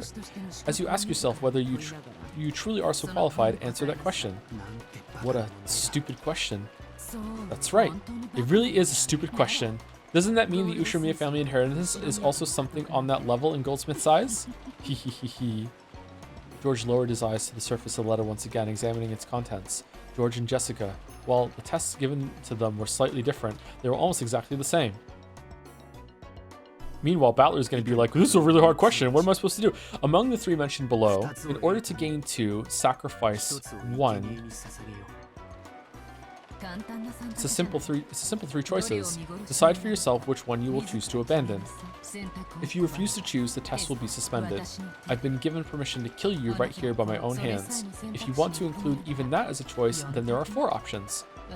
It's been an awful long time since I've gotten to play with a kid like you, so I can't say I'd be disappointed. Are these 3 choices only a test, or will the consequence of my choice be carried out? Don't be so naive. The one you choose will definitely lose their life. Among the 3 mentioned below, in order to gain 2, sacrifice 1. Your life, Shannon's life, everyone else's life. That's bullshit! If you do not choose 1, all of the above will be lost. Why is Shannon's name here? The second choice is the name of the one most needed and most loved by the test taker. I believe Cannon's name is written second on Jessica's test. You gave the stupid question to Jessica too? Giggle, giggle. You shouldn't be worrying about Jessica, right? Right now, you are the one being tested. It really is a simple 3-choice test. Which can you throw away for the sake of the other 2? That was close. Isn't that simple? If you still can't decide, would you like me to lend you a coin? A coin? How would you choose between 3 options with something that only has 2 sides? No one would throw away their own life. So there remain 2 choices that will leave you standing. Will you give up on everyone for the sake of the one you love? Or will you give up on one person you love so that you can save as many people as possible? Either way, you should be able to find a fitting just cause. After all, this Rikkinjima is now a demon island. The sentimental relationships of the human world aren't necessary here. No one will blame you. Do as your heart desires, and ask yourself whether you're qualified to succeed the Ushiromiya family headship.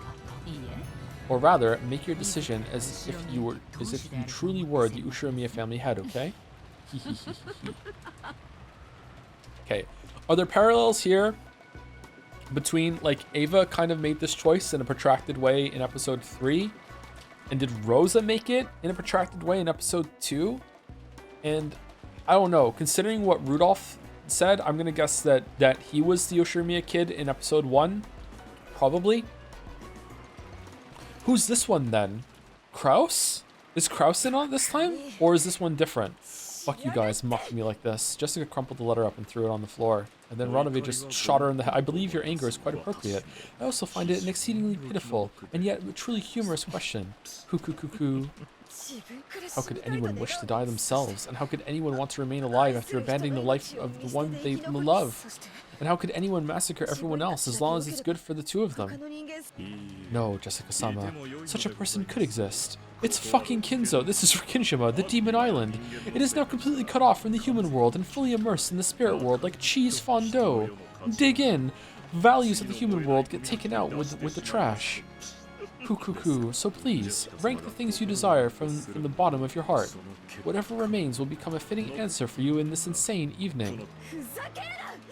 Don't fuck with me. How could I choose any of these? If you do not choose one, all of the above will be lost. Why is chat so easy today? Also makes for a fine 4th option. Even choosing that should give us an amusing show. But since that choice will result in the loss of your own life in the end, I believe it would be more wise to be pure and choose the first one, your life, so that the other 2 will be saved. Everything has been entrusted to your decision, Jessica-sama. Please, let me hear an answer and conviction fitting for the successor of the Ushiromiya family headship. I, Ranove, am sincerely hoping for a wonderful answer fitting for the master's descendant who shares his blood. Damn it! Meanwhile, Baldur. Oh, flashback! That scene was observed through the magic crystal ball Kinzo held. Okay, so that happened in the past, so it's already happened. Okay. Kinzo finally couldn't hold it back, and spreading his arms and facing the heavens, began laughing in an explosive voice. What are you wavering for, foolish grandchildren, my descendants? Isn't this problem so easy that you could answer right away? Isn't this a question that should cause you to waver less than whether to put butter or jam on your morning toast? Do you people know the correct answer? He turned to face the Chiesto sisters who have been waiting on him. No, my apologies. I don't know, Lord Goldsmith. Fool, not choosing at all means game over. You foolish rabbit who cannot even choose a reason or a goal for your own life. You aren't worth a single ant that anyone might step upon without even noticing. Die, be crushed, disappear faster than I can blink. And what of you? I would sacrifice the first one, your own life, sir. Weapons fight and die in battle, and weapons exist to destroy enemies and protect allies. Being able to protect those we love and then die is our satisfaction, sir. Oh, a truly splendid model answer for a weapon.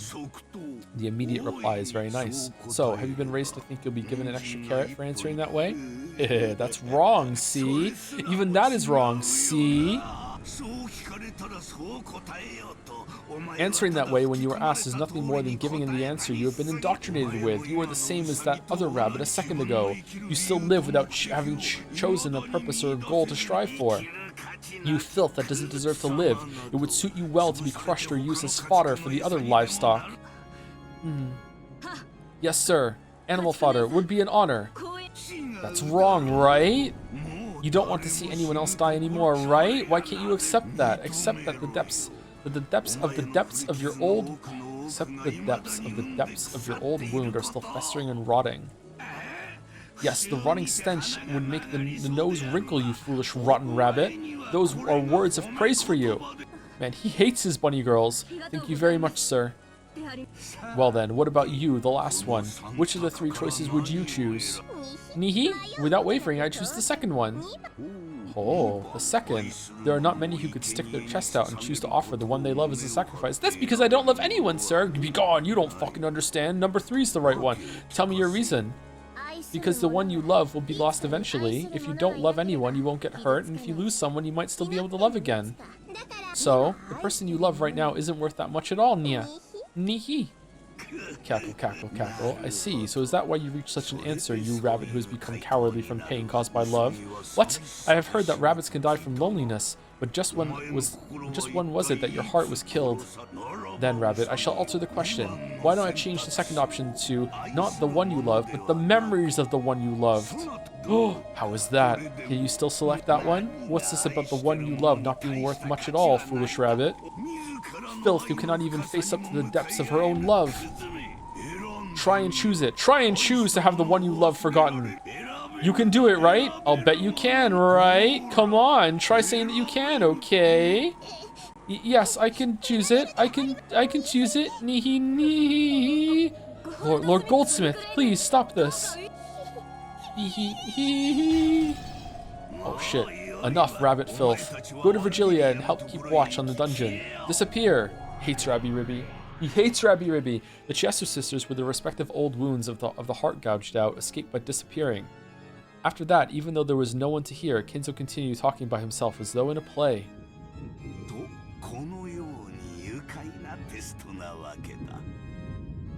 Hi, thanks for all your $10 donation. Thanks for your $10 donation, Kinzo, with the message, I hope all the grandchildren fail. Also kill the animal. Indeed, this is the nature of this charming test. In truth, no choice can be said to be correct. Instead, regardless of which answer they choose, it's all about whether they can choose, without hesitation, quickly, and with a resolute conviction and their own strong, unshakable will. Okay, so Maria's gonna win. Okay. It's their reason and their willpower that are most essential. That is what I want to learn. Yes, my descendants, I am truly looking forward to what kind of answer you will show me. Me? Cackle, cackle, cackle, cackle. Yes, of course I once had the same question thrust upon me. Because I splendidly answered that devil's question, I was able to obtain gold and honor, and that which is my possession. Which answer did I choose? Do you really need me to say it out loud? Kinzo is actually watching the test on his security cameras, but once he presses the button for the rabbit women to assassinate his grandchildren, the island will lock down for 12 hours and the cameras will lose power until the lockdown is lifted. Nyat. Well then, have you nearly decided on your answer? As Jessica stared at the letter that had been crushed and lay on the floor, she hung her head in constant silence. All that filled the room was the stir from wind and rain shaking the treetops. Where's Baldur? Regardless of how noisy that was, it actually made the stillness more apparent. Renove waited for Jessica's answer. However, Jessica didn't answer. Whether she was lost in deep thought or had stopped thinking, Renove couldn't tell. No, you might actually have known. But cruelly, like a demon, Renove urged Jessica to voice it. If you cannot choose any, I can at least bring you peace without pain. But... Me. Yes? I had trouble hearing. Could you say it again, please? Jessica lifted her face and looked straight into Renove's eyes. It seemed that she had decided on her answer. Kill me. Jessica said it one more time, clearly. Perhaps Renove had imagined this would be her answer from the very beginning. Without any surprise, he smiled lightly and nodded.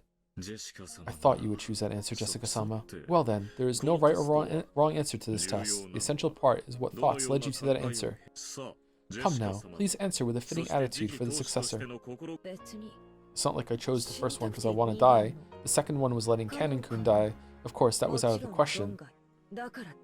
Because George really loves him, so I excluded it. The third one was everyone else's lives. Of course, that was also out of the question. So I excluded it. After that, only the first choice remained. Process of elimination, is it? So it was not something you chose proactively. After chuckling slightly, Renove dropped his gaze. A human couldn't even imagine what answer a demon would have been expecting. All she could understand was that this was apparently slightly below Renove's expectations. That answer is neither bad nor good. 60%, I believe you could call it. I'm a little disappointed. You're a pretty selfish bastard telling me to answer with self-confidence and then being disappointed when I do. Apparently, there was more to it than the process of elimination. It's a failing grade either way, but there seems to be a little more to your thoughts. Allow me to ask. People don't want to die, so no one would want to choose the first option. People want to live in happiness and struggle as much as life will let them, so normally the first choice should be impossible from the beginning. However, you took that first choice. You chose to throw away your own life. Only that choice remained for you. I tried thinking of the future that would come after choosing each one. Oh, and what did you see? First, I tried letting Canon-kun die. I tried to imagine the rest of my life after having abandoned the one I love. What kind of life was it? It was a horrible woman who didn't deserve to live. A shabby woman who always lamented her own decision and lived only to regret. I could never forgive a horrible woman who chose to live and abandon the person she loved. I put an end to her myself. How brave. So did you also consider the third option? Yeah, I tried letting everyone but me and Canon-kun die. There's no way Canon-kun would like me if I did that.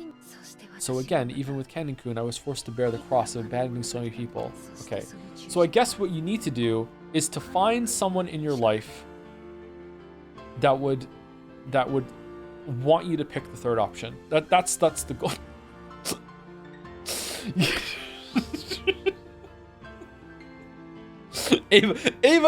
Which is why Ava and Hideyoshi are the best couple. Exactly. So again, even with Canon-kun, I was forced to bear the cross of abandoning so many people, and even Canon-kun was forced to bear it. I'm not going to make a foolish choice that leaves Canon-kun bearing that cross. I wouldn't be able to forgive a future me who did something like that. I put an end to that one myself too. Jessica pictured it in her mind. The future her beyond each of the three choices. There were three Jessicas. One of the three, two had regrets. Sorry, of the three, only one could hold her head high and smile at Canon. You know, I once had the nerve to preach something to Canon-kun. Something about trying to live life to the fullest. Is George gonna have the balls to pick two? Because everyone else that's in his life is important to him is dead anyway. Will he have the balls to do it? I don't think he would. I don't think George is also going to pick one. Yeah. Live your life to the fullest. Meaningful words, and a surprisingly difficult thing to do. So yeah, I've got to stand proud and show Canon-kun. Show him how to live by holding your head high and looking straight at the sun with a full smile, with your eyes wide open. Will Canon be able to accept your self-sacrifice? Haven't you thought that your selfish decision might hurt him more than is necessary? That's why I want to leave a message.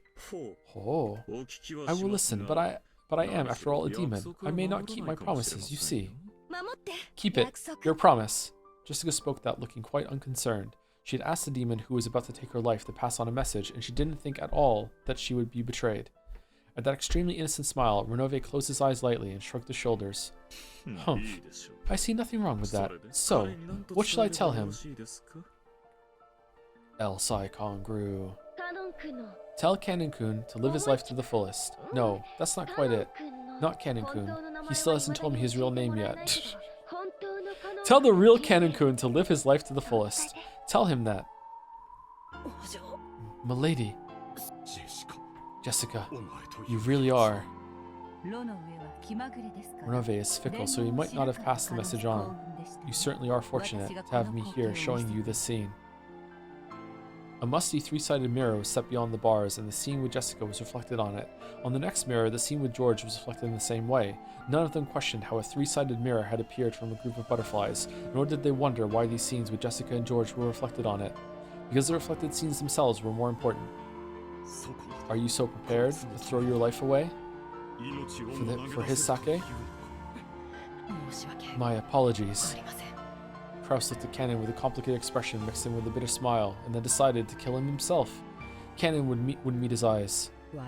Virgilia-sama, there is no reason for Milady to throw away her life. Please kill me. Please change it to the second choice. That way, everything should resolve itself. I am not capable of granting that wish. After all, this is Jessica's own decision, which... Shit.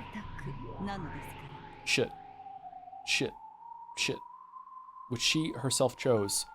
At that time, suddenly the air split and the Chester sisters appeared, flying into Virgilia's chest. Virgilia-sama! Kinzo was mean to us!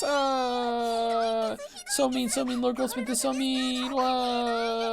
I'm doing the best I can, crushing me for animal fodder, that's just too much! Ooh!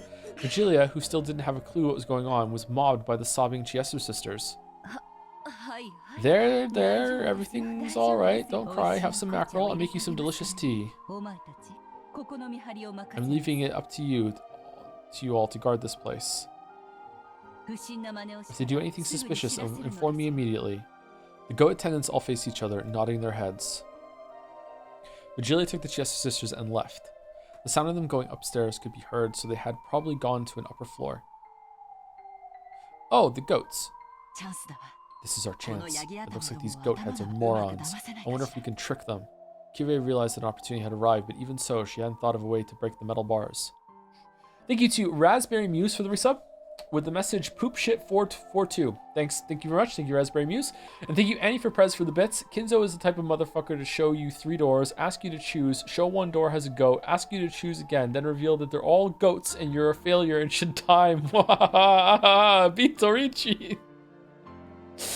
Alright. Thank you for Prez.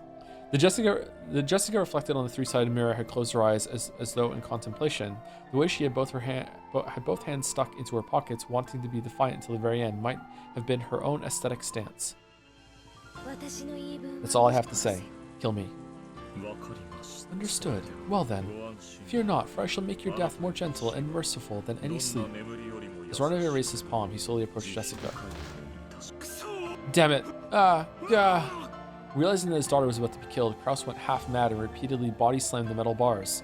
The goats looked like they were sneering at how a mere human didn't stand a chance at breaking those bars. Kraus's pointless efforts certainly may have been comical, but Kraus was giving it everything he had. He was now living with all he had as Jessica's father so he could save her. Kennen made tight fists with both hands. If he used his cursed power, he might be able to cut through even metal bars. But there were full 3 goats. There was no way he could defeat 3 of them in an instant. It would instantly be reported, and then even Virgilia and the Chester sisters would probably dash in. Even if he could break the bars, that would be the end of it. It was useless. Where's Shannon? Cannon already knew that the witch sneered at useless efforts like that, so he could do nothing but stare at Kraus's repeated body slams. George-sama. Shannon, who'd been looking at the 3-sided mirror, raised her voice. When they looked, they could see George, who had been silent the whole time, lift his face. It seemed that George had also decided on an answer. This is not a bad scene with the back and forth with how they're watching it. Too bad Battler's not here, so it's all bullshit. Have you decided on your answer? Yeah, I've decided. Is it an unwavering answer? Yeah, it's unwavering. Then let me hear it. Oh, by the way, it seems Jessica decided to take the your life option. Surely, such an indecisive person as you isn't going to choose the same answer, right? Jessica gave her own answer. No matter which choice that was, it was Jessica's answer. It doesn't influence my answer in any way. I see. Then let me ask again. Among the three mentioned below, in order to gain 2, sacrifice 1. Your life. 2, Shannon's life. Everyone else's lives. Which one will you choose? Could it be the first one, like Jessica? No. Wrong! Oh. Gap looked a little surprised, because she had thought this timid-looking man would obviously choose that option. Very well then. I'm glad the most boring option for me has been removed. Then, as crazy as it sounds, could it be the second option? Wrong! I choose to punch you in the face! Here I go! Can you abandon Shannon's life? You must be joking. Why would I do that to the person I was going to give an engagement ring to tonight? How bold. Is that your answer? That's it. My answer is... the third option.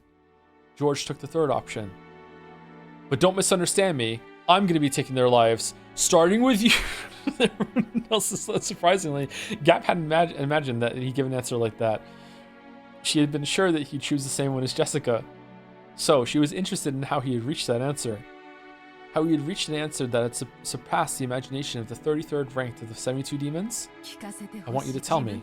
I want you to tell me the circumstances that made it possible for you to sacrifice the lives of everyone else so that you and the fiancé you love would be safe. Did you use the process of elimination like Jessica? Wrong. I clearly have no choice except this one. So you don't care what happens as long as it's good for you? So you can sacrifice the world for the woman you love? What are you even talking about? What? George faced the demon as he spoke, almost as though he was disgusted. Tonight, I planned on calling Shannon right here and giving her this ring as proof of our engagement. There probably are quite a few people who wouldn't celebrate an engagement between me and Shannon. I was prepared to make enemies of the entire family by announcing my engagement to her. So instead, now I don't have to, because you're going to kill them all for me. I have been prepared. Since the time I came to this island, no, that's not it. Since the time I confessed that I wanted to engage her. So you can sacrifice everything else as long as you can get married? Marriage means continuing to be your wife's ally for your whole life. At that point, I was prepared to have the entire world as my enemy for her sake. Those words, through the three-sided mirror, also reached Shannon's ears, and that determination reached her eyes. Shannon certainly had promised to be given an engagement ring tonight. Then, this incident had occurred and she hadn't been able to receive the ring, but now, even though it wasn't in the form of a ring, Shannon had received something even greater. 2 rings, and as proof of that, a single tear with the same sparkle as a diamond dripped down.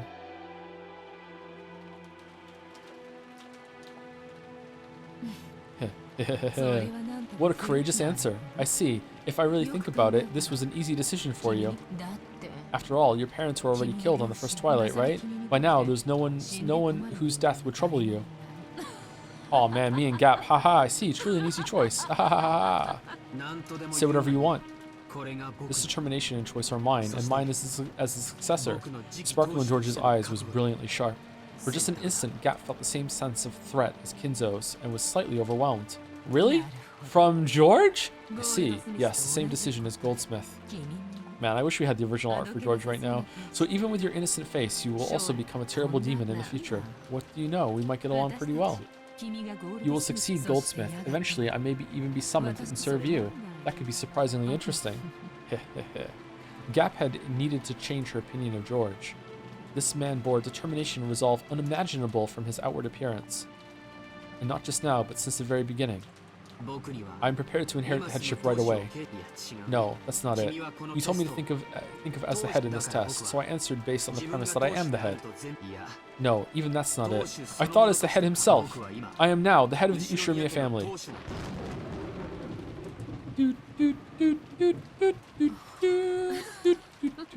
Splendid to think that you'd be able to go so far.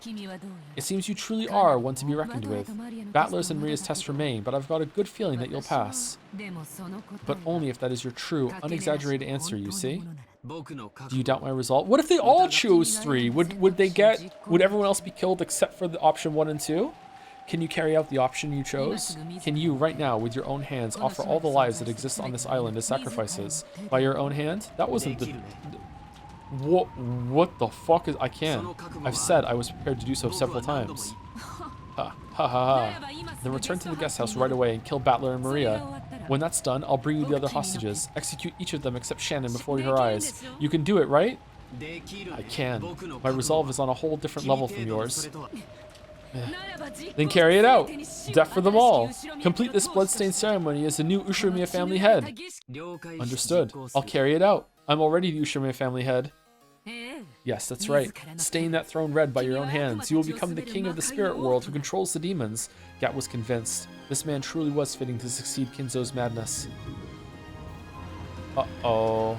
Uh-oh. It's the Witch Senate song.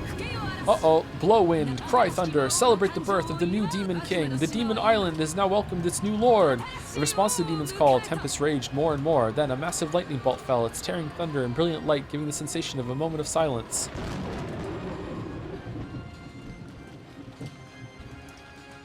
So, about the order of the murders, I get to choose that, right? Please, as you wish, your majesty, the new demon king of Rikinjima, as your heart desires. I start with Kinzo. Well then, to start, bring me Kinzo. That means the first one's gonna be you. Got a problem with that? Huh? A gust of wind blew, stirring up George's jacket as if it were a cloak. It was very much like the cloak worn by the head. It definitely carried that impression of dignity. At that time, Gap truly did see the storm wiped away and the star covered with a pure white and vast full moon. The man who called himself the new head bore the full moon on his back. You hate to see it? Your least favorite character is having a good moment in the story and sneered at the demon. Even the lives of the entire Ushirimiya family are now part of my fortune. Reparations will be made for the damage that's been done, and it won't come cheap. You didn't seriously think you could take my parents, Aunt Natsui, Uncle Rudolph, Aunt Rosa, and Genji-san's lives and expect me to overlook it, right? Ho. Ho ho ho. Impertinence.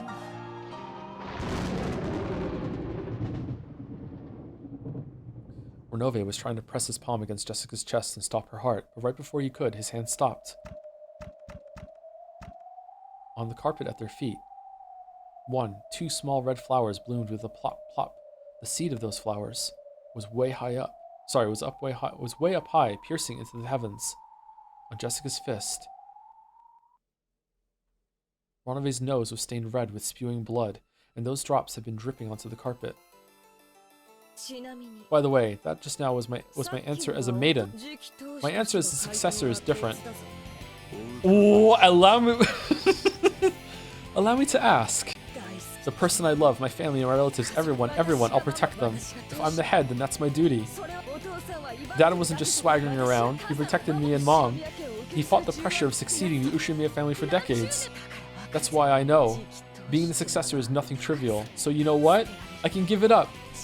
Betting my own life is something I can do easily. Jessica knew. She knew that in order to protect her family, her father had bluffed and fought alone continuously. Jessica understood something that his back had been telling her. What?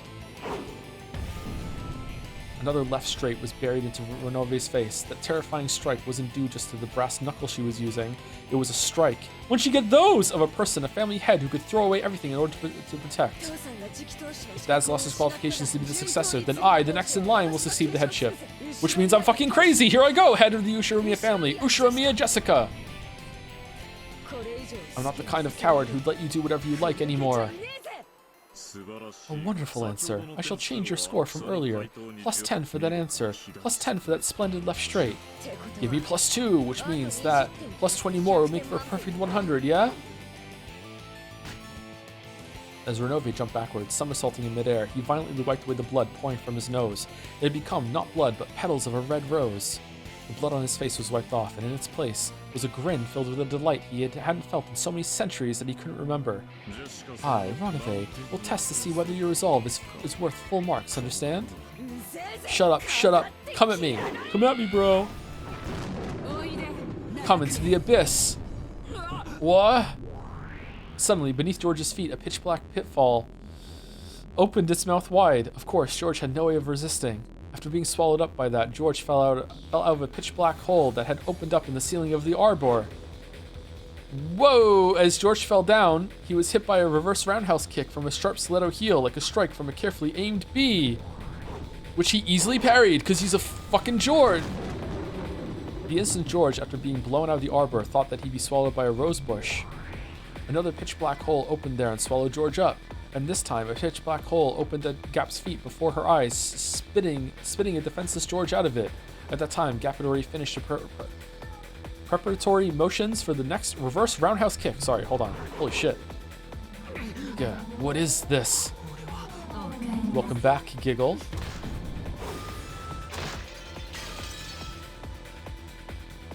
Right side of the head, below the right armpit, side of the right knee. As Gap danced and spun like a small cyclone, she kept hitting him. Left foot, right foot, right foot with successive roundhouse kicks. The fourth one became a sweep, cutting George's feet out from under him and making him fall down. But of course, there was no floor there, but a pitch black hole, and George was swallowed up once again.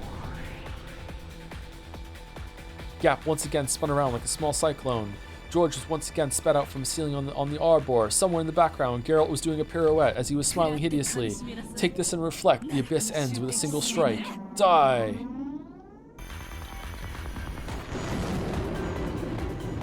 You think you can kick me when my mother was Ava, the master of kicking, who did kicking fucking exercises all around the house all my years? You have no idea. The sharp strike of the queen bee pierced the heavens like a rising cyclone. It kicked through George's lower chest as he fell from the ceiling. And then, time froze. George was pinned in midair by Gap's raised leg. Gah, oomph. Still pinned in midair, George moaned. Then Gap, with George still hung up on her foot, grinned. I'll admit it, at least your attitude is that of an adult, but that's no good unless you have the power to go with it.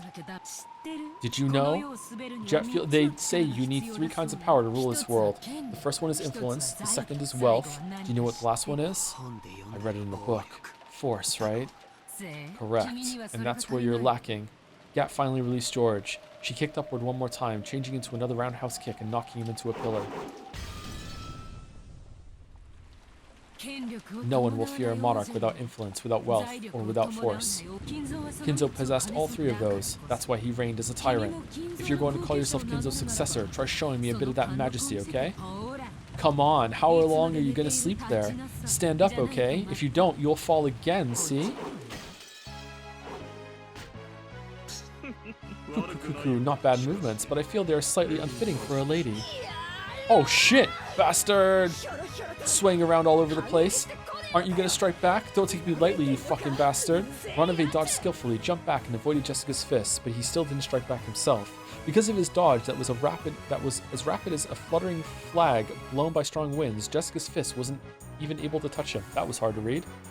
Amidst the sensation that her own blood was boiling, Jessica regained her offensive composure. Even though this room was large for a bedroom, it was a very cramped place to keep up such exaggerated dodges in for long. She calmly realized that and started using not just her fists, but her legs as well. Oh, boxing with just your arms makes you but half a fighter. Your arms must be like that of a hot roar of a lion, and your legs must be like the cold snake closing in on its prey. Snakes don't have legs! Battler smiling in the chat? Woohoo, true. Jessica began cornering Ronove toward the wall with perfect footwork. She didn't let him get around her. Renove's magnificent dodges looked flashy, but they needed a large footing.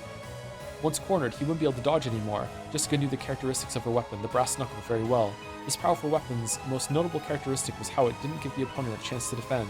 Even if they blocked with their arm, that arm would receive direct damage. If it hit the wrong way, it might even break the bone. So she cornered him. With this fist, she'd whittle away at this demon who'd lost any way to escape. Whoops. Oh, when did... Looks like I finally cornered you, right? Where is everyone being held? Where's that damn geezer? You tell me everything and I'll let you off with nothing more than plucking that mustache off, got it? How dare you? What? That would be a problem. It does take me an hour every morning to set this. Once you're in a cast, you won't be able to do that, right? Whoops. Yeah. Renove had blocked Jessica's fist with his arm. He tried to act as though it was no big deal, but it must have hurt a lot. Jessica grinned. Renove smiled the same way, but twitched slightly. I see. This certainly does hurt. Here's my last bit of advice. Cry and apologize. That I cannot do. It would ruin my image. Then just crumple. Rapid fire! Burning! Jessica's fists were buried into Renove, but there was a resistance that seemed too hard, and the sound of breaking glass, which startled Jessica. At a glance, it looked like Renove had caught Jessica's fist with his palm. That wasn't quite true.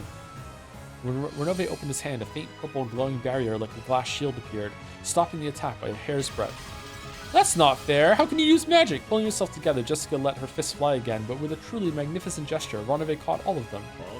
I am, after all, a demon. This level of magic is nothing. Even so, you aren't bad at all. If I were a human, I would probably resign right here.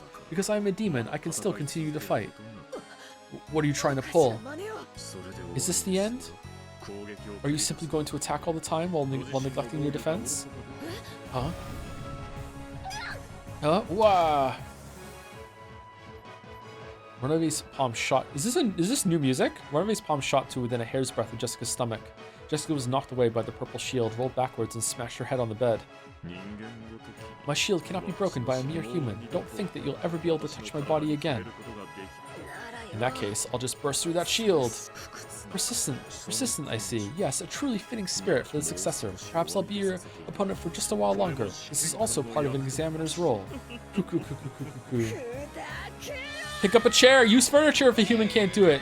Break. Ah! Gap looked down on George, sneering. George was on a path in the rose garden, lying face down in a puddle. The merciless rain beat down on him, so that it looked as though even the heavens were mocking him. Stand up, okay? You'll fall again, right? George stood up shakily. It seemed his spirit hadn't given in, but the damage done to his body was fairly significant. Beg for your life. What you're doing now is the same as the fourth option of choosing nothing.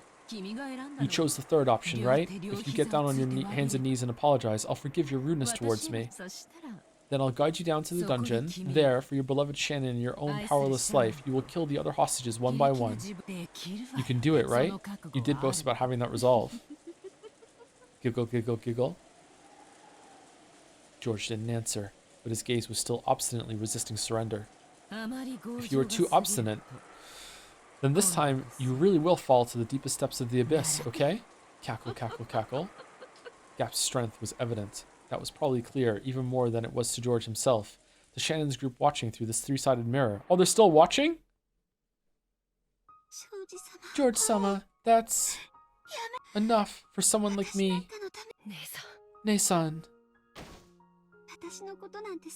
Mitsuru-senpai, if you didn't like me, you wouldn't have to fight with anyone, right, George-sama? Then please abandon me. Please forget me. There was no way that voice could have reached George, but even so, George answered. No way. I won't surrender. Oh, why not? Because that's my resolve. I'll fight everything for Shannon's sake. I'll make everything accept us. And I'll make everything accept us and bless us. Also, I'm not left-handed. Hey, could you tell me something? Why are you willing to go so far for that furniture called Shannon? She's just a washout, isn't she? Rubbish furniture that couldn't even make a satisfactory waitress. I won't permit any more insults against the woman I love. So what are you going to do about it? How could a weak kid like you resist me? Loving someone is strength, because I learned that I was able to become strong. Shannon, I love you.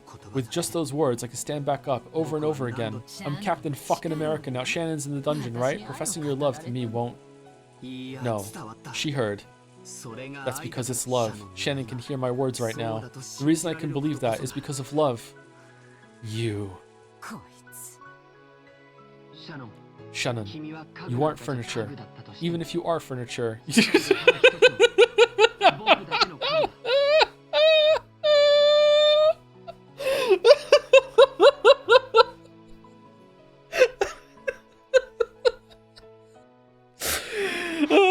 Shannon, you aren't furniture, but even if you are furniture, you're my furniture and the only one for me in the world. I want you to be close to me as long as we live. I need you for all eternity. To George-sama. I'm jealous. He surpassed my husband in smooth talking. Has he? That's youth for our non-Joes here still. Yeah, okay. Nanjo looking through the mirror at Maria, whose number 2 was kill Nanjo. Ooh, I would never sacrifice Nanjo. Never ever. The strength of love? Then why are you so weak, boy? Does that weakness mean your love is also that weak? Giggle, giggle. Even your love for your fiancé is weak. The way your parents died so quickly was weak. Everything about your life is weak. Shannon taught me about love and strength. If you're trying to measure my love towards Shannon by my strength alone, let me teach you about my love. Giggle. So you say, I get it now. You're saying that the way you can still stand up after being kicked down so many times is the strength you received from Shannon. In that case, what did you receive from your parents who got killed way too easily? The ability to do these kicks. At that time, there was a blackout. Even though they were outside. Ooh. Ooh. Ooh. No. This is... the thing blocking Cap's vision was the bottom of George's shoe. Sidekick. Nasal bone fractured.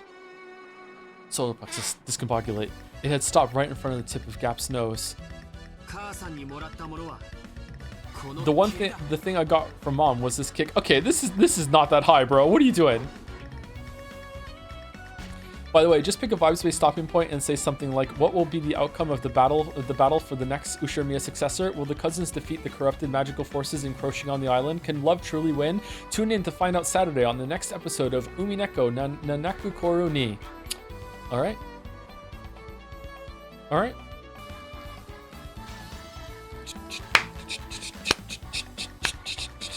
Read character tips from Angie's side? Okay, well, next time. Okay.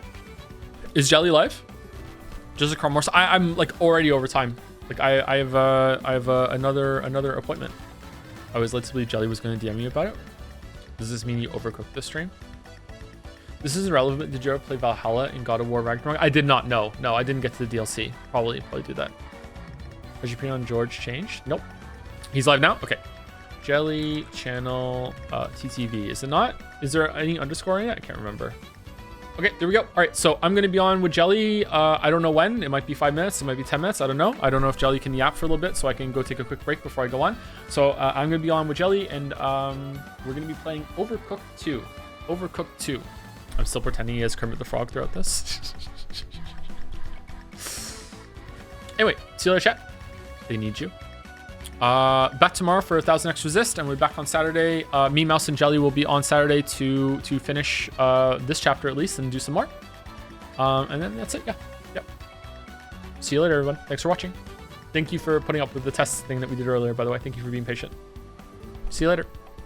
Pretty good episode actually so far. Well, pretty good snippet of the episode today.